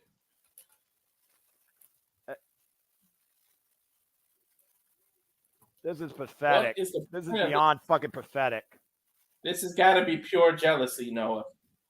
Well, now Moxley and Marina Shafir and Claudio and Pac are all leaving. We need to get some help for Bryan Danielson. Get some oxygen to him immediately. That's damn near lethal right there. Yeah, they're putting oxygen on him. But what is the point of this? I guess we'll find out on Dynamite, but damn it. Sons of bitches. Well, look now who's leaving together. John Moxley, Maria Shafir, Claudio Castagnoli, and Pac are all leaving. I wonder who orchestrated this, Noah. What the fuck just happened? This doesn't even make sense. There's a hush over the crowd right now. Well, I mean, Bryan Danielson's been incapacitated by a plastic bag. You know they could suffocate a man to death with that. And Claudio Castagnoli just turned his back on Bryan Danielson. And John Moxley right now is leaving the arena with Shafir, Claudio, and Pac. Just like that. They stopped the patriarchy, and then John Moxley. Was it frustration over not winning the tag titles? But I don't get what's going on here. I've been a wrestling fan for 30 years, and I've seen some damn shit across the world of wrestling, but nothing like that, where you literally could kill a man with a plastic bag. I mean, I've seen lethal weapons, but plastic bags are no joke. You literally could kill a man with that. This is a serious moment right now with the oxygen to Bryan Danielson. Everybody was chanting. Was this pre-calculated? Was this planned before the night even started? Was this after Pac laws? And to your point, I mean, literally, you think about what happens with suffocation. You don't get that oxygen, that blood flow to your brain. It shuts you down from the inside out. If you don't get communicated enough, you literally could die. How about you pre-calculate? How would you know Christian and Killswitch would have came out? What's the motivation behind this? I have no idea. Why did they let Christian Cage cash in? That's what I don't get. You might as well have let Christian do it. I think John Moxley wants to be AEW champion again, and he wants to end Bryan Danielson's career himself. Well, it's fucking sick is what it is. It's damn right disrespectful, and it's deplorable. And if I'm Tony Khan, I would fucking fine and suspend him. Well, anyways, we get ready for our main event here of main events, as this has been a phenomenal night with very emotional distress upon that. It's time for shit to hit the fan and the lights to go out. AEW is not responsible for what happens next. Swerve Strickland, Heyman, and Page, lights out, steel cage match. At least Yuta didn't join them. He got kicked out, so I guess. I'm assuming, right? I don't know. Well, we got to try and regroup here as the lights are about to go out here, folks. And let me just go ahead. Looking forward to there, Noah. Yeah. All out. Yeah. Well, as I once again thank everybody for tuning in to what is a Paper of the Year candidate, just with storytelling, match quality, quantity, and overall what the fuck moments and suspension to sleep and cliffhanging. We have seen Mercedes Moné, Kazuchika Okada, the Young Bucks, and Will Ospreay all retain their championships. We also saw Daniel Garcia lose to MJF, but drop him on his head with a tombstone pile driver out of the corner off the second rope. We saw Chris Statlander make a statement against Willow Nightingale, choking her out with a steel chain and beating her in that Chicago street fight. And we just saw Bryan Danielson's final countdown, not hit 0, but his heart rate may have been close to that, as not only he beat Jack Perry, very game effort, but John Moxley and Claudio Castagnoli have turned their back on Bryan Danielson, and Pac is along with them, along with the primary Shafir, after nearly incapacitating the man to death. But believe it or not, we are not done yet. It is going to get a whole nother level of personal, violent, and questionable, because this is not with any legal responsibilities attached to it. It is the 4th time these two men are going one-on-one. Since last year, Wrestle Dream, where Heyman lost to Swerve thanks to Prince Nana's Jewels. Since last year, Full Gear, Texas Deathmatch, where Heyman was incapacitated with a steel chain and got a cinder block to the head, courtesy of Swerve Strickland. Since he got suspended at Revolution, and Swerve created a dynasty, becoming an AEW World Champion. And all this began when a man invaded another man's house. And Heyman has been hell-bent on redemption and death of Swerve Strickland, to the point he has literally burnt Swerve's house. Now these two that are literally going to fight forever might be finished in hell in this lights out steel cage match. I'm still at a loss for words of what we just saw. I mean, I know we got to switch gears here, but damn it, it makes no sense.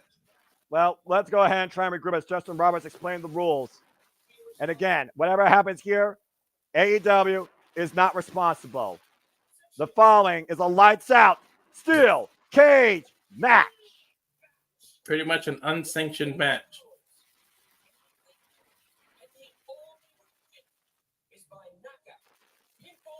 Only way to win by knockout, pinfall, or submission. Look at the lights inside the steel cage. Oh boy. This is about as personal can get, Noah. Well, we talk about what drives a man to insanity when you bring in his family. We saw what Hangman Page has become when he burnt Swerve Strickland's house to the ground. The house that Swerve grew up in as a child. Looking to pass that on to his children and his children's children.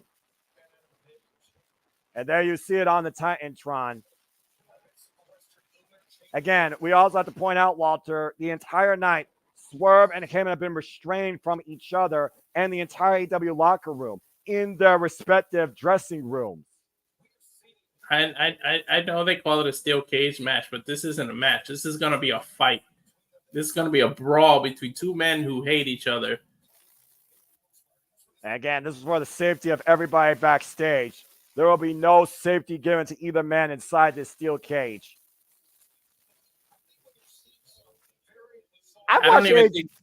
Go ahead, Walter. I don't think Swerve will be in the mood to even dance. I think he's going to be focused and come here.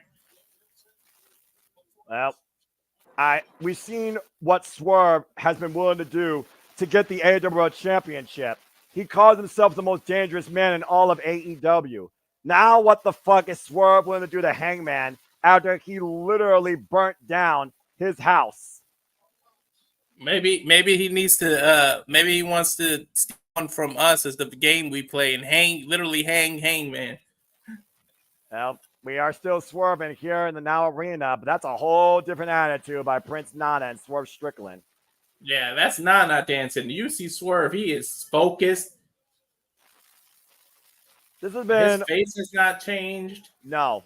This has been one of the most bitter personal rivalries I can remember in recent professional wrestling history. To become this violent, this evil, this vengeful, this spiteful, to the point anything to do to each other, is 110% legal. And there's no repercussions from it. AEW literally wiped their hands of this match. They're like, we got nothing to do with the results. And Swerve motivating himself with a Harlem Heat style jacket and pants with the Hangman Adam Page in front of his burning house on the back. Swerve reminding himself, as if he need motivation enough, he puts it on his own gear. I'll say, to your point, literally Swerve having the very symbol on his attire, inspiring his revenge against him and Adam Page tonight inside the steel cage. I don't see many wrestling holds being applied in this match. I think it's just going to be an all-out brawl. You know, brawl might be a kinder word considering what these two men might do to each other. The fact that it truly has no restraint. This is a lights-out steel cage match. Again, only way to win via pinfall, submission, or knockout, and literally anything goes. And there is no legal obligations against AEW for whatever happens. You can literally win by knockout in this match. Well, we damn near saw John Moxley kill a man, almost. Well, Cage hasn't even come down yet and Swerve immediately on the attack. Now Swerve kicked in the face to Heyman, driving Heyman in the barricade. These two wasting no time touching each other. Swerve has literally been stewing since Wednesday. And Swerve knows that cage is falling. The cage hasn't come down yet. Well, Swerve knows that cage is coming down. And he's having Prince Nana bring in the artillery. Again, all these implements are allowed in the ring as long as that cage isn't down. Once that cage is down, there's no escape. Oh, my God. Swerve is trying to make him get crushed under the cage. Look. Yeah, I think you're absolutely right. He could decapitate him. And a match right here again of lethal proportions right now. Somehow a freaking action movie. And Prince Nana pushing both men in there for their own freaking self-preserve. Swerve more than anything. Not the smartest man, I guess. Yeah, thank God Prince Nana did that. Bell rings, and this lights out match officially underway. And both men now trapped in their own hell to unleash anything they want to each other. They're trying to set the cage. They got a lot. Yeah, they got set in place. To your point, it's not fully right now down across the ring. And far away throw and Swerve kip up immediately though. Big boot to Hangman. That was a massive shot. Paul Turner there, just literally there to answer the decision, count out, pinfall, submission, or knockout as the cage now is firmly in place. And the beauty of this steel cage, no outside ring area. It's all in ring. And right now, again, the steel cage, of course, can be used as a weapon. 15 tons of steel surrounding both these men. Literally, the ref is just there to see if somebody gets knocked out, pinned, or submitted. He has nothing. There's no rules. No, pretty much just there to witness the fall. Heyman right now hoisting up Swerve, trying to fight his way out, and Swerve preventing collision with the steel cage face first. And Heyman preventing collision face first now with the steel cage. Both men trying to literally take the hide off each other. Roll through. Flatliner! I think he was trying to grind his face across the cage. That's what both men was trying to do, clearly. Oh, house call. Yeah, you know that's not going to be it. In the cage? Well, you got to consider, again, how you literally build that, Walter. Maybe it's for the camera to peek through, exactly. That's what that's for. It's for the camera angles. Mm-hmm. And also in case somebody needs to go up there and reinforce that top roof. And keep in mind, this is a topless steel cage, just like most steel cages have been in their career. Stands 15 feet tall, but escape means nothing. Personally, I think escape shouldn't be an obligation in a steel cage. If you're going to finish something, rolling elbow, finish it inside the steel cage, truly make sure it's a definitive result, unleash hell, unleash your anger, and call it a night. That's what a steel cage should be about. Not some lame brain idea of, oh, I won because I walked out the damn door. Why you have a freaking steel cage in the first place? And you see a pile of weapons that Nana threw in there. We don't know what's in that box, but Adam Hangman's about to find out. And the Hangman, to your point right now, grabbing a staple gun. What the hell is this? Well, I mean, you remember what happened the last time we saw one of those in the Texas Death Match, right? Mm-hmm. And Heyman just stapled Swerve, and Swerve is laughing. When you're pissed off, you don't feel pain. Mm-hmm. You unleash a demon inside you. And Heyman now. Uh-oh. Oh, no. Oh, no. Oh! Ow! God! Ah! And Swerve literally unleashing staples into Heyman's lower back while breaking a chokehold. What the hell is this? And a backbreaker over the knee. This is Swerve Strickland at his most evil. The evil within being unleashed. Oh, dear God. Ah! And he's bleeding. He doesn't give a fuck. He didn't even flinch, Walter. He's not. I mean, many things can motivate a man. You can be pissed off, adrenaline, everything. He's just straight pissed off. That's Swerve's family, by the way, in those pictures. Is he going to staple him to Adam's face or his body? Again, they can't be condoned for their actions, but they also can't be restrained. Ah! It's just, ah! Staple to the heart with a picture of Swerve Strickland's family. Ow! I mean, again, I don't think I've ever seen this in wrestling. Well, I mean, I've watched death matches in Japan. I've watched GCW. I watched WWE when they actually used to have attitude. So, I mean, it's been a long time since I've seen something this vengeful, this spiteful, this evil. He's stapling the picture to his face. Yes, that is correct. To the side of the head. If James was here right now, he'd be losing himself. Worse than Eminem. I know it's a staple, not a magnet, but he's literally treating him like the refrigerator. This truly shows you how personal it's gotten with these two men. And who else knows what other toys are in that box? I fear the worst, Walter. That's why I don't want to say anything. I don't know. Remember, there's still steel chairs and tables in there. Oh boy.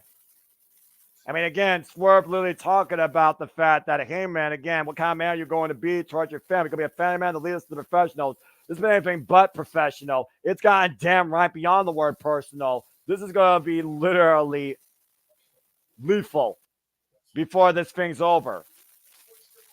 And Swerve, of course, was AEW World Champion ever since being Samoa Joe at Dynasty, only to lose to Bryan Danielson at AEW All Out. Him and Adam Page, who beat Kenny Omega, held the AEW World Championship before losing to CM Punk at Double or Nothing 2022. Golly. That was a shot and a half. Damn. I don't even think Swerve cares about winning the match. It's more about punishing Adam. Well, I mean, what would you do when you literally have a man burn a house down that you spent your whole entire life to get? That had so much sentimental family value. And now hoisted up on the shoulders and driven into that steel cage. Again, using the cage as a weapon, and it is all legal. And Ben, sometimes you wish you could leave memories alone, but there are some memories you just can't forget. Heyman never forgot what Swerve Strickland did to him and his family. Now Swerve will never forget what Heyman did to his house. How can you forget something like that? Hope he had insurance. Yeah, I just fear to what extent these two men are willing to hurt each other. Exactly. And again, I fear what else is in the box. And again, it is all legal. There is no freaking responsibility on AEW what happened to these two men. Oh man, I just thought there might be somebody might have lighter fluid and some matches. Don't say that out loud. All right, we already saw freaking arson this week. I don't need to see any more of it. And Heyman right now and Swerve on the top rope here. I'm still a little bit flabbergasted by what happened prior to this, so apologies, folks. And I'm just trying to wrap my head around what the fuck's happening at AEW. I can't wait for Wednesday. I lost my focus because of that. I can't wait for Wednesday. That's for damn sure. Oh! And right now, Heyman dropping the rope out from underneath Swerve Strickland. Swerve hung up across the top rope. And it's Heyman up the corner. Corner clothesline. I don't know if he got all of it, though. He kind of knocked Swerve into the cage.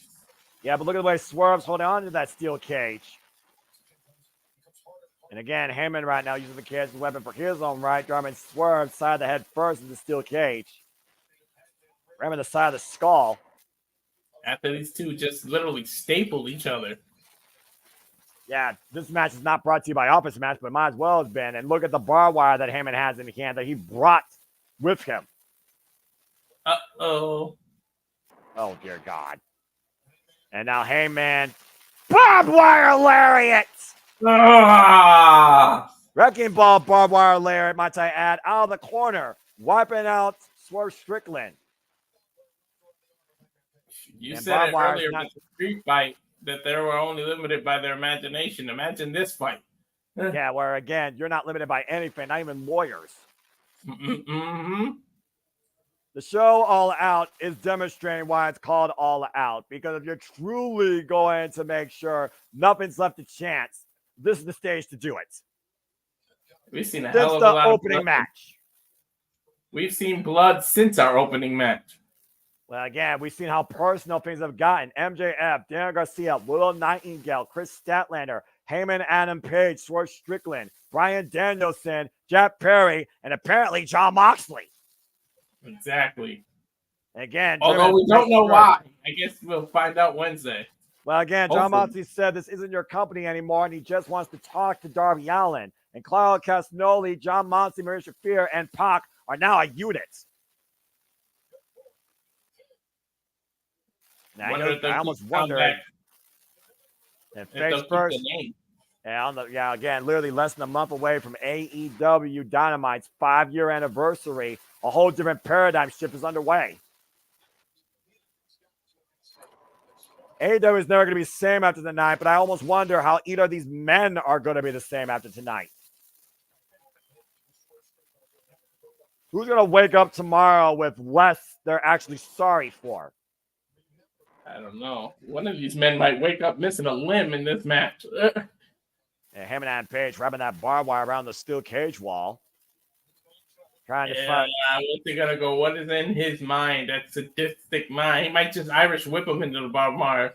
And that's exactly what he was trying to do. Oh, God! Swerves him down with a clothesline. A rebound clothesline off the rope.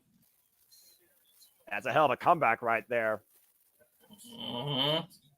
He uses add momentum. Again, momentum can also make you do dangerous and lethal things. Ah! And Heyman drove a swerve into the steel cage, barbed wire wrapped. Oh boy. I will say this. In the 3.5 years I've called stuff for you all here on YouTube, this is the damnedest night of professional wrestling match I've ever called. Yeah, I'm not saying it's a bad thing. I'm just saying this night right here has left me with more questions than answers and more violence than I can remember.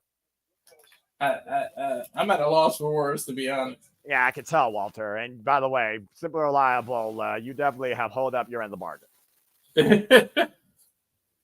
James, I think right now, is losing himself the fact he hasn't called this night. I want to give a shout out to James Keeber, my also fellow All Elite brother, as streaming services. Fuck you. Of course, have limited our participation values here with 3 people boost. So, Simple Reliable might be your AEW crew going forward, but we'll see. And meanwhile, Swerve Strickland driven raked across the cage with the barbed wire in company. Literally wrenching his flesh against that. He's cut wide open from ear to ear across the forehead, though. Well, again, barbed wire is not supposed to come in contact with human hands. Ouch. There's more to professional wrestling than just drawing the biggest audience. If you're trying to tell a compelling story and bring something different to the business. That's what AEW All Out's proven tonight to me. I don't even know if we can call this wrestling. This is just a brawl. Well, I mean, prior to this, you do have a point. But again, this is personal. As personal can get. I mean, again, when your childhood memories are taken from you and you cannot buy that back, you cannot recover that. You cannot regain that. All bets are off, especially when you're Swerve Strickland. Time is something you can never get back. Yeah, the amount of stuff these two men are already done is just damn right disgusting. Screw Simon Spain's in the courtroom. Big cowboy boot takes Swerve Strickland down. Catching Swerve flush in the face. And again, you can tell that Heyman is just wanting to take his time. I think both men do. They're not looking for necessarily a win. They're looking for a finale. Yeah, to hell with the record, to hell with the win. I don't think they care about anything. They just want to punish each other.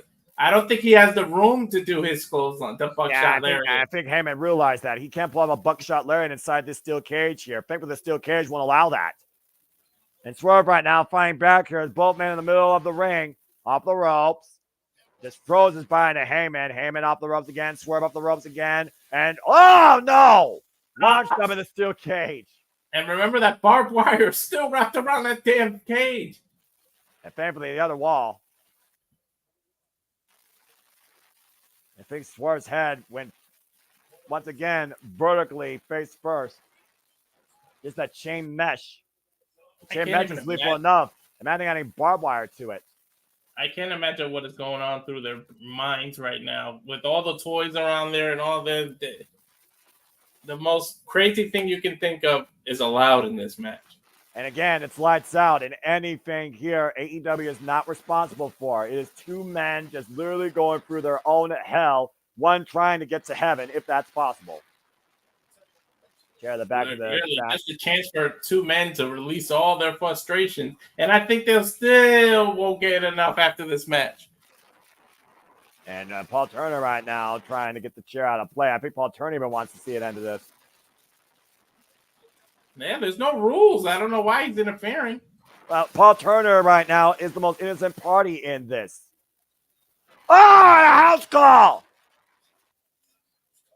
Look at the height on Swerve. He literally jumped over the referee's body. And to your point, Oh!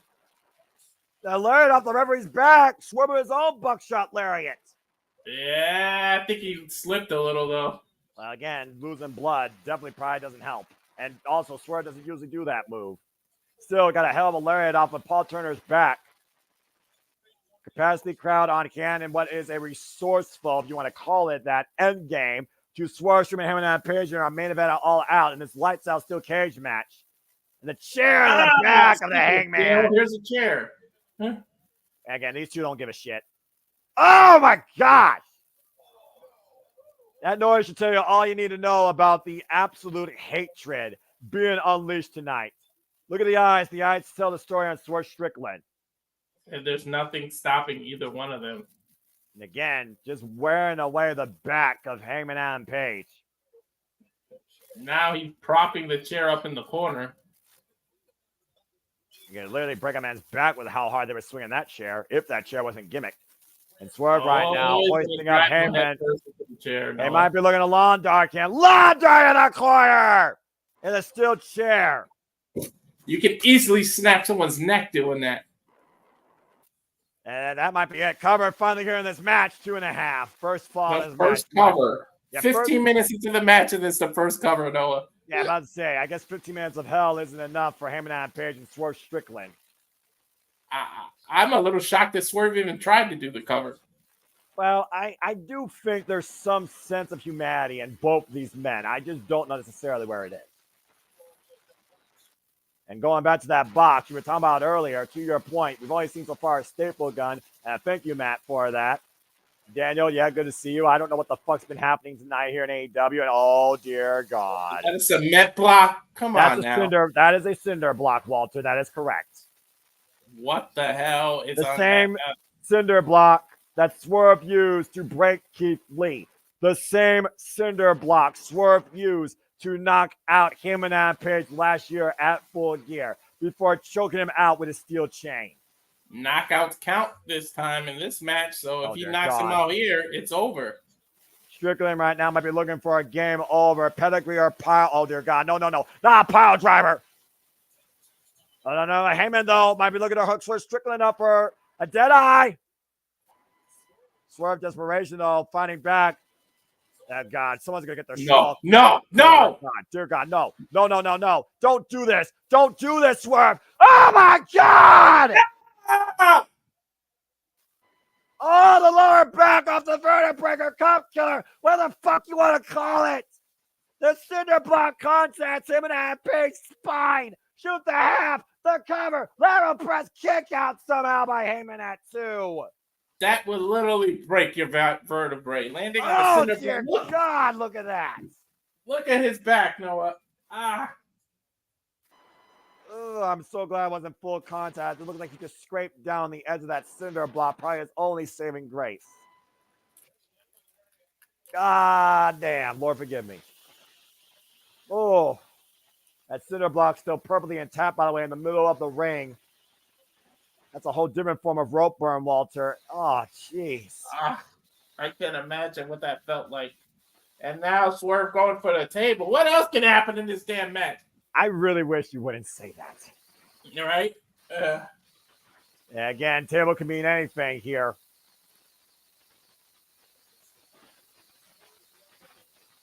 And someone tells me Swerve's not done with that cinder block, considering it is not broken or exploded.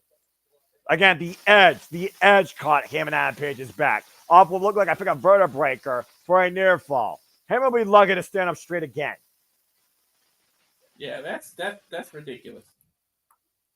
And, of course, Keith Lee, get well soon, still out on injury. Now, Swerve is scouting Hangman. Something big out of the corner here, possibly a Swerve stop. Hangman, though, with a shot below the belt. Almost a low blow, it looks like. Now, Swerve perched in the top turnbuckle in the corner up against the steel cage. A lot of punishment and hell that these two have already endured. I don't know how much more punishment either one of them can take. Again, you got to stop a man's heart rate. Again, John Moxley literally did that with Bryan Danielson. That was beyond demented. And again, using the steel cage, that great against the back of Swerve's head. Now hooking up Swerve. Oh, dear God. This is dangerous. The abrasions all over the back of Hangman, all over the face and back of Swerve Strickland. That back literally cut open. Dangerous position here. Table in the drop zone. I think he was going to go for a fall-away slam from the top rope to the table, but... And look at Swerve. And the Swerve stopped him in front of the table! Good God! Hangman's back has got to be gone. Cover by Swerve. Kick out. How the hell did he kick out, Noah? I wish I had an answer for you. I don't. This is ridiculous. This is lights out. Win and loss doesn't matter. A lethal finale does. These two are so motivated by hate, you literally probably have to turn the lights out to get this match over. Somebody's got to get knocked out. And another house call. Meanwhile, oh dear God, Deadeye! In the center of the ring. Oh, will that be enough? Puncher with the count. Kick out. Did you see how he was literally inches away from doing that on the cinder block, Noah? Yeah, and I think if he did on the cinder block, that would have been the fatality. Shout out to Daniel with that reference. Yeah, the freaking swerve stomp off the top rope, driving Heyman down through the table. Look at the replay here, Walter. Perfect swerve stomp on the shoulder blade. Breaking that table in half. And again, hooking him up. Deadeye, faithfully on the ring, scouting the house call. And this hell continues for both men. The fastest crowd on hand here tonight in Chicago. What? I shudder to ask what the hell. Oh, dear God. What the fuck is that? What is that? That is Buck Wood. That is a splinter in Heyman Adam Page's hand. That is burnt wood from that house. From his house? Yes, that's a burnt wood spike. Oh, my God. Swerve in deep trouble right now as Heyman's looking to take his eye. Sheer desperation for Swerve Strickland. Literally, Heyman might kill this guy. And look at this, though. Swerve with the takeover. Somehow getting a cross arm breaker here, and Heyman's still trying to stab Swerve Strickland. I kid you not. Oh, dear God. Oh, no. Oh, no, no, no. Dear God, no. Swerve's turn. We're not in October. This is a match of horror. Cover two. Reversal. Oh, my God. Swerve has the stake in his hand now. Again. Oh, Jesus. Oh, God. Spiking Heyman with that wooden spike. What the fuck? He's literally spiking him. Ouch. What the hell has 2024 professional wrestling turned to? A horror show. That wooden spike driven into the head of Heyman Adam Page. We talk about what these two men were willing to do to each other. Well, you got your answer. And Swerve literally holding the last remnant of his childhood house memory. Wood burns, Noah. I wouldn't be surprised if he sets Adam on fire. And what's Swerve thinking right now with that stake still in hand? Oh, dear God. What a low blow! Right near the cinder block still. And again, Heyman smiling after that. And he might power bomb him into the cinder block. Oh, dear God. No, no, no, no, no, no, no, no, no, no, no, no, no, no, no, no. Power bomb on the cinder block! Fucking hell! In the words of JR, my God, he's broken in half. The spine of Swerve Strickland buckled on that cinder block. Shoot the half. Good cover. Kick out. What the hell? Hatred motivates you this much? Someone's got to give here, and apparently it's not a man's spine. Even Prince Nana's face. Did you see that? Swerve and Heyman are not human. That's bone on cinder block. That cinder block, by the way, still perfectly intact. Didn't explode or break. Hate is one hell of a motivation, I gotta say. The evil within being brought out tonight by Heyman Adam Page and Swerve Strickland, and it's all legal. I don't want to see a man's career end, but honestly, if it means I don't have to see something like this again, I want somebody to be done here. Again, when you really choose to go to hell, and you may not come back from it too, all bets are off. Definitely. And Heyman right now tying up Swerve Strickland against the top rope and mounting him, just skiing off against that open wound. I think that stake's finally been taken out of play. Those knuckles into the head of Swerve Strickland. A Swerve, though, hoisting up Heyman and Page. Oh, dear God. And again, turnabout's fair play. Oh! Into the barbed wire? Not saying up in the steel cage box do your part, but you power bomb against the steel cage, and Heyman's back right down all the way as he fell. And moving the cinder block out of the way. And meanwhile, house call! Face into the cage. That whiplash effect. The shot you don't see, that's always the worst. Imagine what it feels like going face first in the steel mesh.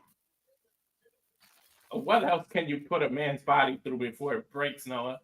And Swerve right now somehow trying to hoist his body up to your point, grabbing the small of his lower back.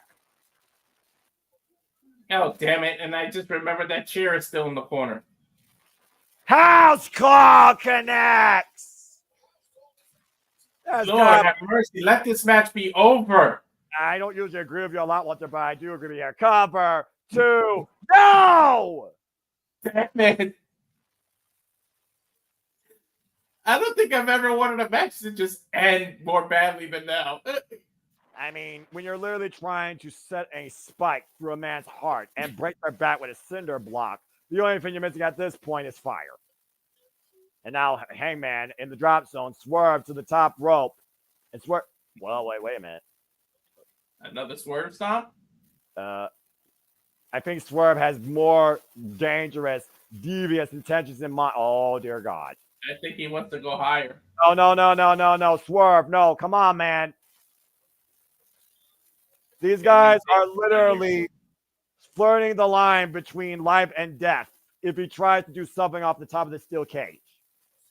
Adam Hangman Page meeting him halfway up there. Hey, man. Heyman, though, hooking up Swerve. Another power bomb? An avalanche power bomb. Oh, my God! That's about 15, 20 feet, Noah. The car crash, planting Swerve Strickland. How is Swerve trying to get back up to his feet? These men won't be able to walk tomorrow, Noah. Cowboy shit in Swerve's house. Deadeye! Oh, it's got to be over. The ring! Cover! This might be it. No, it's not. What the hell? The strength is not physical. The strength is mental. And the focus is lethal. This is a lights out steel cage match. First time ever in professional wrestling, honestly. Can we just please be over with? Listen to you asking for mercy. I mean, literally, what the hell is it going to take? At this point, any future matches, I won't believe that they'll lose. Like, any move can beat them. They're literally kicking out of everything. Oh, chair to the side of the head and jaw. You heard what Heyman says. He will not. He told him he's going to see him beg. You will beg for mercy from me. You will be on your knees begging. Knockout is in play. Somebody just knock the other one out, please. Swerve brains have literally got to be scrambled at this point, Noah. Another shot to the side of the head with that steel chair. Prince Nana saying, think about you. I agree. There's literally screws from the cage on the ground. Look. Swerve is laughing. I repeat, Swerve is laughing. Swerve is nuts. Accurate. Swerve is playing psychological games with Adam Hangman. Literally, look at Swerve's face. Whose house? He's holding up two fingers like he passed out. Swerve drops as Heyman and Page looks on the fallen Swerve Strickland. Paul Turner not calling it yet. Referee should just check. He's knocked out.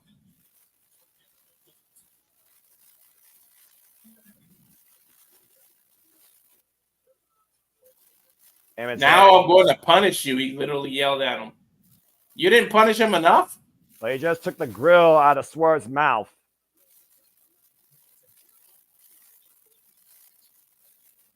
Is he gonna drop him right on his own grill? I don't know. I really don't know. What the hell? He's gonna pull his teeth out. No, what? No, that's a needle. That is a needle. Yes, that is a needle. Oh God, no! Oh my God in heaven! Did he just put Novocaine in his mouth so he can rip his teeth out? He just punctured his lip and gums with a needle. What does this become besides madness? What the hell, Noah? I don't think I've ever seen that in any match in history.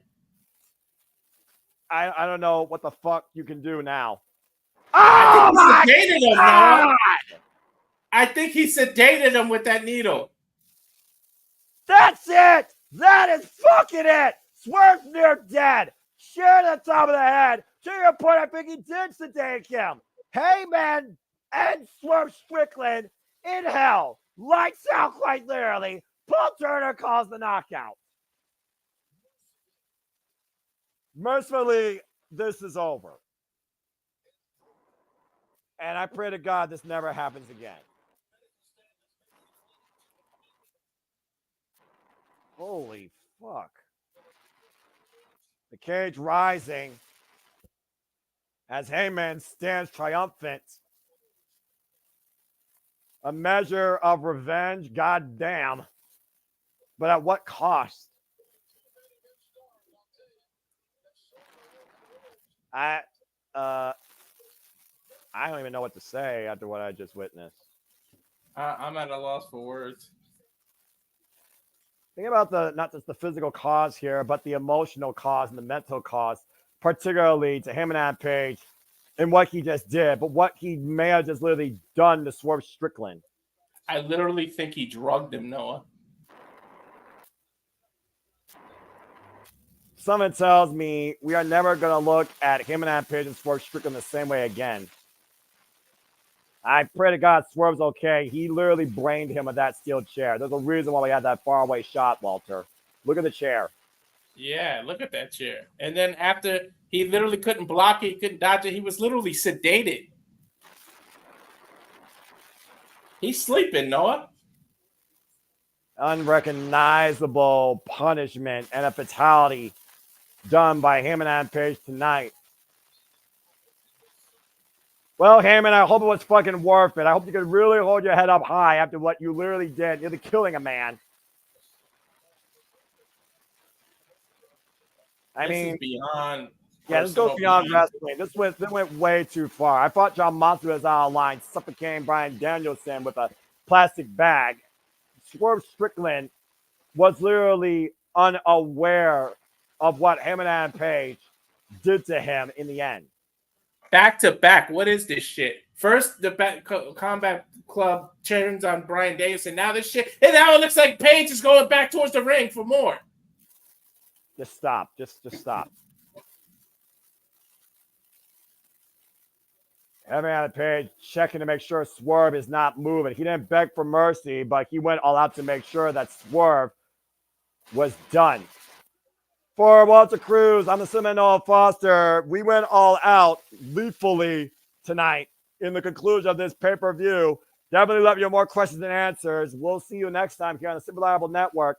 Stay tuned for the Saturday night shenanigans hosted by the Rank of Wrestling JJ Williams. I think I just want to go to bed. I feel rather disturbed, honestly.